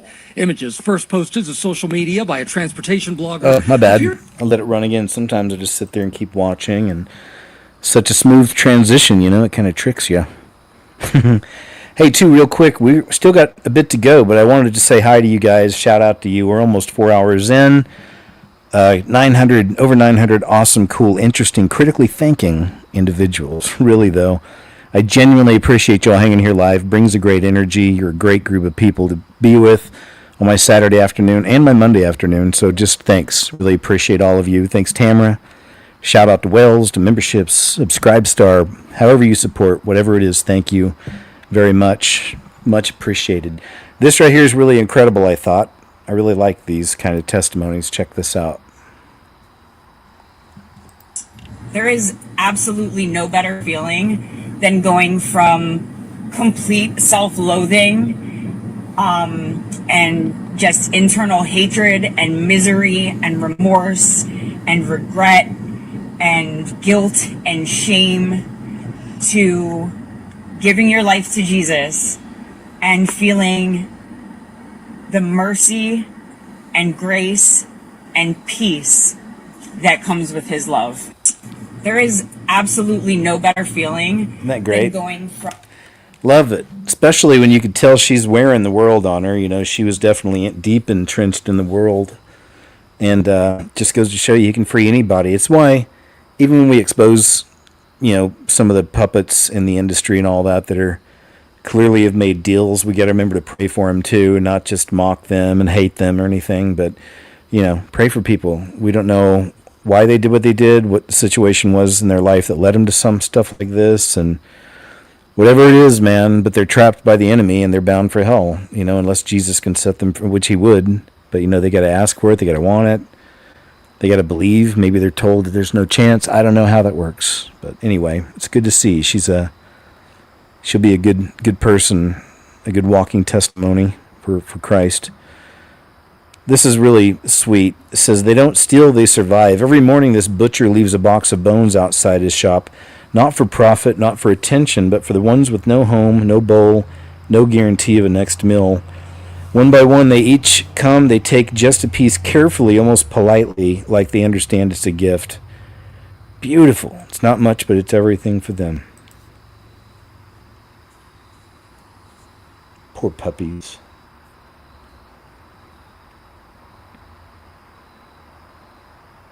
Cute doggy, too. Looks like he's had it rough, or she. All these dogs look like they've had it pretty rough. Love it. Love seeing this. Beautiful.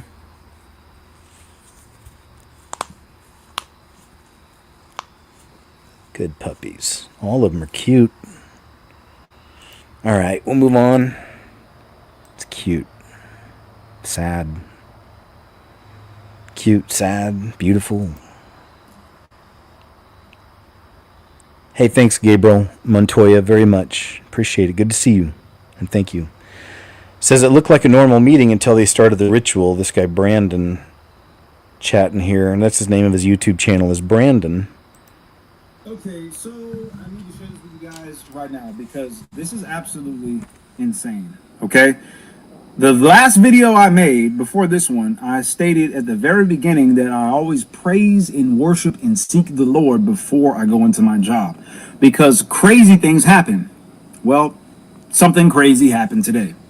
I got up this morning to go into a meeting and I don't know what happened. I don't know why this happened, but there was a whole demonic ceremony or whatever you want to call it. There was a whole demonic ritual that happened at my job today. I'm not even joking with you. And today we're going to talk about it. I'm going to tell you what happened, what I did, and how you can combat stuff like this because we don't fight against flesh and blood, but principalities. During the meeting, we're doing a training. We're going over, weapons testing and handling and handcuffs and pepper spray and things like that. And my manager says that she has a special guest that's coming to share something with us or whatever. And I'm like, I wonder who this guest could be, right?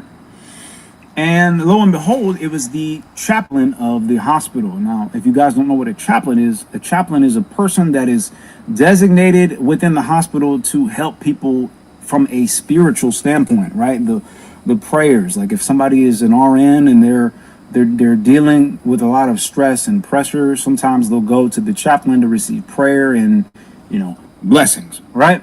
So in comes the chaplain, right? In comes the chaplain. My manager is wrapping up the meeting, and then all of a sudden we all turn our attention to the chaplain.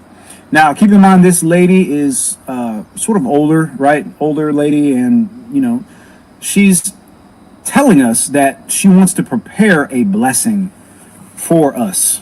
That was the first red flag for me, right? I'm like, this is already sounding bad, right? This doesn't sound biblical.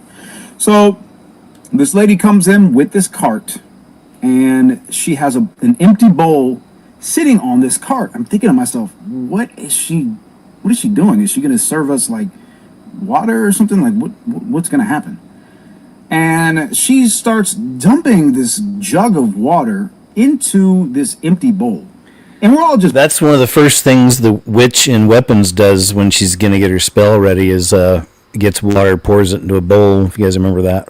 Watching at this point, we're observing this woman do this, and I'm like, okay, where's this going? Because I've never seen anything like this, other than Jesus washing the disciples' feet. I'm thinking to myself, I know we're not washing feet in here. I know that's not what this is.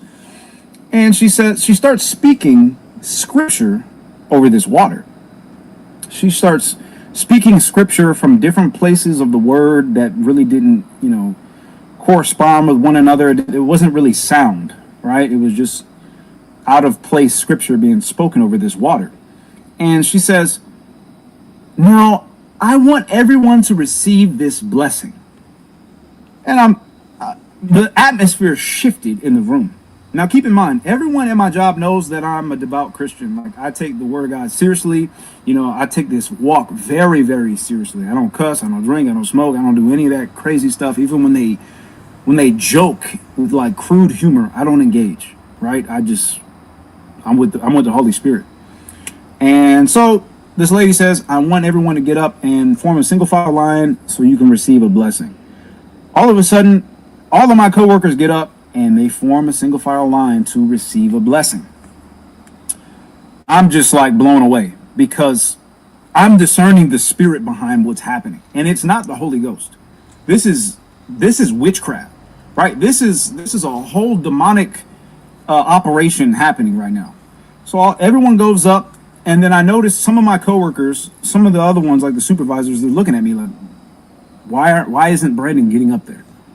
Well, because that is not of God. Christ never called us to get up and receive a blessing from a bowl of water, right? Mm-hmm. So what she was essentially doing is taking water and dumping it. From what I saw from the angle I was at, she was dumping water on the hands of these men. Ooh. And saying something kind of like under her breath. I'm not like, oh man, this is straight from the pits of hell. Yep. This is from hell, right? And as I'm watching this happen to my coworkers, they're engaging. I couldn't take it anymore. I had to say something, and you guys better believe I did. And I spoke with boldness, just as everyone should. And I told everybody in that room that this is not how you receive blessings from Jesus, right?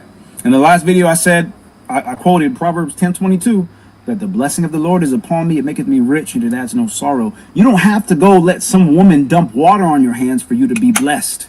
That is not biblical, right? And we have to have an understanding of this, and it really concerned me that this is a Christian company, but nobody had any kind of discernment to recognize that that was the enemy's demonic agenda at work. Let me calm down, because I start getting fired up. That was the enemy's demonic agenda at work. There was such heavy deception in the room. And I just want to encourage everybody watching this video, and I want to warn you, please have a relationship with Jesus Christ for yourself. What happened was not biblical. You will never ever go to a person to receive a blessing from Jesus Christ. Jesus wants an intimate relationship with you, my friend. All right, great message, sir. Thank you for sharing. Yeah, that's like I said, that's in Weapons. The witch gets a bowl, pours water, casts her spell, and then a couple other things. And there you go. 3-eye atlas exposed, changes speed and more new images. This young lady's been on top of this one here, this story. Here's some. We'll play a little bit. Atlas completely reversed its jet direction. In July and August, material was shooting towards the sun, creating what scientists call an anti-tail. By September, that anti-tail transformed into a normal tail pointing away from the sun. Why does this matter? Well, normal comets do not create anti-tails. When comets approach the sun, solar radiation pushes material away, creating tails that always points away from the sun. An anti-tail pointing towards the sun is unusual and requires special conditions to explain. Avi Loeb and researcher Eric Keto published a model explaining this change, and their analysis shows as 3-eye atlas gets closer to the sun, the surface heats up dramatically, and this heat causes frozen carbon dioxide or dry ice to turn directly into gas, a process called sublimation. That escaping gas carries water ice fragments with it, creating the glow that we see. At distances of 3 or 4 times Earth's distance from the sun, water ice fragments create most of the visible glow. Closer in, those ice particles evaporate quickly and longer lasting dust takes over, forming the conventional tail we see streaming away from the sun. Here's what Avi Loeb mentioned on News Nation. We see some unusual composition of nickel with very little iron that we only find in industrially produced nickel alloys. And the size of the object, it's at least 1,000 times more massive than the previous interstellar objects we've seen. And the question is, why is such a giant object delivered to our inner solar system? Origin, perhaps don't forget the 33 tons or however heavy they say, but they got the 33 on there. Object is preparing to do some kind of a maneuver and changes the alpha. At the moment, obviously, it would be most natural to assume that it's a comet of natural origin, but we should keep our eyes and check what it does. All right, I'll go ahead and move on. Just want to get a little bit of info in there on that. Her name's Christina Gomez. She's been a good reporter, I think, on this stuff. This lady's saying that there's a revival that has come to America. And I was on my phone, but Matt says look up. He says look up, and this is what we see. You see that? So that is lines. We live in Massachusetts. We live in the cold Northeast where people don't go to church, and the line coming out of first service and going into second service is massive. I've never seen it like this ever for Christmas or Easter, nothing. There's a revival coming. It is here, and it is happening. It's happening right here in the Northeast as well. Parking lot, hon. Oh my gosh. Again, we live in Massachusetts. This is not a place where people go to church. Praise God. You do now. They do now. Oh my God, praise God. So we were pulling up to church. I love it. Love to see it. That's good. That's good. Now, when I first started posting reactions on YouTube, they were about a completely different topic of conversation. From Nitrous TV, Lonely Fans model spoke to God and reveals important message. So let's let her just kind of tell some of her story. Watching him, watching her. Here we go. Believer, and the word I have for you guys today. So in the book of Job, chapter 3, verse 25, he states, "For the thing I greatly feared," keyword greatly, "has come upon me, and what I dreaded has happened to me," right? So if you're always constantly living in this state of fear and paranoia that, your partner's going to leave you, or your marriage is going to fail, or you're going to be betrayed. That goes back to kind of what me and one of my guests was talking about just last night, about the power of your thoughts and what you say, what you put out there, especially, your words. Got to be careful. You can curse yourself, or add blessings. It depends. You're going to be cheated on, and then it happens because your full faith became your reality. What you had full faith in became your reality, right? So we can see where the devil uses us to attack our own marriages, our own relationships, our own lives. We self-sabotage because we're constantly pondering on and spending so much time in our fear of something happening that it puts us in position for it to happen. One thing that I realized is that most people block their own blessings. Most people never fulfill the vision that God put in their life simply because they are allowing the devil to plant seeds of doubt, worry, and fear, and all of these negative emotions. In the Bible, it literally says you reap what you sow. And you can apply that spiritually, mentally, physically. You can apply that literally. I do. You reap what you sow. If you plant a seed for an apple tree, you're going to get an apple tree. If you're constantly allowing seeds of negativity, seeds of worry, seeds of doubt in your mind, you're going to get a life of negativity. Good stuff, man. Good stuff. All right, let's jump back to her clip a little. It's more of her story. Way, right? That you hate your spouse, that you dislike your wife, that you think she's not submissive, or all of these things, or your husband isn't a leader, and all of these things, right? You're creating a doorway to curse your spouse, to put them in bondage. And now, because you are the believer, you are the Christian, the devil's going to bring your very words, your very curses that you said out loud with your full faith to the courts in heaven. Ooh, guys, this backs it up with scripture with Job, right? So we curse ourselves. We're cursing ourselves. We're cursing our own relationship. We're cursing our own marriage. We're cursing our own life. We're cursing our own situations, right? The most famous depiction of this is in the first chapter of Job, where the sons of God came to present themselves before the Lord, and Satan also came with them. Satan accuses Job of only serving God because he is blessed, claiming that if Job's blessings were removed, he would curse God to his face. So Satan stated and pleaded his case as to why the curses should happen to Job. Mind you, he played on Job's very fears that Job lived in, right? He was afraid of losing his family. He was afraid of losing everything. Also, we see in Zechariah chapter 3, verse 1 through 2, the prophet Zechariah has a vision of Joshua, the high priest, standing before the angel of the Lord, with Satan standing at his right hand to accuse him. Also, Revelation 12:10. The verse refers to Satan as the accuser of our brothers, who accuses them before our God day and night.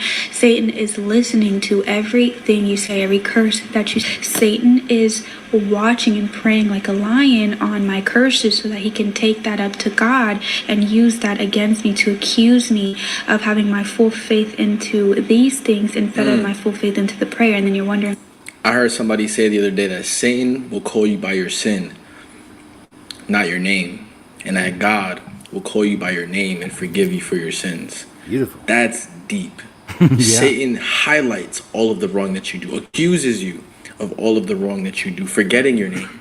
But God will always call you by your name and forgive you for the sins. Why things are changing, your circumstances aren't changing. There's a thing called the placebo effect, right? It's a phenomenon where a person experiences improvement in their condition after receiving an inactive treatment, such as like a sugar pill or a fake procedure. What psychologically happens is their immune system boosts and everything, because that's how powerful the mind is, right? From from what's in the heart comes out the mouth, and the body will catch up. You are manifesting. I love the fact that she ended it off with that, because the number one thing that I try to emphasize on all of my videos is the power of your mind. If you're someone who is currently experiencing lack and right, I'll go and stop there. But so we got most of her story out. But yeah, Nitrous, I like his channel and shared some great wisdom there with us, sir. So well done, brother in Christ. Appreciate you. Here's another one, and it's 30 minutes, or it's almost 30 minutes long. It's from L.A. Marzulli, but another really good one to add to interesting things about Comet 3I Atlas. He's doing his investigations as well. Got his observations. What's that? Huh? You got something to say? You guys heard him? Come over here and growling. You looking for a treat? Probably are. All these people keep giving me this money. I got to give you some treats.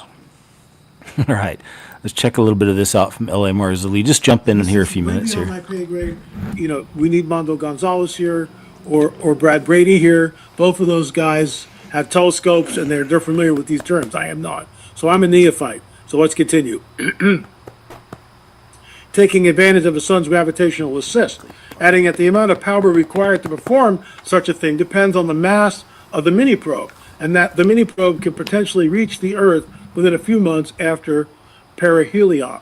If Loeb's theory is incorrect, and it is indeed a comet, then it would continue on its merry way through the solar system. Frankly, that's what I'm banking on. I don't believe that this is an alien crypt, but I could be wrong, which is why we're covering it. The fact that Avi Loeb is throwing this out. Before I left on vacation, before I left to the Prophecy Watchers, we did the PW conference and only went for 7 days on the Florida Panhandle, which was just fantastic. I talked about the idea of disclosure, and there was Avi Loeb was on News Nation, and with Elizabeth Vargas, and he was talking about this could possibly be a black swan event. In other words, extinction. So Avi Loeb is talking about a black swan event, and this really rattled Elizabeth Vargas. She was freaked. I'm not going to sleep this weekend, Abby. Thanks a lot. And so, what are we looking at here? Well, we know from the biblical prophetic narrative, my Bible's right here, that number one, that's how it comes down. Why? Because we have the prophetic thread that goes from Genesis to all the way to Revelation. That prophetic thread shows us that someone is outside having trouble this morning. It's been almost 2 weeks since I've done a show. I did one show on the Panhandle, but I digress as usual. Is this it? But I digress? Yes, this is This is a digress coffee mug. So I'm digressing. And let's pick it up where we left off. So the bottom line is this, that something is happening, right? Something is going on, but we don't engage in hyperbole here. What do I think it is? I don't know yet. It's conjecture. This is why at the Prophecy Watchers conference, when I showed that clip with Elizabeth Vargas and Avi Loeb talking about a black swan event, I basically stated, and I'll circle back, prophecy. We've got the biblical prophetic thread from Genesis to Revelation that calls out the beginning from the end with great specificity. And it's the only book on the planet that does that. You could point to Nostradamus, but Nostradamus's quatrains are very fuzzy. You can point to the Hopi prophecies. Maybe some of those are true. But here's one of my favorites, is Amos 9, 14 and 15. And I have my Bible turned to this. Now, before I even say it, and I'm way down a rabbit trail, rabbit trolls and rabbit trails. We'll get back into this article in just a minute, but Amos 9, 14 and 15 states, I will bring back the captives of my people Israel. They will rebuild the waste cities and inhabit them. They will plant vineyards and drink the wine from them. They will also plant gardens and eat the fruit from them. I will plant them in their land, and never again will they be plucked up out of the land that I have given them. Let me state this really clearly and emphatically. Israel is God's timepiece. Israel is God's chosen people. End of story. That's what they are. Does that mean they're perfect in every way? No. They crucified the Son of God. They will look on him whom they have pierced. That's prophecy. All right, I'm going to stop there, move on, but give you a little bit of L.A. Marzulli. You can go check it out at his channel. Really cool dude, old school, brother in Christ. Also just a really cool, great researcher and into a lot of the strange subjects that we like also. Here's Comet AI Atlas. Again, this is supposed to be the real telescope footage. But I don't know, right? It's supposed to be allegedly actual footage. But is it true? Look at that. Uh-oh. Does look like a ship, doesn't it? Big time. But again, there's no way to really tell. Let's see what the comments are. Not many. Dragon's head. Yeah, I was thinking that maybe too, huh? Good. Yeah, it does kind of look like a dragon, doesn't it? Look at that. It does kind of look like a dragon's head. Doesn't it? It's even got the ridge. So yeah, not sure what that is. From Viral Video Lab. Not sure. Can't say for sure. King County Jail admits it illegally hired 38 non-citizens, refuses to terminate them. So the point is that you've got a whole bunch of unwelcome visitors here who are guards over American prisoners. How's that? So yeah, okay. Crazy headline. Crazy headline time. Massive UFO fleet screams across the skies in Japan, but you know what it is? Them darn ghost lights. Look at that. This is a good capture, though. They're really putting on a show this time around.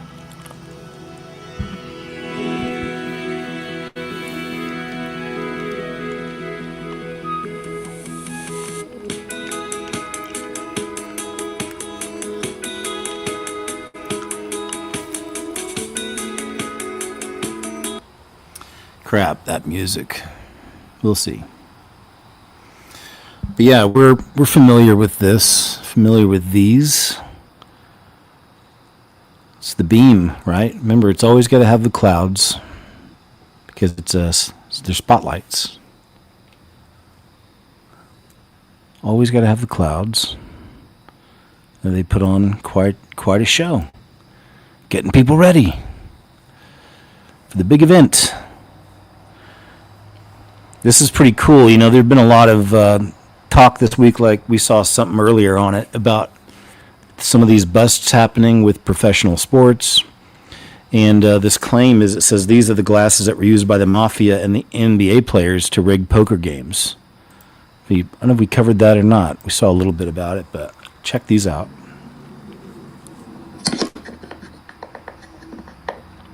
That is so dirty. It really makes you wonder about these poker tournaments now. Gotta wonder. Careful of those home games.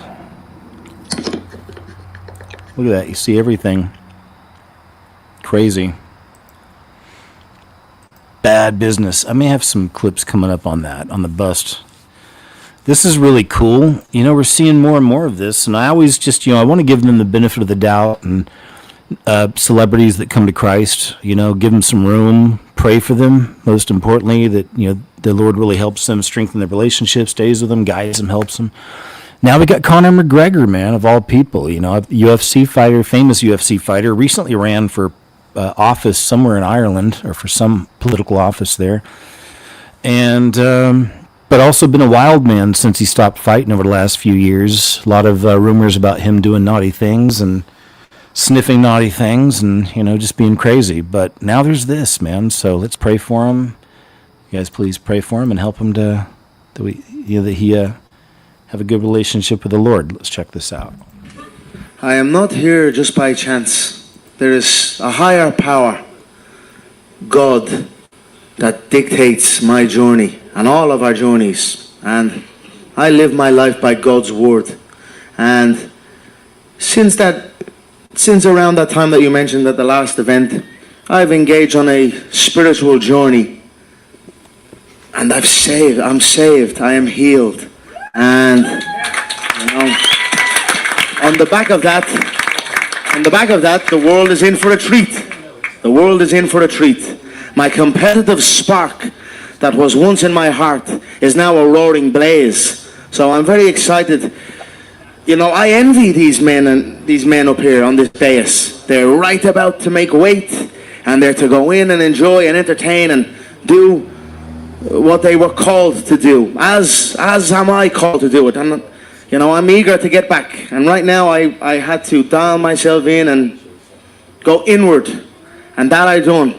And I'm very, very excited to come back my own self. And as far as, you know, BKFC is a family. We are a family here. Nice to see, isn't it? Who would have thought? So yeah, just, we pray he strengthens his relationship with the Lord, and it's a good one, and stays on a good path, and stays on the walk. Hey, this is really cool. This guy used to play sax alone in empty tunnels and parking garages. Now, after he went viral multiple times online, he's got a full audience that show up just to hear him play in a parking garage.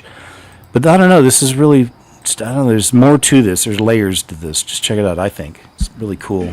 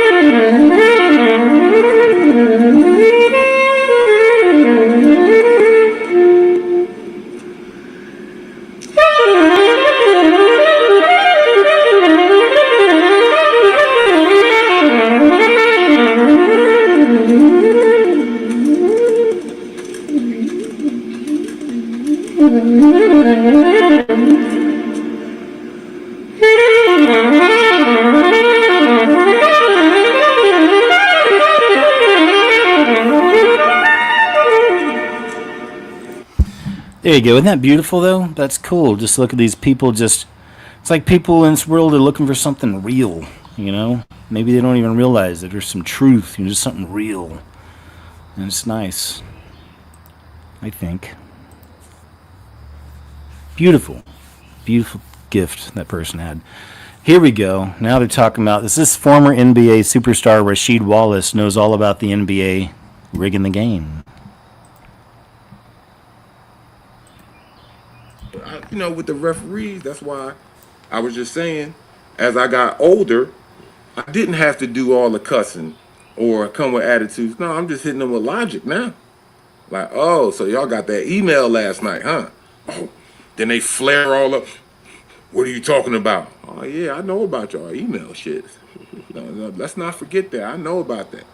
But, man, look, it's been an ongoing you're war. referring to emails from the league with, this is what we discussed in Whistleblower, but emails from the league that are telling the referees to officiate the game in a certain way and against certain players. Yeah. And so you were cognizant of that at the time. Oh, yeah, I was very, because to me, I saw it. And he'll tell you what I always used to say, y'all making it too obvious. I thought he was crazy.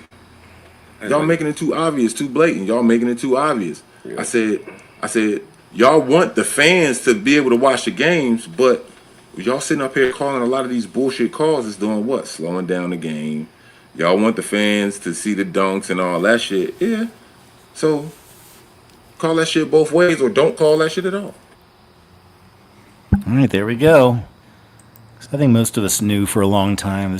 I don't watch. The only things I watch is UFC. I like to watch fights. I'll admit that. This is a really cool one about fasting. Let's check this out for a few minutes here. Priest in 1987. A demon confessed something terrifying to a priest in 1987. When asked what he feared most, he didn't say prayer. He didn't say worship. He said one word: fasting. And here's what most Christians don't know. There are 4 specific types of fasting that make demons flee faster than anything else. The first method is called the Daniel fast, and it's named after a prophet who used it to receive visions so powerful that angels showed up to explain them. Daniel chapter 10 tells us he ate no meat, no wine, and no rich foods for 3 weeks. What happened? An angel appeared and said, "From the first day you set your mind to gain understanding and to humble yourself before your God, your words were heard." Here's the key. Demons operate in pride. Fasting crushes pride. When you deny your flesh for God, you're declaring that He matters more than your comfort. And that level of surrender terrifies the enemy. The second method is the Esther fast. This one is intense. No food, no water for 3 days. Esther 4:16 shows us that when an entire nation faced extermination, Queen Esther called for this fast. She said, "If I perish, I perish." 3 days later, she walked into the king's presence with supernatural favor and saved her people.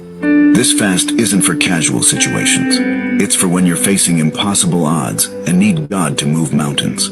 Demons thrive on fear and hopelessness. This fast breaks both. Method 3 is the one Jesus talked about. In Matthew 17, the disciples couldn't cast out a demon. Jesus did it effortlessly, then told them, "This kind does not go out except by prayer and fasting." Some demons have higher ranks. They've built strongholds over generations.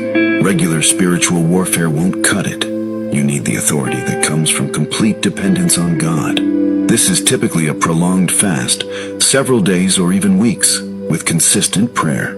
Moses fasted 40 days before receiving the 10 Commandments. Jesus fasted 40 days before starting his ministry. Both faced demonic opposition immediately after. Both won. The fourth method is the most accessible, the partial fast. You skip 1 or 2 meals and dedicate that time to prayer instead. Acts 13:2 says, "While they were worshiping the Lord and fasting, the Holy Spirit said, 'Set apart for me Barnabas and Saul.'" Notice what happened during their fast? The Holy Spirit spoke clearly. Fasting doesn't just weaken demons. It sharpens your spiritual hearing. You start discerning things you couldn't before. Lies lose their power. Temptations lose their grip. Your spirit becomes stronger than your flesh. Here's what ties all 4 methods together. Sacrifice. Demons want you comfortable, distracted, and controlled by your appetites. Fasting flips the script. It says, "My body doesn't control me. God does." And when you operate from that place, hell has no leverage. So here's the truth. Fasting isn't about impressing God. He's already impressed by Jesus. Fasting is about aligning yourself with heaven's power and cutting off hell's access to your life. Every time you fast, you're making a declaration. My appetite doesn't run me. God does. And demons can't stand against that kind of surrender. If you've been battling something that won't break, an addiction, a stronghold, a situation that keeps recycling, maybe it's time to try what Jesus recommended. Pick one of these 4 methods. Start small if you need to. The Daniel fast is a great beginner option. The partial fast works for busy schedules. But whatever you choose, commit to it with prayer. Don't just skip meals. Replace them with God. Remember what that demon confessed in 1987? He feared fasting, not because it's magic, but because it proves you're serious. And when hell sees a Christian who's willing to sacrifice comfort for God's presence, they know they're dealing with someone dangerous. If this opened your eyes to something you've been missing, don't keep it to yourself. Share this with someone who needs to know that their breakthrough might be one fast away. Man, that's such a great video. Yeah. Someone in chat, I think it was Kelsey, said thank you. Hey, you're welcome. And had to share it. I saw it this week and just really loved it, man. It's like, yeah, because now I was already thinking I need to do one soon. So that helps. And it's really encouraging. I really like the line, don't just skip meals, spend time with God. It's like, yeah, there you go. There you go. More of the 3i Atlas stuff. I think we're pretty solid on that for the day, for the week. Unexplained Mysteries.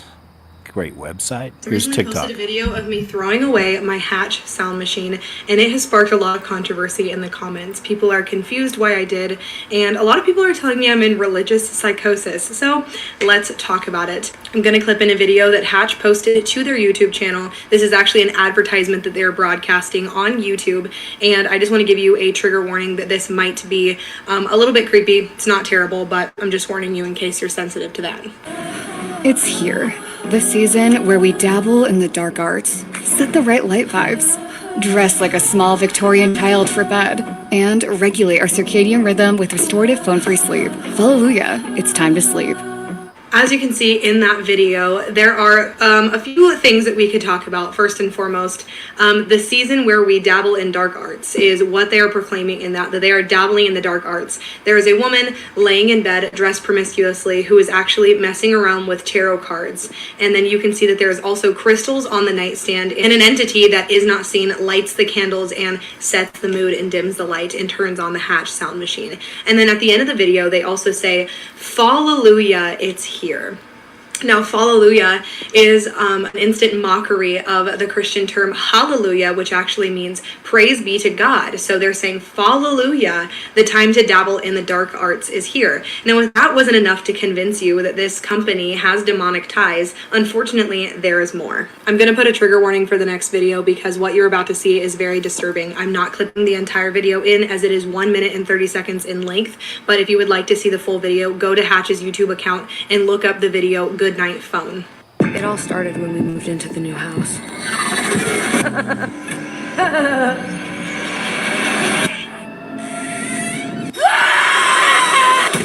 Confusion. Again, Ava? 3 days. Psychosis. It was a It parasite. won't stop until it gets what it wants. Me? Sleep. Freaking what?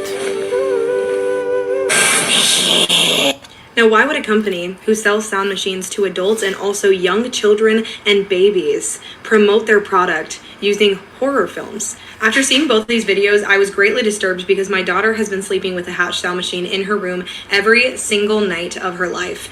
And recently, I've actually lost the control of controlling it from my cell phone. Usually, there's an app that you have that controls the Hatch sound machine. You can turn it on, off, change the volume and the sound. But recently, my Hatch machine decided that it had a mind of its own and literally was shutting itself on and off whenever it wanted to, changing the sound, and I had no control over it in the app anymore. Many different people have come out saying that they have heard voices in their Hatch sound machines whenever they are trying to go to sleep, or they hear it in their kids' rooms as they're watching on the baby monitor, that they feel like they can hear a conversation happening, but they can't quite understand the words. No matter what sound they chose in the sound machine, they would still hear these conversations. And one of my close friends actually called me about this a few months back and said, "Hey, I feel really weird about my son's Hatch sound machine. I literally can hear people talking in it."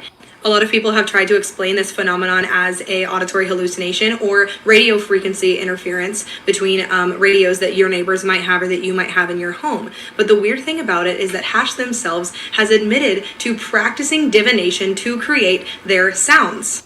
On their webpage, they actually state that they believe that sleep is a ritual and that we should have a nightly ritual to fall asleep to. On their blog post about making the sounds for the Hatch sound machine, they claim incorporating other sounds can give your brain something to latch onto. Zodiac sounds create a full-on experience that matches the energy of each sun sign, and they guarantee that your zodiac sign will appreciate the sounds that they make, and you will in turn sleep better because of it. As a Christian, it's important to understand that zodiac signs are demonic, that it is actually a form of divination, and the Lord has actually warned us against divination many times in Scripture.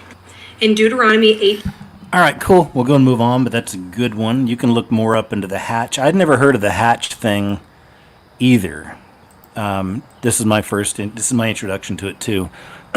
But you can check out more if you like from her channel. It's Charity is me. Charity is me. Charity is me over on TikTok. Cool. Last clip, guys. Kai Sent introduced witchcraft live on stream.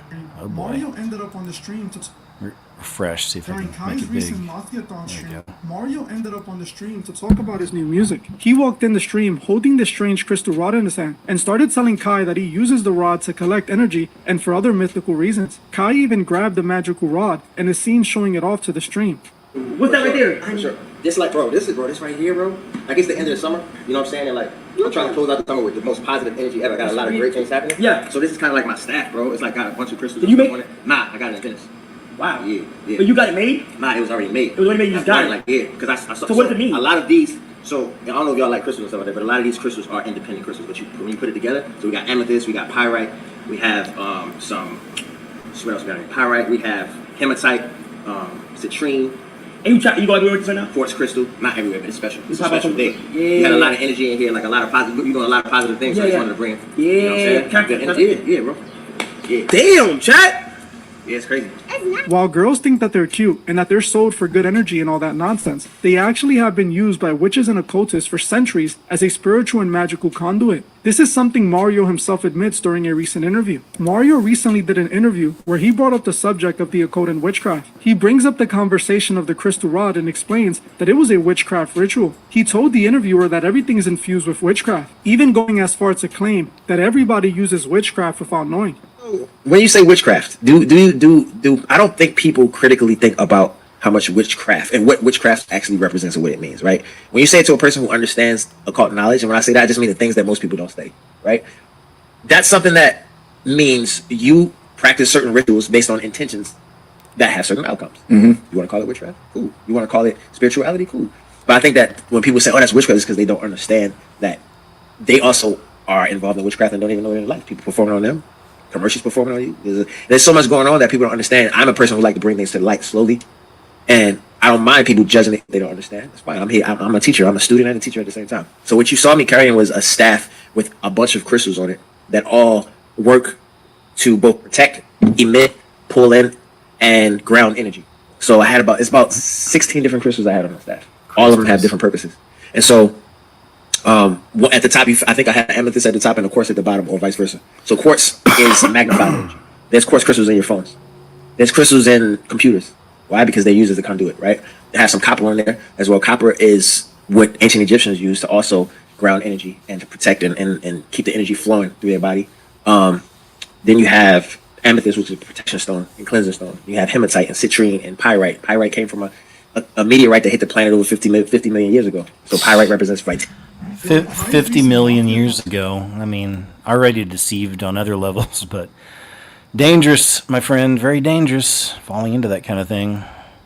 But that was the last clip, man, so that means I always want to, at the end of my shows, I always want to mention salvation to anybody who may not have accepted that free gift yet. The salvation from Jesus, it's truly the best choice you could ever make. It's the most important choice you'll ever have to make. And we all have to make that choice, man. This life is but a vapor, the Bible tells us. Before you know it, it's over. Some people last longer than others. But we all go to either one of two places. And the only guarantee you can have to make it to heaven is through Jesus. That's it. You know, he's the only way. It's through the Son to the Father. And I'm trying to scroll through here and see. For God so loved the world that he gave his one and only Son, which is Jesus, that whoever believes in him shall not perish but have eternal life. God did not send his Son into the world to condemn the world, but to save the world through him. Whoever believes in him is not condemned, but whoever does not believe stands condemned already, because they have not believed in the name of God's one and only Son. So it always goes back to Jesus, trusting in him, confessing with your mouth, admitting you're a sinner, asking to be saved. Totally need to believe in your heart. You know that he really is the creator, came in the flesh, lived a perfect life, died a brutal death, was buried, resurrected 3 days later, and ascended to heaven. He's coming back for his bride. So please choose wisely, my friend. His precious blood covers all your sins, past, present, and future. Don't worry how sinful, dirty, dark you are or have been. You know, just be honest with him. You know, you're ready. Aren't you tired of being in these cycles of sin? Being a slave to things? It gets old, man. It's tiring. And the devil just wears us down with stuff like that. So yeah, break free. The Holy Spirit will help you with all those things. All right. That's my pitch. So thanks. Let me say a prayer too. Heavenly Father, I always got to thank you for the wonderful family, friends, community we've built up here online. And just thank you, really. They're all a blessing. Thank you so much. And on that note also, just thanks for blessing us. You know, you provide all things for us. So thank you for all the great things you provide. Thanks for helping us, for guiding us, for listening to us. I know a lot of people are having issues these days. The spiritual warfare is certainly running hot. A lot of people are having health issues and financial issues and everything else in between. So, Father, I just pray you help all of them, hear their prayers, and help them how you can or how you see fit, you know, if it be in your will, and just encourage them, you know, please, and strengthen them. And I also pray, of course, Lord, that we're all found worthy to escape the things coming upon this earth. Thanks once again just for all these wonderful people, this these friendships we have here, and just look forward to seeing all of them up there with you. On that note, we love you, and in Jesus' name I pray, amen. All right, excuse me. I'm going to throw background up here. And, yeah, so don't forget, here's one I don't see a whole lot. I don't use often. It's a good one, though. So don't forget, we got Monday, we'll be doing the Uncensored Show. And this week I got a new video coming out, but I've got other things coming too, man. I'm working on other side projects, so I'm trying to get some stuff moving, figuring out the shorts, putting some shorts up over there on the Scariest Movie Ever. Don't forget to check out the Scariest Movie Ever YouTube channel. YouTube just gave it back to me. I lost it for almost 2 years, I guess. Not quite, but close. And yeah, that's like where my beginning is, all my old shows, all my videos throughout the years, man. Please go check it out. And yeah, I look forward to getting all my work out, my new video out to y'all, and also seeing you Monday. There's a lot to show on Monday's show. It's the Uncensored KJ's What Happened show, so it's on Rumble, 2 p.m. Central Standard. And Tamara, thanks again. Thanks again to all of you who support the work. Please do support at Subscribestar if you're able, but any other way y'all have supported, man, thank you. Thanks for sending things towards the P.O. Box. I just wrote some people back recently, so thank you. And I think that about catches us up, you guys. So love y'all, man. I really appreciate you. Thanks again to those who joined last night, who were able to talk to me last night. It was really every one of y'all, man. Thank you. It was a pleasure. And if you didn't get a chance, check out the show from last night. It's also over on BitChute and Rumble now. And I think that's it, man. I think that's it. Okay. Good seeing everybody. Man, thank you again so much. You all have a wonderful weekend, and I'll see you in just a couple days at the Uncensored show over on Rumble, okay? All right. Take care, guys. Thanks again. And thanks for the kind donations and subscriptions, everybody, today. Thank you. All right, I'll see you next time.